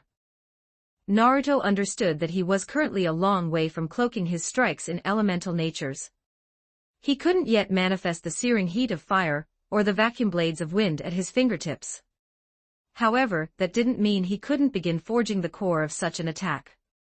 And he knew the perfect foundation, the Rasengan. The Rasengan was the ultimate exercise in shape transformation, a technique that required no hand seals and offered infinite room for adaptation. Naruto raised his right palm, centering his breathing. Under his refined control, 2 opposing streams of chakra began to swirl in his hand, colliding and compressing at a high velocity, random frequency. A high-pitched humming, like a swarm of angry hornets, filled the room. A sphere of azure light began to flicker into existence. Naruto had never formally practiced the Rasengan. His success today was the culmination of theory from a past life combined with the grueling physical discipline he had endured under Might Guy. Yet, as the blue sphere stabilized, a sharp hiss rang out. The internal balance fractured. The compressed chakra rampaged, expanding outward in a violent, miniature whirlwind. Papers were swept off his desk, and the vase holding Ino's bellflower tilted precariously. Naruto abandoned the collapsing jutsu instantly, lunging forward to catch the glass just inches from the floor. He sighed, looking at the disheveled room. My talent for ninjutsu is finally showing, now that the Ninetales isn't sabotaging my flow, he thought. But the Rasengan is a different beast entirely. Without a mentor like Jiraiya or Kakashi, I'm stumbling in the dark. The feeling of being stalled, of having the roadmap to godhood, but lacking the vehicle to get there left him feeling stifled. Konoha, for all its will of fire rhetoric, felt increasingly like a magnificent prison. The umbu shadows, the quiet whispers of the villagers, and the Hokage's benevolent but absolute surveillance were the iron bars of his cage. He was a young predator being raised in a petting zoo, longing for the raw, real air of a world where he could be himself. When fortune smiles, heaven and earth conspire for you. When luck departs, even heroes are not free, he whispered to the empty room. He knew he had to wait for his moment. And that moment's success relied on would release. If he could achieve even half the power of Hashirama Senju, he would have the strategic capital to face Konoha head-on. He had even performed the grim calculus of facing his own teacher. Even with would release, I have zero confidence against an eight-gates guy, Naruto admitted to himself. Might Guy was a man who could kick out the finale in the opening act. To survive the Night Guy strike that literally distorted space, Naruto needed more than just wood and vines. He needed the Flying Thunder God technique, Hiraishin no Jutsu. Only instantaneous, space-time displacement offered a prayer of evading a man who could walk on air and seal the very fabric of reality with his presence. Naruto identified two critical windows to steal the scroll of seals. The Mizuki incident, the perfect opportunity to accidentally learn from the scroll during graduation. This was why he continued to feign a mediocre success rate with his clones in public. The Konoha crush, when Orochimaru's chaos would draw the umbu away from the forbidden vaults, leaving the village's darkest secrets unguarded. The Flying Thunder God was too broken to ignore. Even in the era of gods and aliens, it remained the ultimate get-out-of-jail-free card. Note, so far this story is published up to chapter 50 on my Patreon, go check it out. Exclusive 18+ character images and early chapters, please visit my Patreon. Thanks for your support. com/talkvictim if you want more updates =supports with power stones every 15 power stones == bonus chapter every 3 5-star reviews == bonus chapter. Chapter 36, Chapter 36, Buying Flowers. Check out my P4 for plus 30 extra chapters on all my fanfics. And get chapters before publishing them here for free on my P4 https://p4trian. com/talkvictim. The next day was a school holiday, a rare pocket of silence in the village. After finishing his usual morning workout, a grueling regimen that would have left any other student bedridden, Naruto returned home. He washed his face with clinical care and began the familiar routine of applying makeup. With practiced strokes, he concealed the 6 trademark whisker lines on his cheeks. This had become a mandatory ritual whenever he left the apartment for serious business. Dressed in clean, unassuming clothes, he stepped out and headed straight for the Yamanaka flower shop. Tomorrow was the 8th of February, the 3rd Hokage's birthday. Naruto's plan was simple: a bouquet of auspicious flowers and a small cake. It was a modest gesture, constrained by his reality. He had little cash, and his parents' substantial estate remained sealed or managed by the village under various bureaucratic pretexts. The monthly allowance Hiruzen gave him was likely just a skimmed fraction of the inheritance left by the 4th Hokage and Kushina. A single coin can humble the mightiest hero, Naruto thought, his mind already drifting toward potential revenue streams. He considered the path of Jiraiya. While the tale of the utterly gutsy shinobi had been a commercial failure, the Makeout series was a goldmine. The quickest ways to make money are all written in the law. Naruto mused. If he used a transformation jutsu and a pen name, he could churn out adult fiction and build a financial war chest with zero risk to his public identity. As he reached the shop, he saw Ino Yamanaka behind the counter. She was alone, her chin propped in her palm, staring absently out the window like a character in a daydream. The jingle of the door's wind chime shattered her reverie. "Welcome," Ino began in a rehearsed, languid tone, but she froze the moment she saw him. Naruto stood framed in the morning sunlight, offering a small, easy wave. "Hello, Ino." "And Naruto." A flicker of flustered delight crossed her face. She quickly straightened her posture, a soft blush blooming on her cheeks. I'd like to buy a bouquet, Naruto stated. Ino blinked, her curiosity piqued. Who is it for this time? Naruto glanced around.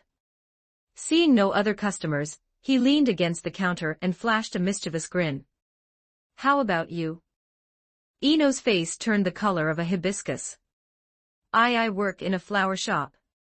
Why would you give me flowers? She stammered, her heart racing as she tried to play it off as a joke. Knowing when to retreat, Naruto chuckled. All right, no more teasing. It's for the third Hokage. Tomorrow is his birthday. For the Hokage.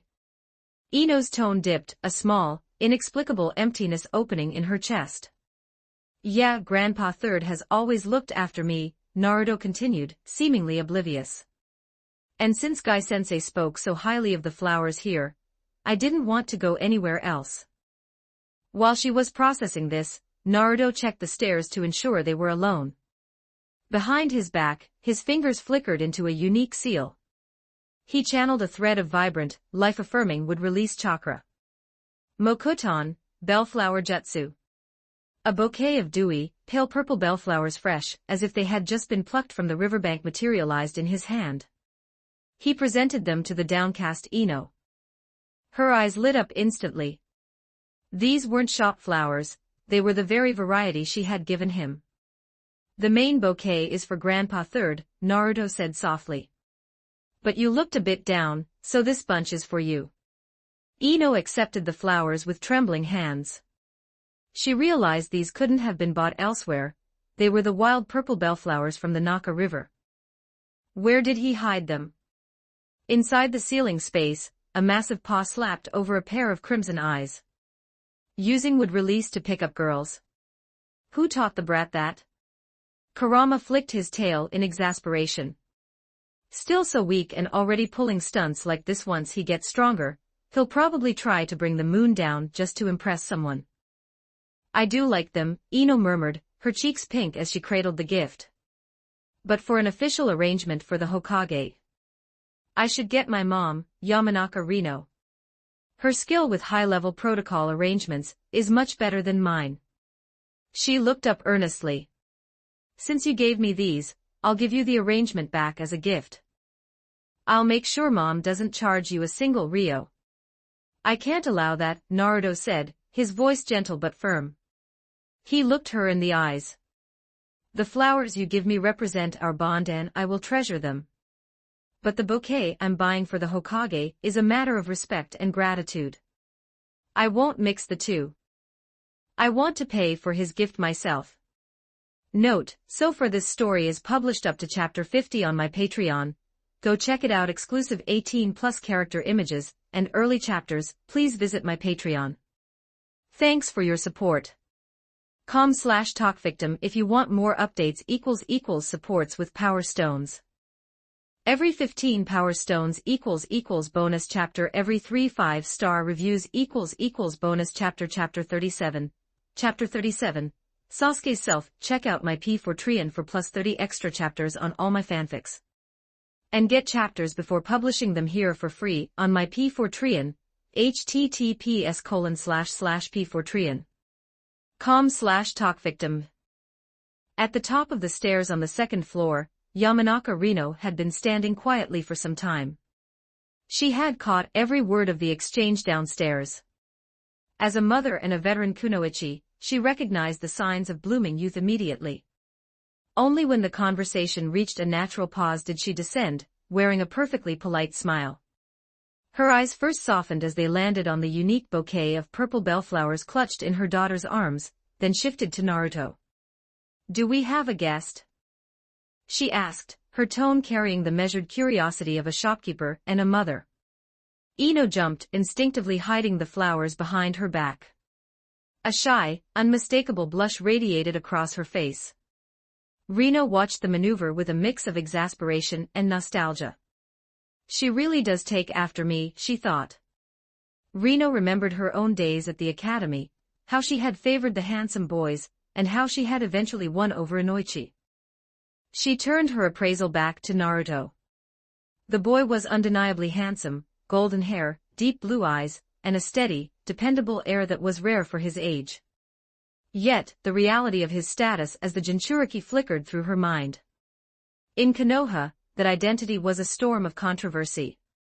Still, Reno mused, if he makes her happy, and if he is as sincere as he sounds, then his burden is his own. I will support my daughter's heart. Beside a secluded lake on the village outskirts, Uchiha Sasuke's hands were a blur of seals. His chest swelled to its limit. Katon, Gokakyu no Jutsu. A massive sphere of flame howled across the clearing, slamming into the placid water. Vast clouds of white steam billowed into the air, obscuring the horizon. As the fire reluctantly faded, Sasuke stood panting, his black eyes burning with a turbulent, mismatched scarlet. The single and double tomo spun unevenly, a testament to his unstable emotional state. Memories surged through him, as thick and suffocating as the fog on the lake. He remembered failing this very jutsu before his father, Uchiha Fugaku. He remembered the cold, silent shake of his father's head, and the retreating back that had branded his heart with the mark of disappointment. Those memories, his father's silence, Itachi's unreachable genius, and now his loss to Naruto merged into jagged spikes that stabbed at his pride. I am too weak, Sasuke thought, his nails drawing blood from his palms. I can't match Itachi, and now I can't even beat a loser like Naruto. What right do I have to even exist? He felt himself sinking into an icy lake of self-loathing. But then, a hidden memory pierced the dark. He remembered the day he had finally perfected the fireball. He remembered his father turning to leave, only to pause and speak words that had changed Sasuke's world, "You truly are my son." The memory acted as a catalyst. I am the son of Uchiha Fugaku. His mind roared. The noblest blood of the Uchiha flows in my veins. I bear the hatred and the hope of an entire slaughtered clan. He realized he had no right to fall. The cowardly Sasuke had died the night the clan was murdered. The man standing here was an avenger crawled out of the pits of hell. His only purpose was to kill Uchiha Itachi, and to do that, he would burn through any obstacle including Uzumaki Naruto. The shell of despair shattered. His Sharingan blazed with a new, terrifying resolve. He felt his chakra churn and refine itself, sensing the master's breakthrough. The unbalanced Tomo world split and finally stabilized. In that instant, twin Tomo Sharingan blazed in both eyes. Katon, Goka Mikyaku, Great Fire Annihilation. This was no longer a simple fireball. A vast, searing tidal wave of flame erupted from his lungs, an immense curtain of fire that bore down on the lake with the fury to incinerate the very world. The B-rank jutsu swallowed half the water's surface, a spectacle of crimson fire and white steam that signaled Sasuke had stepped onto a new level of power. Note, so far this story is published up to chapter 55 on my Patreon.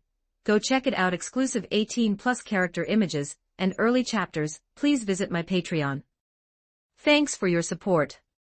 com/talkvictim. If you want more updates supports with Power Stones every 15 Power Stones bonus chapter every 3 5-star reviews bonus chapter 38. Chapter 38. Throwing Down the Gauntlet bonus chapter. Check out my P4Trian for plus 30 extra chapters on all my fanfics. And get chapters before publishing them here for free on my P4Trian. https://p4trian. com/talkvictim. The weekend had acted as a forge for Uchiha Sasuke. He strode into the academy radiating a new, jagged intensity. His Sharingan had evolved, and he had tasted the destructive power of a B-rank jutsu. He didn't head for his own seat. Instead, he marched to the back of the room and planted himself directly behind Naruto. "Uzumaki Naruto," Sasuke said, his voice low and thick with a thirst for vindication. "I'm challenging you again. Right after school this afternoon." Naruto turned in his seat, his expression a mask of calm, clinical observation. He didn't hesitate. Then, he added a pragmatic condition, "But you'll have to arrange the venue. Somewhere private. Follow me when classes end." Satisfied with the quick agreement, Sasuke spun on his heel and returned to the front row. He closed his eyes, already visualizing the trajectory of his flames, and the movements of his refined eyes. Inuzuka Kiba immediately leaned over, whispering urgently. "Hey, Naruto. You're just going to take that? The guy looks like he's out for blood this time." "It's just a spar," Naruto shrugged, his tone matter of fact. "Besides, it's not like you're offering much competition lately." He began ticking names off on his fingers. "Shino is willing, but he won't use his strongest. Bug says he's afraid of losing control. And I keep accidentally crushing the ones he spent months breeding. It's becoming a logistical pain." He continued his count. "Shikamaru, well, you know. Moving is too much trouble for him. Choji is game, but until he masters his clan's calorie control techniques, it's like fighting a boulder. Why would I say no to an Uchiha who is actually willing to go all out? Akamaru is still too small to fight. Of course I'm not going hard on you." Kiba huffed, cradling the sleeping white pup. He slid toward Shino with an exaggerated gesture of "I'm not with you." As the group shifted, a soft, tentative voice drifted from the aisle. "Excuse me. May I sit here?" Hyuga Hinata stood there, her fingers nervously laced and her cheeks a light shade of pink. She looked at the empty seat beside Naruto with a hopefulness that was uncharacteristically bold. "No," Kiba blurted out, territorial by nature. "Of course you can, Hinata, please," Naruto interrupted warmly, his voice a sharp contrast to Kiba's bluntness. Kiba deflated with a long, dramatic sigh. "If Naruto says so." He turned to Shino, who was already sitting on the bench. "Hey, Shino, scoot out, we're cramped." He then noticed that Aburame Shino had already noiselessly relocated to the very edge of the seat, having seemingly calculated the space requirement before Kiba even spoke. Shino regarded him through his dark lenses, a silent sentinel of efficiency. Up front, Shikamaru's ears perked up. He and Choji, who was noisily dispatching a bag of chips, glanced back. Watching a high-level duel beats doing homework, Shikamaru mused. Ino Yamanaka had also sensed the shift. Her sharp gaze flicked between Naruto and Hinata, her nostrils flaring at the hint of a rival entering the fray. Naruto and the Hyuga heiress, they look a bit too familiar, she thought, her inner face judger and tactician working in tandem. Naruto-kun. Sakura Haruno, sitting beside Ino, gathered her courage. Her voice was trembling slightly as every head in the back row turned to her. Cheeks pink, she pressed on, Ino and I would like to watch your match this afternoon, would that be all right?" Naruto gave an easy, nonchalant shrug. "I don't mind," he said evenly. "But Sasuke initiated this, and he's picking the site. His call matters, I'll respect his choice on witnesses. He deftly passed the social burden to the challenger." Sakura glanced at Ino with a look of pure dread. Naruto was easy to talk to, Sasuke was a wall of ice. Ino sighed, standing up to support her friend. They threaded through the desks to where Sasuke sat. Sakura drew a steadying breath and asked as gently as she could, "Sasuke-kun, would it be okay if we watched the match?" Sasuke didn't even open his eyes. He turned his head away, as if the very sight of them was an interruption to his meditation. In a flat, icy tone, he tossed out a single word, "Whatever." It wasn't a yes, but it wasn't a no. In Sasuke's mind, he wanted witnesses to his victory, but his confidence was a measured 60 or 70%. Evolving his Sharingan to 2 double Tomo eyes had improved his vision, but it lacked the qualitative, world-shaking leap he had felt at the first activation. He was stronger, yes, but he knew Naruto was a shadow that wouldn't be easily dispelled. Note, so far this story is published up to chapter 55 on my Patreon. Go check it out. Exclusive 18+ character images and early chapters. Please visit my Patreon. Thanks for your support. com/talkvictim if you want more updates. Supports with Power Stones. Every 15 Power Stones equals bonus chapter. Every 3 5-star reviews equals bonus chapter. Chapter 39. Chapter 39. Eastern Outskirts Training Ground. Check out my P4 Tree and for +30 extra chapters on all my fanfics. And get chapters before publishing them here for free on my P4trian, https://p4trian.com/talkvictim. Since Sasuke said whatever, that means it's fine. Kiba immediately turned to Naruto with a wide, toothy grin. In that case, I want to let's see how you teach that punk a second lesson. Seeing Kiba's troublemaking excitement, Naruto put on a mock stern face and pointed a finger. Anyone else is fine, but for you, you have to lend Akamaru to me for the whole morning. Kiba didn't even hesitate. He simply reached across Hinata and carefully handed the still dozing Akamaru over the table to Naruto. He knew Naruto too well. The guy was a sucker for dogs, and just wanted an excuse to cuddle the pup. Akamaru was still tiny, small enough for even a child to lift with two hands. The little ball of fluff curled in Naruto's arms, fast asleep and irresistibly cute. Kiba, a massive dog lover himself, felt nothing but delight seeing his friend enjoy Akamaru's company. Shino, quietly watching the exchange, adjusted his sunglasses and stated simply, "I'm coming too." Choji swallowed a mouthful of chips and chimed in, "If it's Naruto's match, Shikamaru and I are definitely showing up." Still sprawled on the desk, Shikamaru answered without lifting his head, his tone mock serious. "Hey, Naruto, you'd better go all out. Win, and we'll treat you to Ichiraku ramen." He paused deliberately, then added unhurriedly, "If you lose, tonight you're cooking us a full spread." Of course, that last bit was a bluff. Shikamaru thought to himself, even if he loses, we'd still drag him off for ramen. Victory calls for celebration, defeat deserves consolation. That's what friends are for. Right then, Hinata gathered her courage and whispered, loud enough for Naruto alone, "Naruto-kun. Seiken Hanabi and I come watch." She'd noticed her father treating her far more kindly lately thanks, she suspected, to Naruto. She wanted a chance to thank him by supporting him. Naruto grinned. "Of course you can." Yet, the courteous, "Naruto-kun," and the request to bring her sister made several sharp minds in the room twitch. Unlike the carefree Kiba, or the chip-focused Choji, Shikamaru slowly straightened, half turning to meet Shino's shaded gaze in a silent question. Both saw curiosity in the other's eyes. "Naruto-kun. Since when did Hinata and Naruto become so?" At their desks, Ino and Sakura had caught every word. Sakura was merely curious, but Ino's eyes sharpened. She studied the blushing Hinata with unmistakable wariness.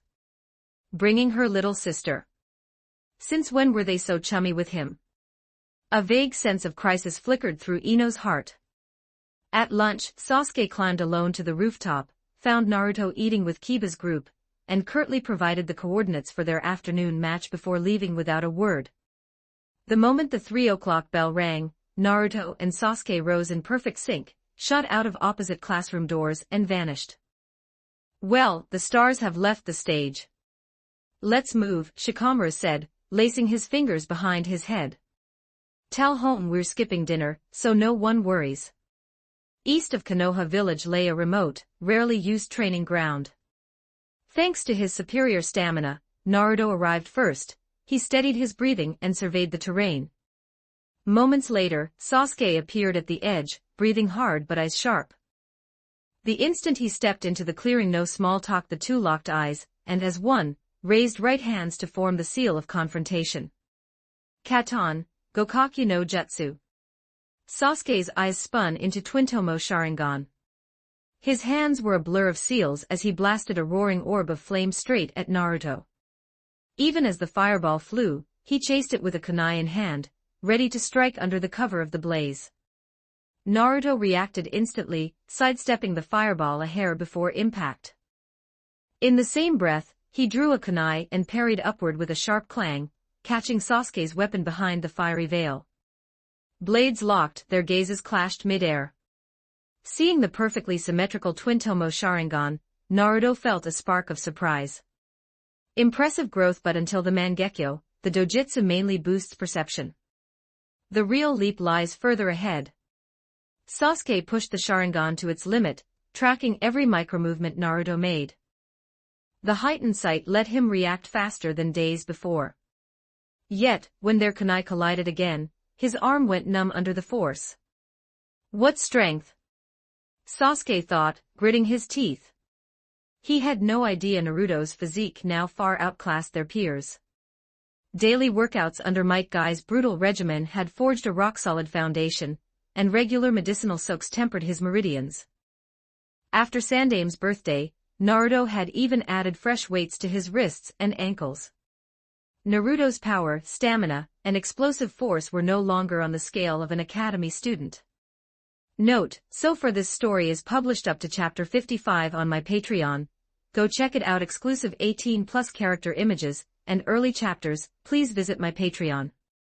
Thanks for your support. com/talkvictim. If you want more updates supports with power stones every 15 power stones bonus chapter every 3 5-star reviews bonus chapter 40 fire release Great Fire Annihilation bonus chapter. Check out my P4 for plus 30 extra chapters on all my fanfics. And get chapters before publishing them here for free on my P4 https://p4 com/talkvictim. Looks like it's already started. By the time Shikamaru, Choji, Kiba, Shino, Ino, and Sakura reached the eastern outskirts, the air was already vibrating with the sounds of battle. Sparks flew as kunai clashed, followed by the heavy, dull thuds of close-quarters taijutsu. The duel had clearly escalated beyond a simple schoolyard scrap. Hinata, hampered by her distance from the academy, arrived a moment later with a breathless Hanabi in tow. The second the younger Hyuga spotted the blonde boy she had come to admire, her face lit up with pure, unbridled excitement. "Big brother Naruto, go for it," she shrieked, her voice cutting through the sounds of wind and fire like a temple bell. In the center of the field, Naruto and Sasuke traded one final, bone-jarring kick and sprang apart. Sasuke was heaving, his chest heaving with every breath. He was hitting the ceiling of his current chakra reserves, the physical and mental limits of an 8-year-old body. Chakra almost gone. "I have to finish this now," Sasuke thought, his vision blurring slightly from the strain of the Sharingan. He steeled his resolve and began a sequence of hand seals that were far too complex for a standard fireball. Naruto's eyes narrowed. He sensed the massive buildup of energy. It wasn't just a spark, it was an eruption. "Naruto, watch out!" Kurama's voice roared within the seal, his ancient memories flickering with the image of a certain long-haired Uchiha. "That's the Great Fire Annihilation. It's a wide-range B-rank jutsu. Your clothes will be ash before you can blink." Naruto didn't hesitate. He reached into his pouch and pulled out a slip of white paper he had prepared with the shadow clones at home. He channeled his chakra into the sheet, the black ink of the runes beginning to glow with a deep, pulsing light.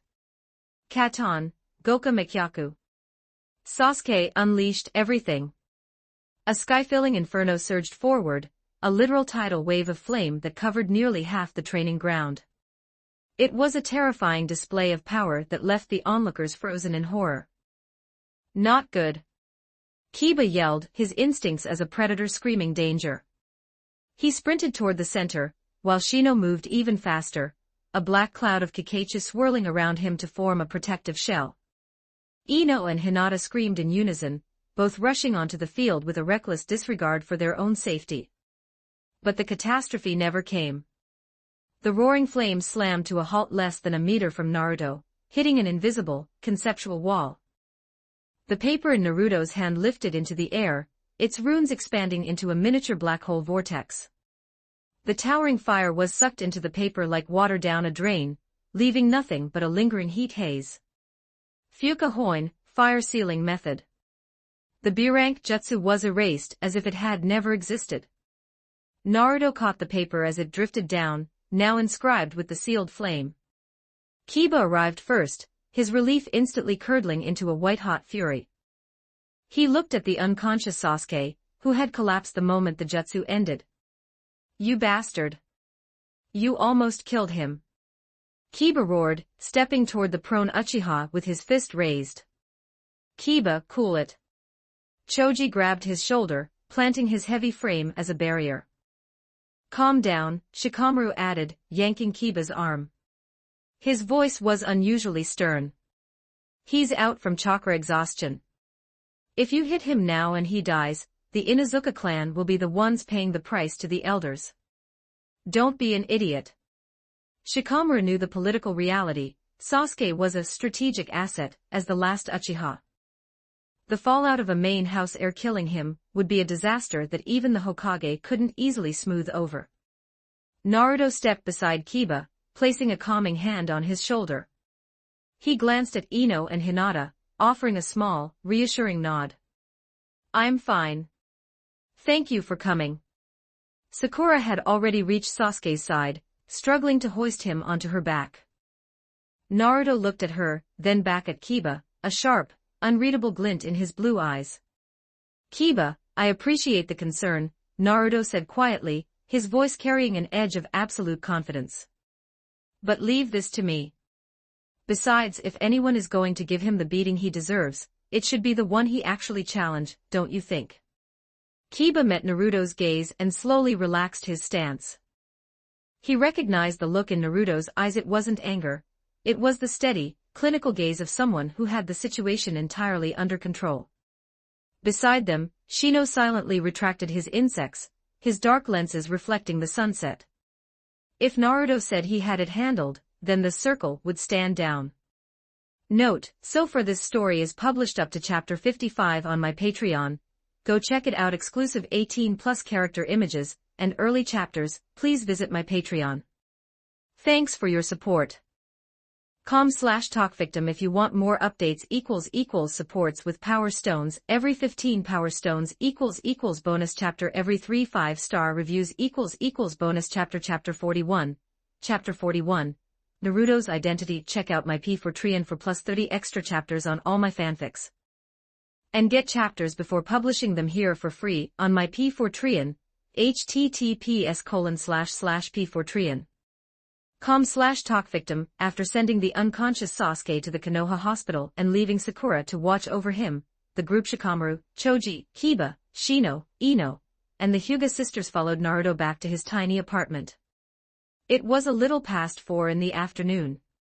Since Naruto hadn't used much stamina in the earlier fight, he decided to cook for his friends himself. His usually quiet home had never hosted so many visitors. It suddenly felt crowded but vibrant. Naruto slipped out briefly, using a transformation jutsu to hide his whiskers, and returned with several folding chairs so everyone had a seat.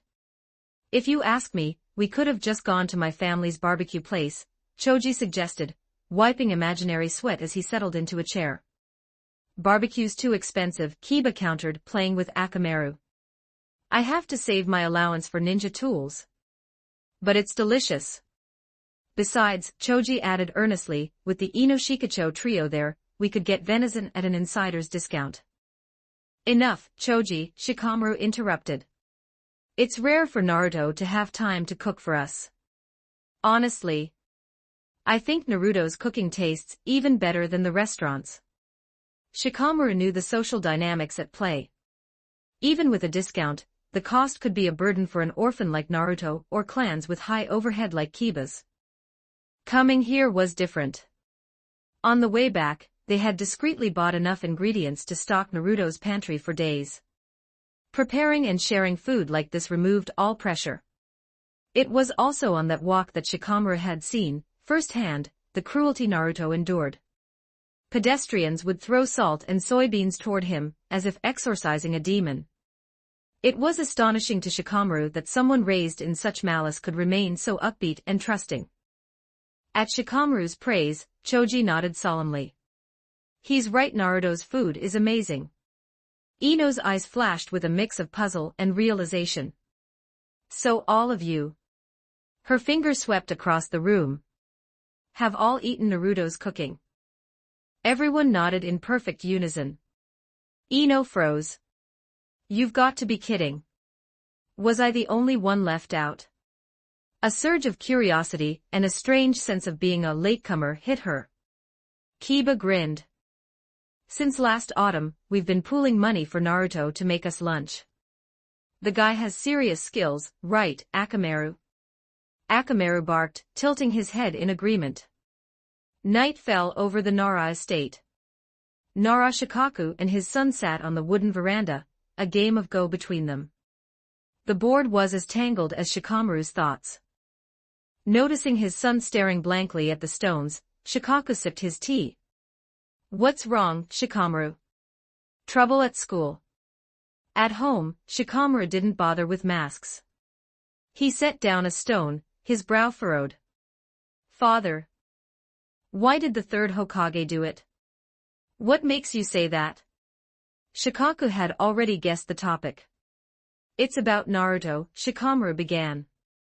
The blonde hair, the blue eyes, and the surname Uzumaki, the only parents I can think of who fit that description are. Before the name could escape, Shikaku raised a hand, a gentle but absolute gesture of silence. Stop, Shikamaru. His voice carried an iron weight that seemed to press down on the very air. Whatever you've guessed, you must never speak it aloud. Shikaku didn't look at his son. Instead, his gaze drifted into the moonlit garden. The rustling bamboo sounded, to his trained ears, like a cover for the unseen eyes that always watched. He looked into the shadows where Konoha's darkest secrets were kept, his expression grim. Note, so far this story is published up to chapter 60 on my Patreon. Go check it out. Exclusive 18+ character images and early chapters. Please visit my Patreon. Thanks for your support. com/talkvictim. If you want more updates supports with Power Stones every 15 Power Stones bonus chapter every 3 5-star reviews bonus chapter 42. Chapter 42. Shikamaru's Decision bonus chapter. Check out my P4Trian for plus 30 extra chapters on all my fanfics. And get chapters before publishing them here for free on my P4Trian. https://p4trian. com/talkvictim. The Nara clan would never be monitored by the Umbu, at least not while the third Hokage held the hat. Shikaku was certain of this. The Ino-Shikacho alliance was the bedrock of the Sarutobi faction. To spy on them would be to poison the well of his most loyal support. However, Shikaku's gaze grew deeper, a hint of cold vigilance reflecting the moonlight. Shimura Danzo is a different story. The leader of Root did not believe in the will of fire or the bonds of friendship. To Danzo, trust was a vulnerability. He would infiltrate anywhere, suspect anyone, all for the sake of his foundation. Shikamaru lowered his head, the moonlight casting fine shadows across his face. His voice was lower than usual. Is this why, when I asked you last year why the villagers hated Naruto, you wouldn't give me a straight answer? Why you just told me to get closer to him? Yes and no. Shikaku turned to his son. I think you've long since made your own judgment. Does it really matter if Naruto is a demon fox? What matters is who he chooses to be, and how you choose to see him. He tapped the edge of the board. You are Nara Shikamaru. Your attitude represents this clan. And our clan must see all paths while taking our own step. Do you remember when he helped you and Choji out of that mess last year? You made your decision then, didn't you? Shikamaru's fingertips stroked a black Go piece. So his father continued softly, don't overthink it. Right now, you are Nara Shikamaru, and he is Uzumaki Naruto. That's enough. Silence spread between them. Finally, Shikamaru placed his stone on the board with a crisp, decisive clack. No, he said, his voice calm but firm. I will always be Nara Shikamaru, and he will always be Uzumaki Naruto. But we aren't bound by those labels. Precisely because I am a Nara, I must see my own path. Precisely because he is an Uzumaki, I must see the person he truly is. The black piece landed on the ting in the center point of the board glowing under the moon. Shikaku looked at his son, seeing a rare, fierce spark in those usually half-closed eyes. A proud smile touched the father's lips. Even with a mind that bordered on the demonic, Shikamaru still possessed the hot-blooded spirit of a youth. Shikaku's thoughts drifted. He thought of Naruto's prowess defeating the Uchiha, Eren Taijutsu, and utilizing advanced sealing techniques. Yet, the boy's performance in basic ninjutsu like the clone jutsu was reportedly abysmal. It was a bizarre, uneven distribution of talent. I wonder if he can reach your levels. Minato, Shikaku mused. Father, Shikamaru said, his urgency breaking the silence. Teach me the Nara clan's secret techniques. I don't want to be left too far behind. Shikaku was startled, then relieved. He had planned to give his son 2 more years of freedom, as the shadow secret techniques were mentally and physically taxing. But the determination in Shikamaru's eyes was undeniable. Starting tomorrow, I will guide you in the shadow imitation technique, Kage Main no Jutsu. Shikaku's voice grew serious as he explained the fundamentals. Our techniques are driven by In release, which represents spiritual power and controls form. The Akimichi use Yang release for life force and vitality. Mastering these is far harder than you imagine. Most wait until they are older because their chakra reserves are simply too small. He looked at his son one last time. Are you sure? This path is not easy. Shikamaru didn't hesitate. I've thought it through. If I want to stand beside him, I can't afford to be lazy anymore. The path of the shadow. As Shikamaru begins his grueling training to master the shadows, the power balance within the clique shifts. Naruto's influence is already forcing the heirs of Konoha to grow faster than the original timeline ever intended. Note, so far this story is published up to chapter 60 on my Patreon. Go check it out. Exclusive 18+ character images and early chapters. Please visit my Patreon. Thanks for your support. com/talkvictim if you want more updates. Supports with power stones. Every 15 power stones == bonus chapter. Every 3 5-star reviews == bonus chapter. Chapter 43, less than 8 years old. Check out my P4trian for plus 30 extra chapters on all my fanfics. And get chapters before publishing them here for free on my P4trian. https://p4trian.com/talkvictim. The Yamanaka clan residence was usually a place of quiet reflection and the scent of fresh blossoms. That peace was shattered the moment Inoichi Yamanaka heard his daughter had gone to Naruto's house for dinner. The teacup in his hand didn't just rattle, it disintegrated. You're a grown man, why are you still so easily agitated? His wife, Rino, scolded gently. She checked his hands for cuts before efficiently sweeping away the ceramic shards. It wasn't just me. Ino added quickly, seeing her father's panic. Shikamaru, Choji, Kiba, Shino, Hinata, and even Hanabi were all there. Hearing that Shikaku's son was present allowed Inoichi's shoulders to drop a few inches. Making private contact with a Jinchuriki was a political minefield, the kind of suspicious activity Danzo and his rude agents lived to exploit. But if the Nara heir was involved, it meant the most cautious clan in the village had already calculated the risks. I need to have tea with Shikaku soon, Inoichi muttered to himself once Ino had gone to bed. The Nara were the external brain of the Ino Shikacho trio. If there was a storm brewing around the boy, Shikaku would already have an umbrella ready. Rino pushed a fresh cup toward him. The children are weaving their own bonds, Inoichi. And honestly, can you blame her? Inoichi took a sip, a knowing smile finally appearing. He knew his daughter. She was a mirror image of her mother at that age, a total sucker for a handsome face. Naruto had inherited the best of Minato Namake's, the golden hair, the blue eyes, and that sunny disposition that seemed to pull people into his orbit. I thought she'd be into the Uchiha boy, Inoichi mused. Girls usually go for the brooding types.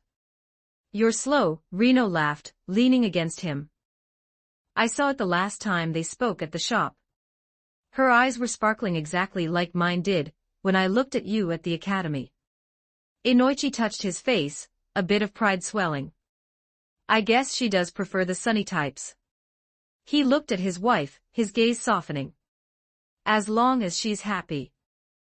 But if that kid bullies her, I don't care who his father was, I won't let it slide. Rino just rolled her eyes.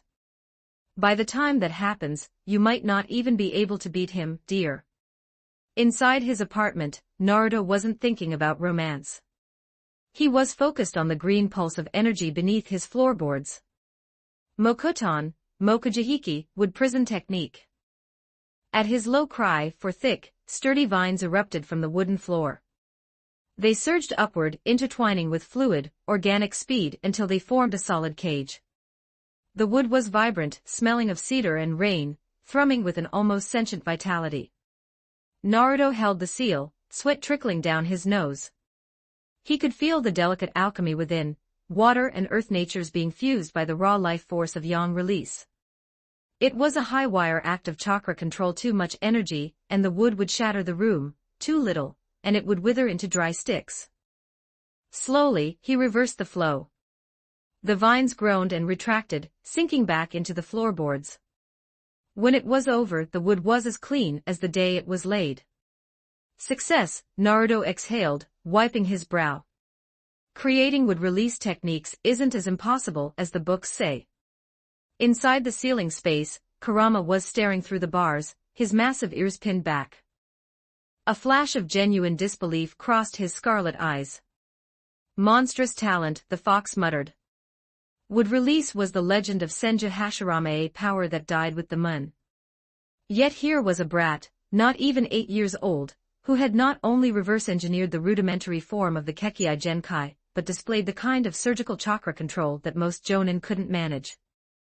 The Ninetales bared his teeth, the familiar vital essence of the first Hokage stinging his senses.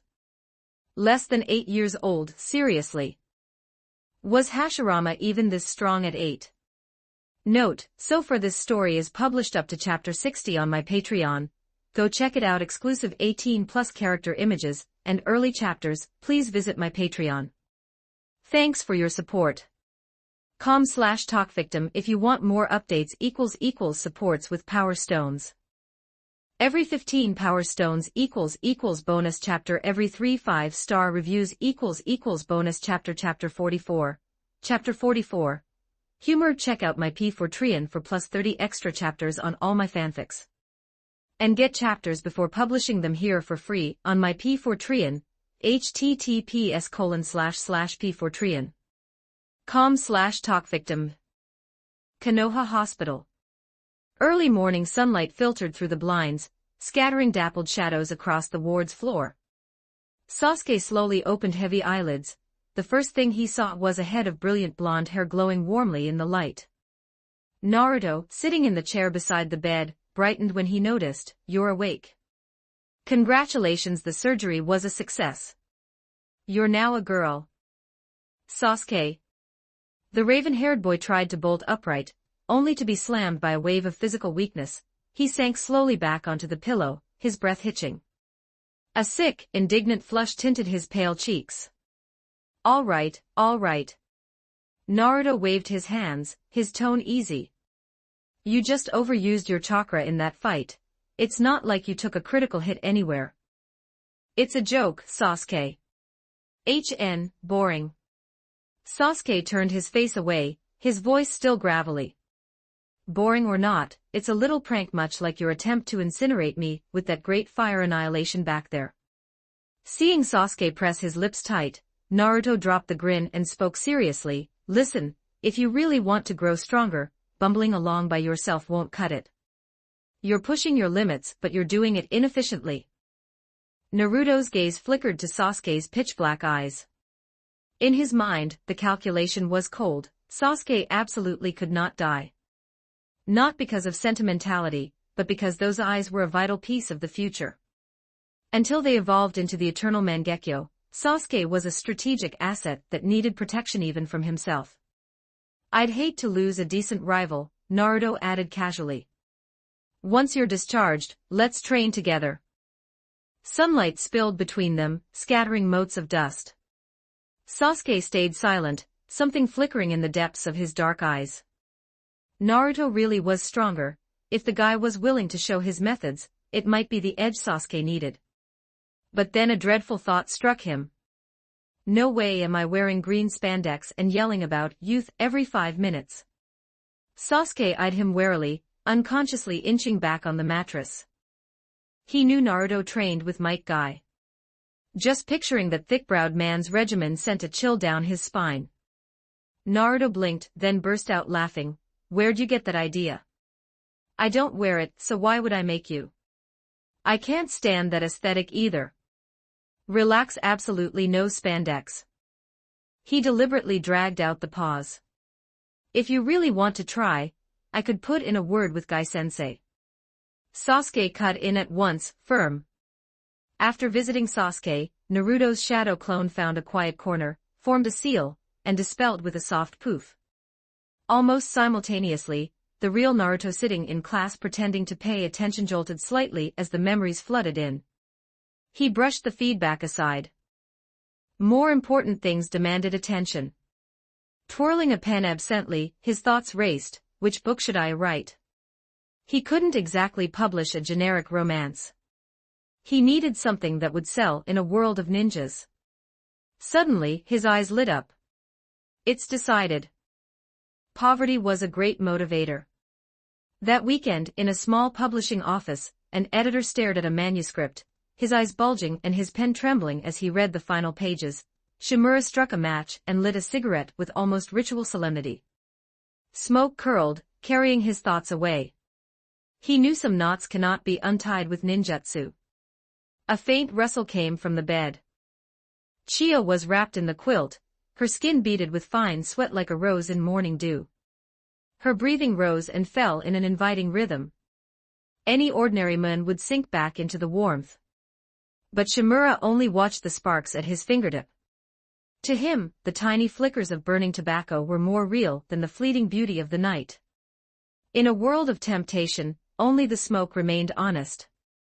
Note, so far this story is published up to chapter 60 on my Patreon. Go check it out. Exclusive 18+ character images and early chapters. Please visit my Patreon. Thanks for your support. com/talkvictim if you want more updates. Supports with Power Stones. Every 15 Power Stones bonus chapter. Every 3 5-star reviews bonus chapter. Chapter 45. Chapter 45. The Romantic Ninjutsu Tales of Shimura becomes an instant hit. Check out my P4 for plus 30 extra chapters on all my fanfics. And get chapters before publishing them here for free on my P4 https://p4trian. com/talkvictim. The door of the Hokage office was violently pushed open. The third Hokage, who had been secretly reading under his desk, hastily shoved the book in his hands into a pile of dry mission reports. Danzo Shimura strode in, his face like a thundercloud, his cane striking the floor with rhythmic, angry thuds. I suspect a spy from an outside village has infiltrated Konoha to spread this vulgar literature and slander my name. He slammed a gaudily bound book onto the desk. It was the same one Hiruzen had just hidden, the sensation sweeping the ninja world, the Romantic Ninjutsu Tales of Shimura.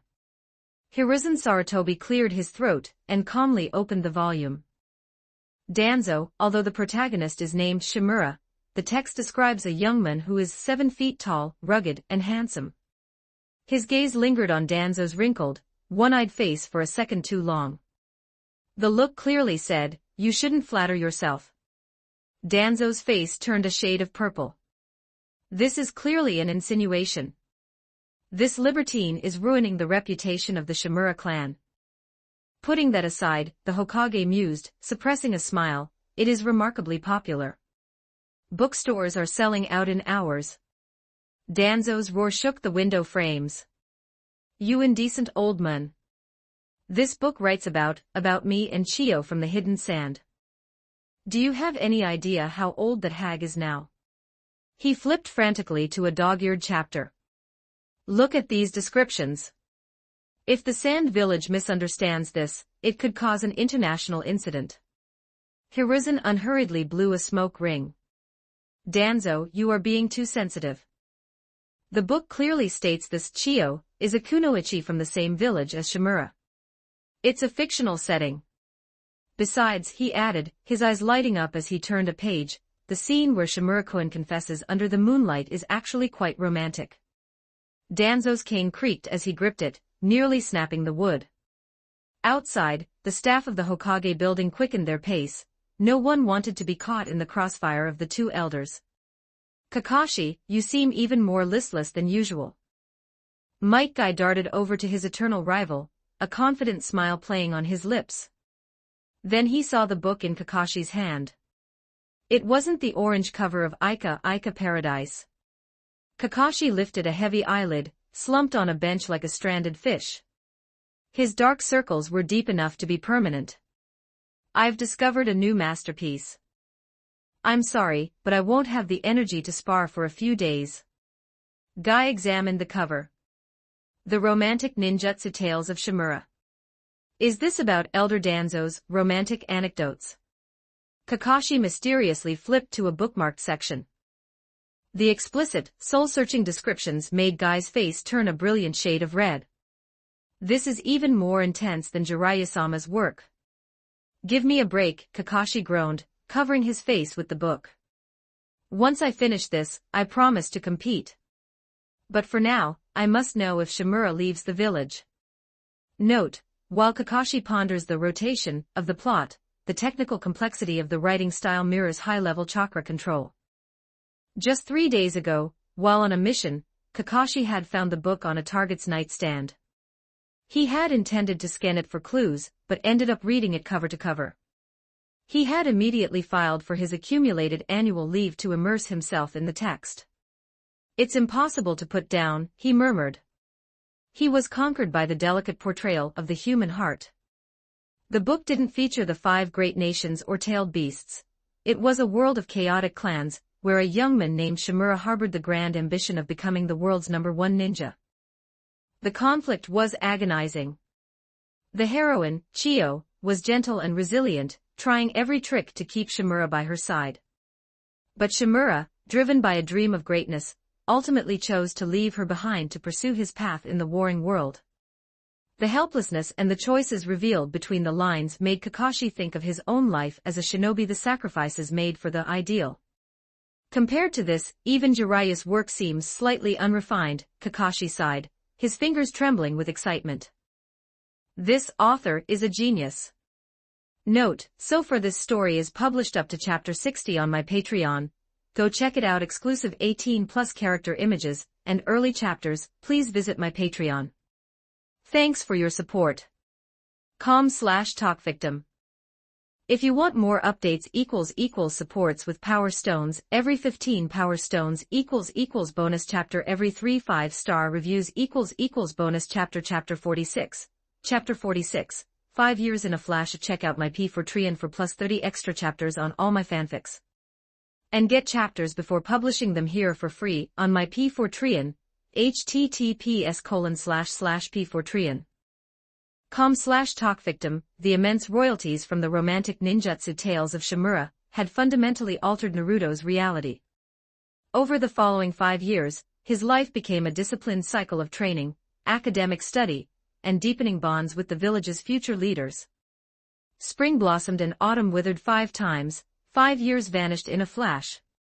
The 12-year-old Naruto now stood at the threshold of the Ninja Academy graduation exam. His physique was lean and powerful, his height nearly equal to that of Iruka-sensei. As he walked toward the podium at the sound of his name, his steady, upright posture radiated a quiet energy. Clone Jutsu, Iruka instructed, his heart heavy with conflict.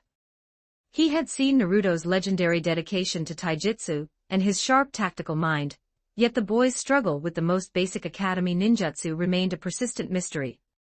Naruto formed the seals. A limp, distorted clone materialized, flopping onto the floor like a discarded rag doll. A brief, sharp burst of laughter erupted from a few students in the middle rows, but it was silenced instantly by a fierce, low growl. Akamaru, no longer a tiny pup but a formidable nin dog, bared his teeth from Kiba's hood. The message was clear. Over the years, every student who had mocked Naruto's dead last performance had been specially disciplined by the Inuzuka heir and his partner. After a series of fierce scoldings from Kiba's older sister, Hana, the bullying had ceased entirely. Naruto walked back to his seat, a practiced look of disappointment carefully etched onto his face. His blue eyes, however, flicked toward the classroom door. Behind the slightly open gap, he sent a cold, predatory gaze.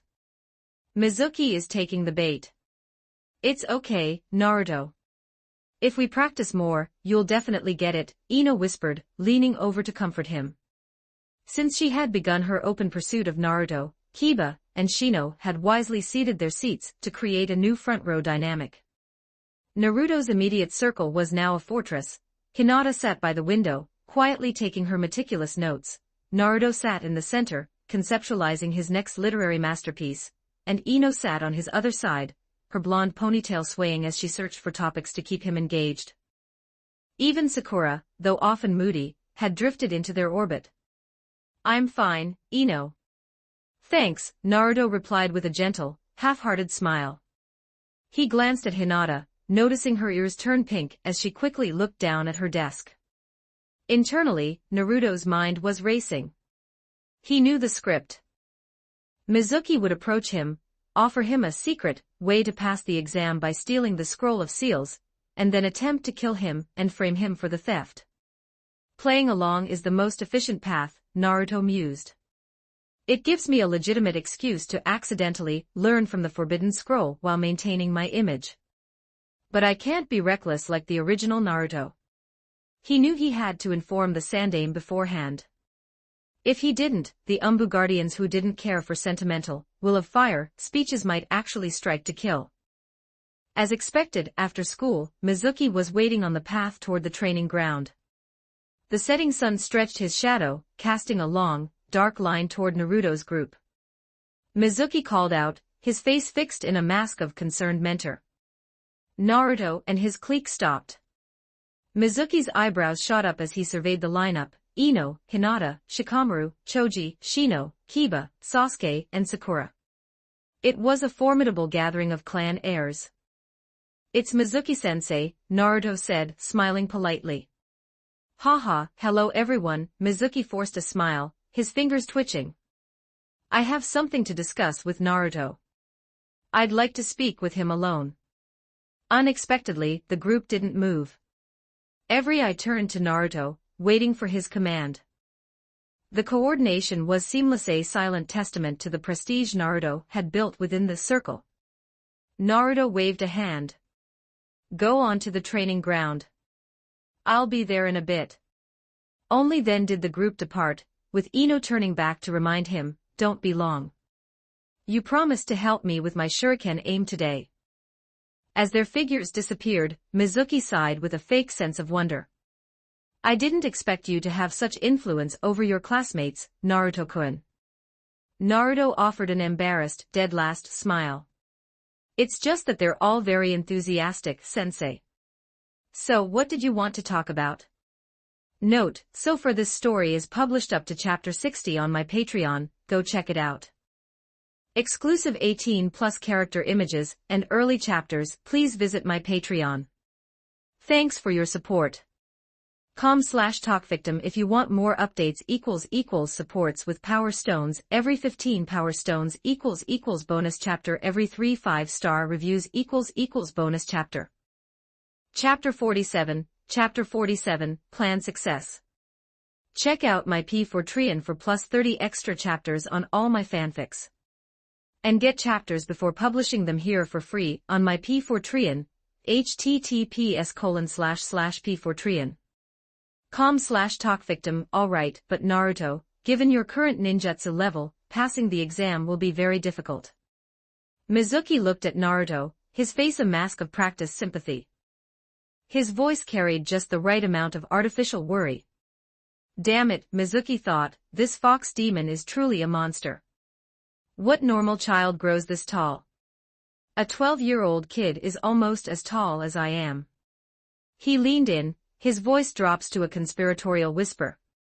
A ninja cannot focus only on taijutsu, Naruto. Ninjutsu is the foundation of our existence. Think about it, if your teammates are in mortal danger during a mission, but you can't help them because you didn't learn ninjutsu. I'm not good at it. Naruto lowered his head, his shoulders trembling slightly. To Mizuki, he looked distraught. In reality, Naruto was biting his inner cheek so hard it bled just to keep from laughing. Inside the ceiling space, Kurama was sprawled out, propping his chin up with one massive paw. "Look at this guy acting," the fox grumbled, though his eyes were dancing with amusement. "It doesn't matter," Mizuki said, a sharp glint of triumph flashing in his eyes. He was sure the brat had taken the bait. "A sensible child like you wouldn't want to drag your teammates down. Your teacher has a way to help you." Naruto looked up, his eyes wide with perfectly timed surprise. "Really, Mizuki-sensei?" "Of course. How could I lie to you?" Mizuki screamed wildly in his heart. "I can't laugh yet. I must hold it in. Once I trick this fox demon into stealing the scroll of seals, I'll kill him and take it for myself. A kid who only knows taijutsu, even guy's brat, is no match for me." Naruto's mind was also racing. "This is it. The multiple shadow clone technique is my legitimate cheat code. For years I've been capped at 5 clones. With the forbidden version, I can create hundreds. And if Kurama sees the other jutsus in the scroll, I gain all of them. The thing that can give you the talent of a ninja is the scroll of seals," Mizuki said mysteriously. "It's a scroll guarded by the Hokage.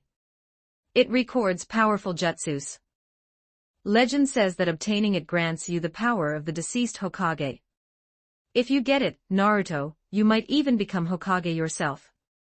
Naruto predictably believed him, his eyes shining before he showed a flicker of hesitation. "But sensei, isn't that an important item for the village? Things in the village are meant to be used by the people." Mizuki suppressed his disgust.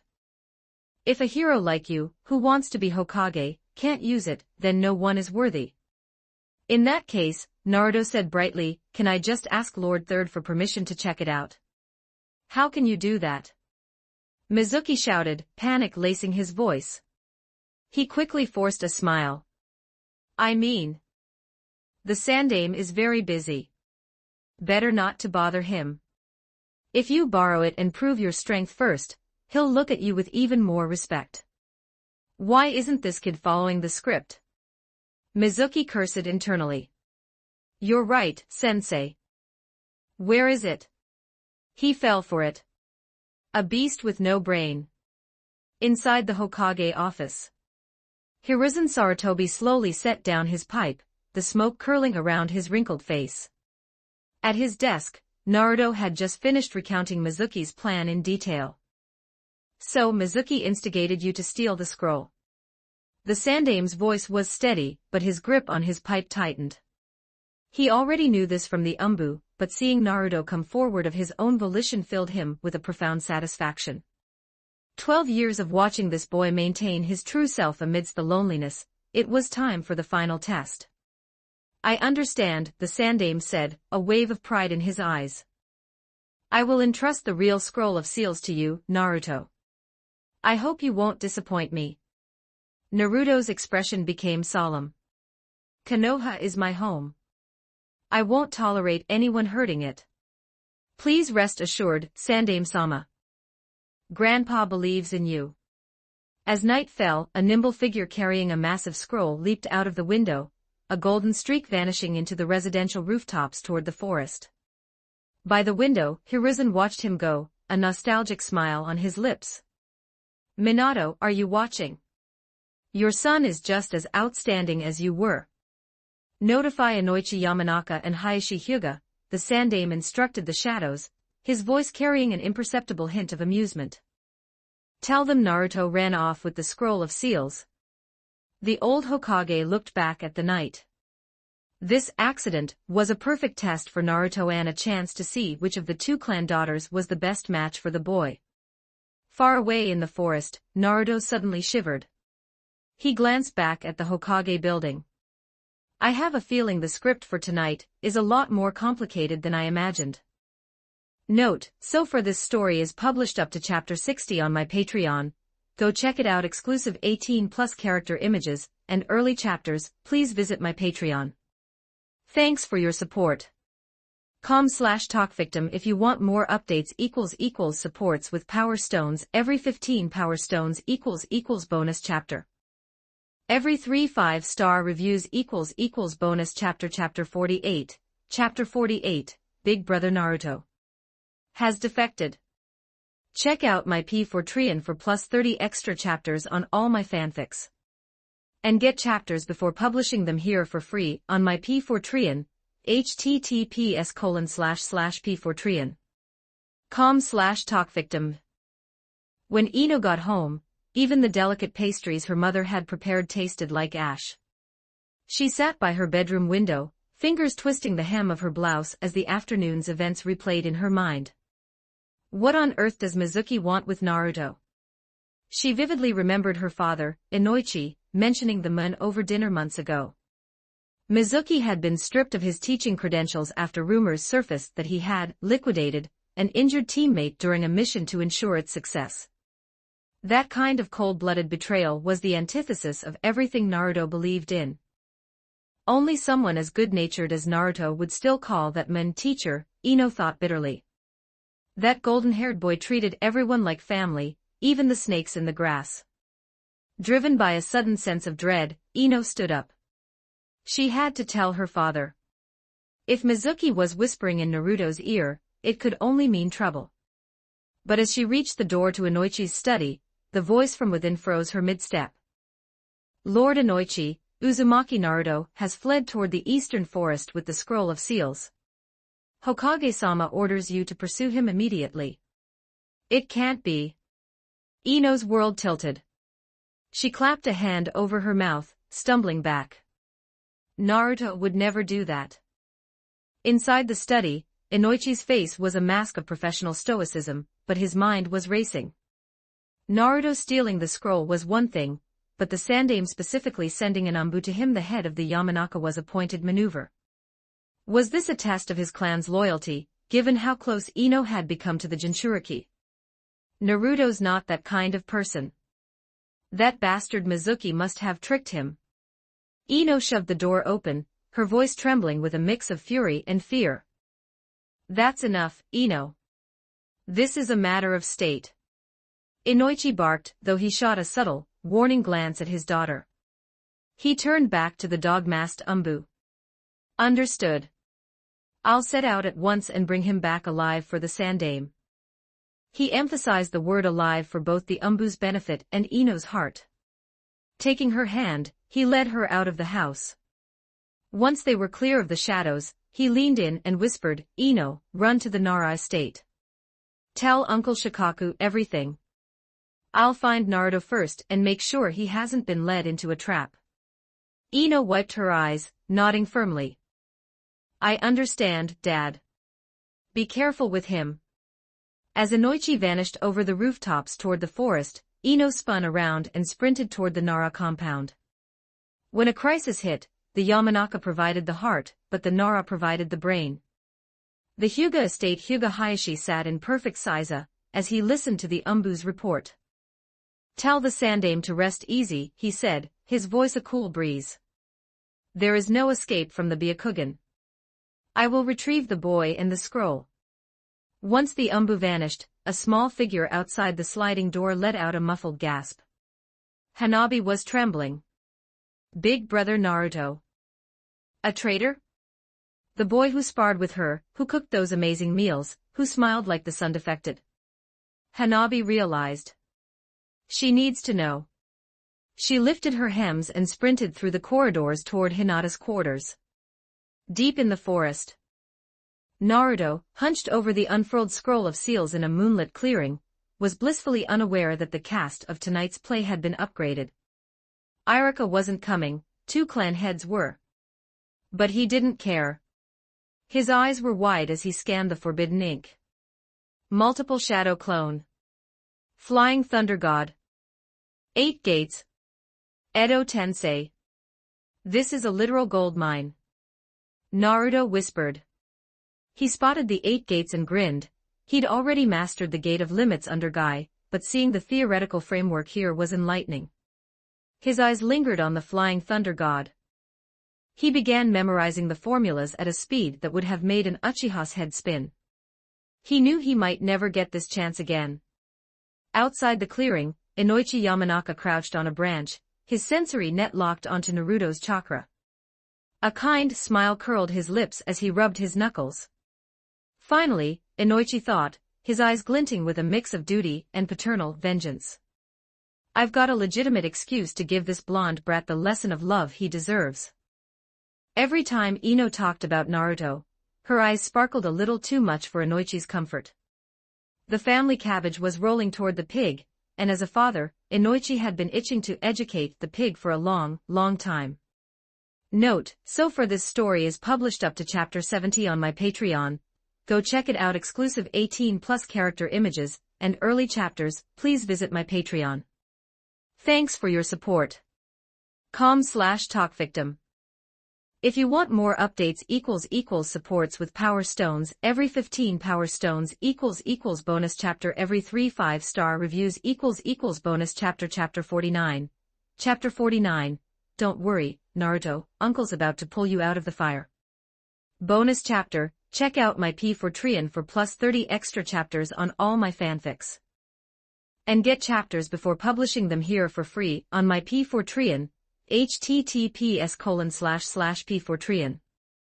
com/talkvictim, Ino, stay calm. After Ino finished recounting the events with breathless urgency, Shikaku slid a teacup toward her, his voice steady and unhurried. Naruto isn't defecting, he's a good kid. Shikaku's fingers drummed the table, a glint of shrewdness flashing in his eyes. My guess. After Mizuki approached him, Naruto went straight to the sandaime. Didn't you say he showed up at the training ground really late that day? Ino's eyes widened. She recalled that Naruto had indeed arrived nearly half an hour late, claiming Mizuki had kept him chatting. Right now, Naruto's probably using the scroll of seals as bait, Shikaku said, a meaningful smile tugging at his lips. He tapped a shogi board as if he had already seen the end of the match. But my dad. Ino still worriedly twisted the hem of her skirt. Your dad likely guessed it too, Shikaku said, a sly spark dancing in his eyes.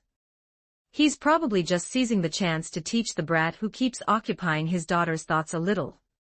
Ino's cheeks flushed scarlet, the color spreading all the way to her ears. She waved her hands in flustered panic. Uncle Shikaku. What are you saying? Ha ha ha ha. Shikaku laughed heartily. He leaned closer and lowered his voice teasingly. Want Aunt Yoshino to give you a few tips on how to handle boys like him? Uncle Shikaku. Ino stamped her foot, her face nearly buried in her collar, though the slight upward curve of her lips betrayed her relief. When Hinata heard Hanabi's panicked news, her face went deathly pale. Without hesitation, she activated her Byakugan, veins bulging at her temples as her vision blanketed the estate. After confirming their father had left, she caught Hanabi's hand, and in a rare display of rebellion, vaulted over the Hyuga estate's high wall. Naruto-kun, please be safe. Hinata prayed. She knew how grave the crime of stealing the scroll was and what it meant for her father to take action personally. She had to reach him first. Hanabi kept close behind, staring at her usually timid sister. For the first time, she realized that when someone precious was at stake, Hinata could explode with incredible courage. Yo, Naruto, looks like you've successfully grabbed the scroll. Mizuki stepped from the forest shadows, his greedy gaze locked on the massive parchment in Naruto's hands. What infuriated him was that Naruto didn't even look up. He was still poring over the contents with total focus. In reality, Naruto and Kurama were reading in sync. Naruto couldn't memorize it all, but a tailed beast with decades of experience certainly could. Hey, I'm talking to you. Mizuki advanced, kunai in hand. Right then, Kurama's lazy voice echoed in Naruto's mind, all done, kid, I've got every last line burned into memory. Only then did Naruto look up, flashing a brilliant, heartfelt grin. He snapped the scroll shut. Mizuki-sensei, thanks a ton, the ninjutsu in here are amazing. Ha ha ha, sensei didn't lie, right? Mizuki forced a smile, his hand trembling as he reached out. In that case, let your teacher have a look too, okay? Of course, Mizuki-sensei. Naruto slowly extended the scroll. If it weren't for you, I'd never have known there was something this great. Mizuki's heart screamed with triumph as his fingertips almost brushed the paper. Then, the world exploded. Hack Kusho, 8 trigrams vacuum shell. A vicious palm strike ripped through the air, slamming into Mizuki's chest and sending him crashing against a tree, coughing blood. Hyuga Hayashi and Yamanaka Inoichi strode from the shadows. Uncle Hayashi. Uncle Inoichi. Naruto hugged the scroll, stunned. This isn't the script. Where is Iruka-sensei? Surprised. Inoichi chuckled, though his eyes held a kind but dangerous glint. We'll handle the traitor. As for you, we need to have a little chat about you stealing that scroll. Naruto hastily tried to explain. Actually, under the Sandame's orders, I Inoichi move. Hayashi barked, dropping into a gentle fist stance. The Byakugan blazed coldly as he charged Naruto. At the same moment, Inoichi's fingers flickered, Ninpo, Shinranshin no Jutsu, mind-body disturbance. Naruto's vision blurred, his consciousness wavering. In that split second, Hayashi was on him, delivering a precise strike to the chest. Naruto grunted, flying backward into a tree. Inoichi was internally shocked. He sensed Naruto break free of the mental trap almost instantly. Mental resistance like that in a 12-year-old. Damn you, Mizuki, how dare you try to control Naruto? Hayashi declared righteously. He delivered another vacuum palm to the already unconscious Mizuki for good measure, then turned back to Naruto. Don't worry, Naruto uncle's pulling you out of danger right now. 8 trigrams, Dad, stop. 2 small figures burst from the trees. Hinata and Hanabi threw their arms wide, firmly shielding Naruto. Note, so far this story is published up to chapter 70 on my Patreon. Go check it out. Exclusive 18+ character images and early chapters. Please visit my Patreon. Thanks for your support. com/talkvictim. If you want more updates supports with Power Stones, every 15 Power Stones bonus chapter, every 3 5-star reviews bonus chapter. Chapter 50, tacit approval. Check out my P4Trian for plus 30 extra chapters on all my fanfics. And get chapters before publishing them here for free on my P4Trian, https://p4trian. com/talkvictim. Seeing both of his daughters shielding Naruto, Hayashi's eyes widened in disbelief. Uzumaki, Naruto, damn you to hell. Ahem, ahem. Naruto coughed twice, rubbing his aching chest as he stood up. The old man really hadn't held back with that vacuum palm. Naruto-kun, are you all right? Hinata quickly turned to support him, her eyes full of worry, the veins of her Byakugan still pulsing at her temples. I'm fine, Naruto gave a wry, reassuring smile. It's all a misunderstanding. I was under the Third Lord's orders to arrest the traitor, Mizuki. Oh my, so it was just a mix-up. Inoichi's face fell in visible disappointment. He sullenly relaxed his fingers, letting his half-formed mind-body disturbance seal dissolve. He hadn't even had a chance to teach the kid a lesson before the boy spilled the truth. Now there was absolutely no excuse to strike. But why didn't you say so earlier, Naruto? Inoichi deliberately raised his voice, shooting a pointed sidelong glance at Hayashi. Blame the clan head for jumping the gun. He didn't give the youngster a single chance to explain. Hayashi's face turned livid. Watching his 2 daughters still guarding Naruto, he felt his chest tighten even more. When he'd first arrived, he'd run into Inoichi, who'd been observing Naruto from the trees. The man hadn't said any of this. At the time, Inoichi had sworn he'd long been irritated by this blonde brat, and wanted to use the mission as an excuse to beat him up for fun. Now, he was wiping his hands clean of the whole thing. Ino and Shikaku arrived at that moment.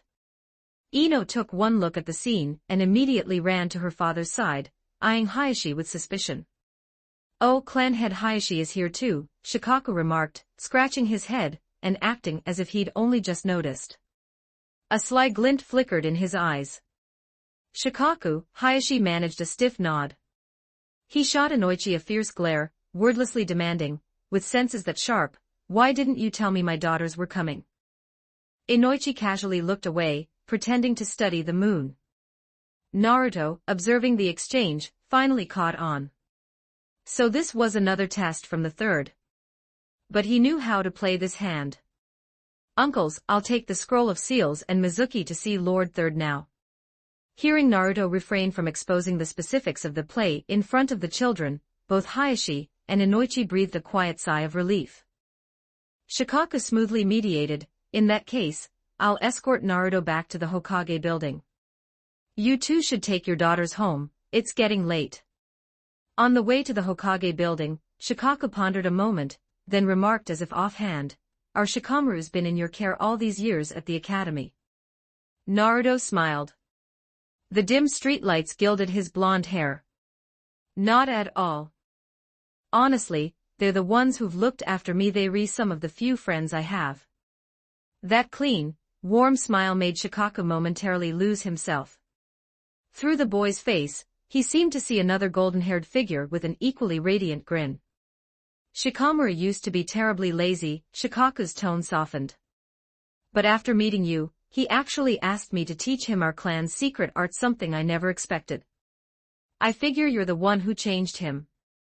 What he didn't say aloud was how the Inoshikacho kids had stirred up trouble countless times defending Naruto. It wasn't just Kiba setting dogs on people. Shikaku, Choza, and Inoichi had all been summoned to school because their children had punched classmates who mocked Naruto. As for the victims, they never tried calling Naruto's parents. Everyone in the village knew the score. To summon Naruto's parents, you'd need Edo Tensei, or a trip to the Pure Land. Naruto was surprised.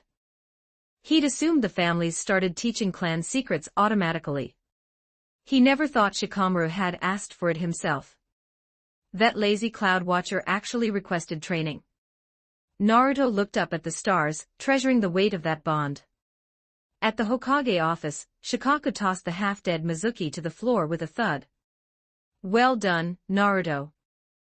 The Sandaime took a puff of his pipe.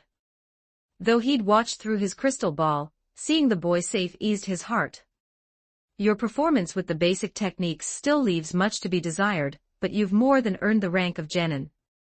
The Sandaime smiled kindly, handing Naruto a forehead protector. Go home and wait for your team assignment. Thank you, Grandpa Third. Naruto beamed, hopping with joy. No one mentioned Naruto's peek at the scroll. It had become the Hokage's tacit approval.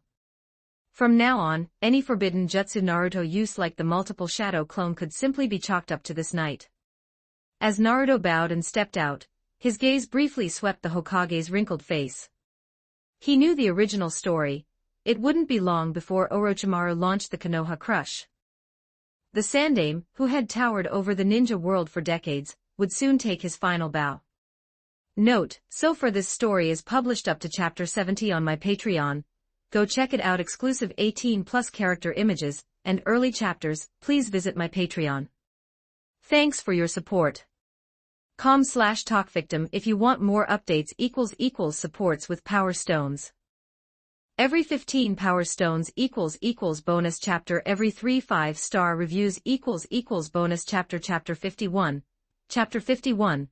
Team assignments. Check out my P4 for plus 30 extra chapters on all my fanfics. And get chapters before publishing them here for free on my P4 https://p4 com/talkvictim. Last year, Mike Guy had officially taken on Rock Lee's team. According to Guy, while Rock Lee's raw talent was far inferior to Naruto's, he possessed a diligence that could only be described as the genius of effort. Naruto had once overheard a conversation between Iruka and Guy. Iruka had been confused, asking why Guy chose to dedicate himself to Lee when he already had a star pupil in Naruto. Guy had laughed, that signature sparkle in his eye. Naruto is like a sponge, he absorbs everything instantly. But Lee, he needs someone to tell him that even without natural talent, he can forge his own path. Naruto is my most prized disciple, but Lee is my mirror. We will both burn our youth brightly in our respective teams. Naruto had no objections. Rock Lee needed Guy. Lee was a reflection of Guy's own past, the boy who wasn't even accepted into the academy until he proved his resolve by running 500 laps. Besides, Naruto's taijutsu had already reached a level where he was refining his own style. He didn't need a shadow to follow. The next day, the atmosphere in the classroom was thick with nervous energy. Naruto sat quietly, listening to the buzz of speculation. The results were a foregone conclusion to him. The heirs of the Ino Shikacho alliance, Ino, Shikamaru, and Choji, were destined for one another.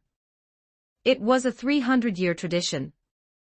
With Asuma Sarutobi as their jonin, the Sarutobi clan would once again witness the forging of the legendary trio, consolidating the Hokage's core support. Then there was Team 8, Kiba, Shino, and Hinata. A reconnaissance juggernaut led by the Genjutsu mistress Kurenai Yuhi. Finally, his own assignment, Team 7. Himself, Sasuke, and Sakura, led by Kakashi Hatake. It was a masterstroke of balance. Kakashi, the copy ninja, could guide Sasuke's Sharingan, keep an eye on the Ninetales Jinchuriki, and honor his late master, Minato, by protecting his son. They really went to great lengths. Naruto murmured. Naruto, do you think we'll be assigned to the same team? Ino leaned closer, her golden ponytail brushing his shoulder, her eyes full of hope. Stop dreaming, Shikamaru drawled, picking his ear with a lazy finger. You're with me and Choji. It's the Ino Shikacho tradition. Don't waste your energy thinking otherwise. Can't I even hope for a little bit? Ino glared at him, though she knew he was right. The thought of not seeing Naruto every day was a bitter pill to swallow. Naruto gently took her hand, the warm contact making her heart skip a beat. It's all right, Ino. Even if we aren't on the same team, we're in the same village.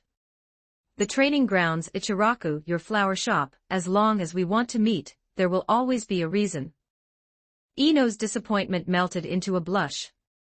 Shikamaru watched the scene, shaking his head. Women are such a drag, he thought, turning back to the window to watch the clouds. Why worry about romance when I could be perfecting the shadow imitation technique?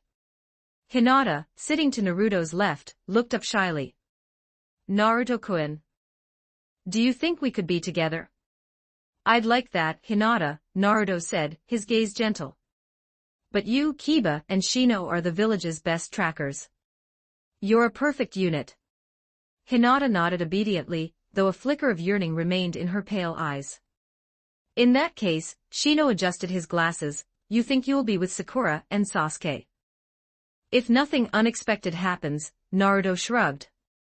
They wouldn't exactly put me with Yusuke and Jiro, right? The group burst into laughter. Yusuke and Jiro were the class's designated punching bags. Over the years, they had been bitten by Akamaru, trapped by Shikamaru's shadow, and in one memorable instance, had their eyebrows incinerated by Sasuke's fireball. One by one, the Jonin arrived. The classroom emptied until only Naruto, Sasuke, and Sakura remained. Naruto stood up and moved to the front, taking the empty seat next to Sasuke. Sunlight streamed through the window, highlighting two starkly different profiles, one brilliant like the morning sun, the other cool and sharp like moonlight. Sasuke, looks like we're a team, Naruto said. That's not bad, Sasuke replied. He didn't look away from the window, but his tone was one of genuine approval. He respected Naruto's strength even if he'd never admit it out loud. Sakura, sitting nearby, was having a minor internal crisis. The two strongest, handsomest guys in the class. Naruto is so kind and can cook, but Ino likes him. And then there's Sasuke. She cupped her cheeks, giggling as she imagined herself caught between them. Naruto and Sasuke glanced at her simultaneously, exchanged a look of pure, masculine confusion, and then tacitly looked away. Is she daydreaming again? Naruto thought. That's some high-level genjutsu she's got herself under. Just as the silence stretched thin, the classroom door was gently pushed open. Note, so far this story is published up to chapter 70 on my Patreon. Go check it out. Exclusive 18+ character images and early chapters. Please visit my Patreon. Thanks for your support. com/talk victim if you want more updates supports with power stones every 15 power stones bonus chapter. Every 3 5-star reviews bonus chapter. Chapter 52. Chapter 52. Kakashi Hatake, check out my P4 for plus 30 extra chapters on all my fanfics. And get chapters before publishing them here for free on my P4 https://p4 com/talk victim. Kakashi Hatake walked into the classroom holding a copy of the Romantic Ninjutsu Tales of Shimura, Volume 6. The cover was exceptionally well preserved, suggesting it was a prized possession. His indifferent gaze swept over the only 3 remaining students. Uzumaki Naruto, Uchiha Sasuke, and Sakura Haruno, you are Team 7. He shook the novel in his hand. I am your squad leader, Kakashi Hatake. Sakura blinked in confusion. Why does this Jonin look like he hasn't woken up yet? And that book? The title was everywhere lately, but she hadn't expected a high-level ninja to be reading it so openly. Naruto was desperately trying not to laugh. He actually brought that to our formal meeting. Kakashi, you haven't skimped on supporting the comical author of Lonling over the years, have you? Sasuke frowned slightly. Was this lethargic, silver-haired man really the elite shinobi they had been promised? The 4 of them arrived on the rooftop. Kakashi leaned lazily against the railing, finally closing his book and stuffing it into his ninja tool pouch. Well, how about this, he said, scratching his silver hair. His exposed right eye curved into a crescent moon. Since none of you are speaking, I'll start. Let's do a brief self-introduction so we can get to know each other. He cleared his throat and spoke in a monotone, as if reading a grocery list. My name is Kakashi Hatake. Things I like and things I hate. I don't have anything I particularly like or hate. As for my dream. He looked up at the passing clouds. Yar, at my age, there aren't many dreams left to pursue. Sakura's inner self was roaring. What kind of introduction was that? He told us absolutely nothing. Kakashi pointed a finger at the blonde boy. You go first. My name is Uzumaki Naruto. Naruto flashed his signature brilliant smile. I like training and eating with my friends, and I don't have anything I particularly hate. My dream is to become the Hokage and protect the village. A bright and cheerful kid, Kakashi thought. Easy to guide. Hopefully, Guy didn't rub off on him too much. Sasuke spoke up next, his hands shoved in his pockets. My name is Uchiha Sasuke. What I like is confidential. What I hate is confidential. My dream is also confidential. Kakashi felt a massive headache brewing. One was a son, the other a void. It was an extreme dynamic that reminded him all too much of himself and Obito. The Sandame really arranged a surprise for me, he sighed internally. And the lady? My name is Sakura Haruno, and I like red bean dumpling soup. I don't have anything I particularly hate. Sakura answered quickly, glancing secretly at Naruto. Seeing him smile, she stood taller. My dream is to become a beautiful and powerful female ninja. Kakashi raised an eyebrow. He noticed the look she gave Naruto. It seems my teacher's son is quite the lady killer, he mused. Since the introductions are over, listen closely to your first mission. Kakashi held up an index finger, his voice dropping to a mysterious whisper. Gather tomorrow morning at 5 o'clock at the village training ground. He paused for effect. Also, a friendly reminder, don't eat breakfast. I'm afraid you might throw it right back up. Sakura gasped. Does that mean we're facing something terrifying? Sasuke's posture shifted, he was listening intently now. Naruto watched the weird uncle act with a silent sense of respect. He knew the tragedy behind that mask. Kakashi's life had been a series of cruel blows: his father's suicide, Obito's death, the accident with Rin, and the loss of Minato. The world had tried to break him, to clip his wings and leave him in the mud. Guy-sensei really is incredible, Naruto thought. Guy, who was told he had no talent, used his stubborn friendship to kick open Kakashi's shut heart time and again. They were the original Scatterbrain and Grump duo. We'll talk about the details later, Kakashi waved a hand, feigning profoundness. Have sweet dreams tonight, or the next few days might be nightmares. He successfully activated his Great Deceiver mode. Watching Sakura look nervous and Sasuke look intensely focused, Kakashi's eye narrowed into a slit. Genin fresh out of the academy are so easy to fool. Naruto, knowing exactly what the bell test entailed, just smiled. He was already thinking about how to turn the tables on his new teacher. Note, so far this story is published up to chapter 70 on my Patreon, go check it out. Exclusive 18+ character images and early chapters, please visit my Patreon. Thanks for your support. com/talkvictim if you want more updates =supports with power stones every 15 power stones == bonus chapter every 3 5-star reviews == bonus chapter. Chapter 53, Kakashi in a tight spot, bonus chapter. Check out my P4 for plus 30 extra chapters on all my fanfics.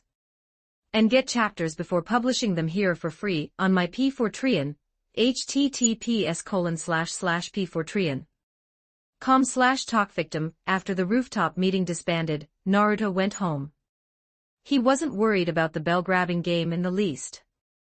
In fact, if he were to be honest, his current overall strength likely far outclassed Kakashi's, at least the depressed, rusty Kakashi of this era. Over the years, Naruto had used his knowledge of the future and his monstrous chakra reserves to refine his arsenal. By secretly observing the Hyuga training, he hadn't just stolen the essence of the gentle fist, he had successfully reverse-engineered a simplified version of Kagai's 80 Gods vacuum attack. He had effectively fused chakra nature transformations into his palm strikes, creating a series of attribute-specific vacuum attacks that required no hand seals. Fire, fierce flame rush, launches a scorching gale that can incinerate a corridor. Water, water dragon prison, traps the foe in a spinning orb of water upon impact. Wind, wind pressure siphon, uses air currents to yank enemies into his reach or blast them away. Earth, earth transformation, reorganizes the terrain to counter subterranean attacks. Lightning, divine sky strike, a piercing, chaining bolt that ignores heavy armor. I'm not even using ninjutsu, this is taijutsu, Naruto mused. So technically, I'm still the most traditional ninja around. He looked at his hands. Between his 8 gates training with Guy, his awakening would release, and the ability to call on Kurama's tales, he was a walking fortress. At dawn the next day, Naruto arrived at the training ground before anyone else. He set down a bento filled with enough food for 3, and began his morning workout, the heavy weights on his limbs feeling like a second skin. By the time Sasuke and Sakura arrived, Naruto was finishing a set of high-speed katas. He wiped a thin layer of sweat from his brow and offered a reassuring smile. Relax, you two. I've already figured out what today's mission is. Sakura's eyes lit up. As expected of Naruto. Even Sasuke leaned in, his curiosity piqued. It's the classic academy tradition, Naruto explained, raising 3 fingers. 3 people but only 2 bells. A hand suddenly landed on his shoulder. Kakashi had appeared behind him like a ghost, his eye curving into a crescent moon. My spoilers are a very bad habit, Naruto-kun. He stepped forward, the red tasseled bells in his hand chiming softly. Exactly as Naruto said, 3 people, 2 bells. Whoever fails to get one by noon is tied to a post and sent back to the academy. Kakashi's gaze turned razor-sharp, his aura shifting from lethargic to lethal in an instant. You must come at me with the resolve to kill. Ninja battles are never child's play. Sasuke's pupils shrank, Sakura instinctively retreated. Only Naruto kept his calm smile, watching the drama unfold. Kakashi then pointed toward the center of the field. Sasuke, Sakura, go on ahead. I need a word with Naruto. Once the two were out of earshot, Kakashi exhaled a long, weary sigh. He turned to Naruto, his lone eye showing a mix of helplessness and annoyance. If I hadn't spent half the morning lining up at the bookstore for the latest volume of the romantic ninjutsu tales of Shimura, you would have spoiled the entire surprise. He pulled the just-bought novel from his pouch, showing off the limited edition gold-embossed cover. It even comes with a collector's photo of Shimura and his 7 heroines. It was almost sold out. He smoothed a bent page with the tenderness one might show a wounded comrade. Naruto barely stifled a laugh. Kakashi-sensei. Your adult collector's sticker is showing. Kakashi glanced at the cover. Sure enough, the explicit version seal was glaring in the sunlight. The patch of face above his mask turned a brilliant shade of crimson. The romantic ninjutsu tales of Shimura was, at its core, a story of ambition, but Naruto, using the business logic of his previous life, had released both all ages and adult editions to maximize his royalties. It seemed his new sensei was a premium subscriber. Kakashi frantically stuffed the novel back into his pouch and cleared his throat. I grabbed the wrong one because the crowd was so thick. It was a mistake. Naruto kept a straight face with monumental effort. So, about the mission. The mission continues, Kakashi said, trying to reclaim his dignity. He gave Naruto a stern look. Consider this your first lesson. In real combat, intel can change. Opponents adapt. Don't over-rely on what you think you know. A true ninja adapts to a shifting battlefield. Naruto wiped away his grin and nodded solemnly. Understood, sensei. Note, so far this story is published up to chapter 70 on my Patreon. Go check it out. Exclusive 18+ character images and early chapters. Please visit my Patreon. Thanks for your support. com/talkvictim if you want more updates. == supports with Power Stones. Every 15 Power Stones == bonus chapter. Every 3 5-star reviews == bonus chapter. Don't forget to like and subscribe to Novels Wonderland.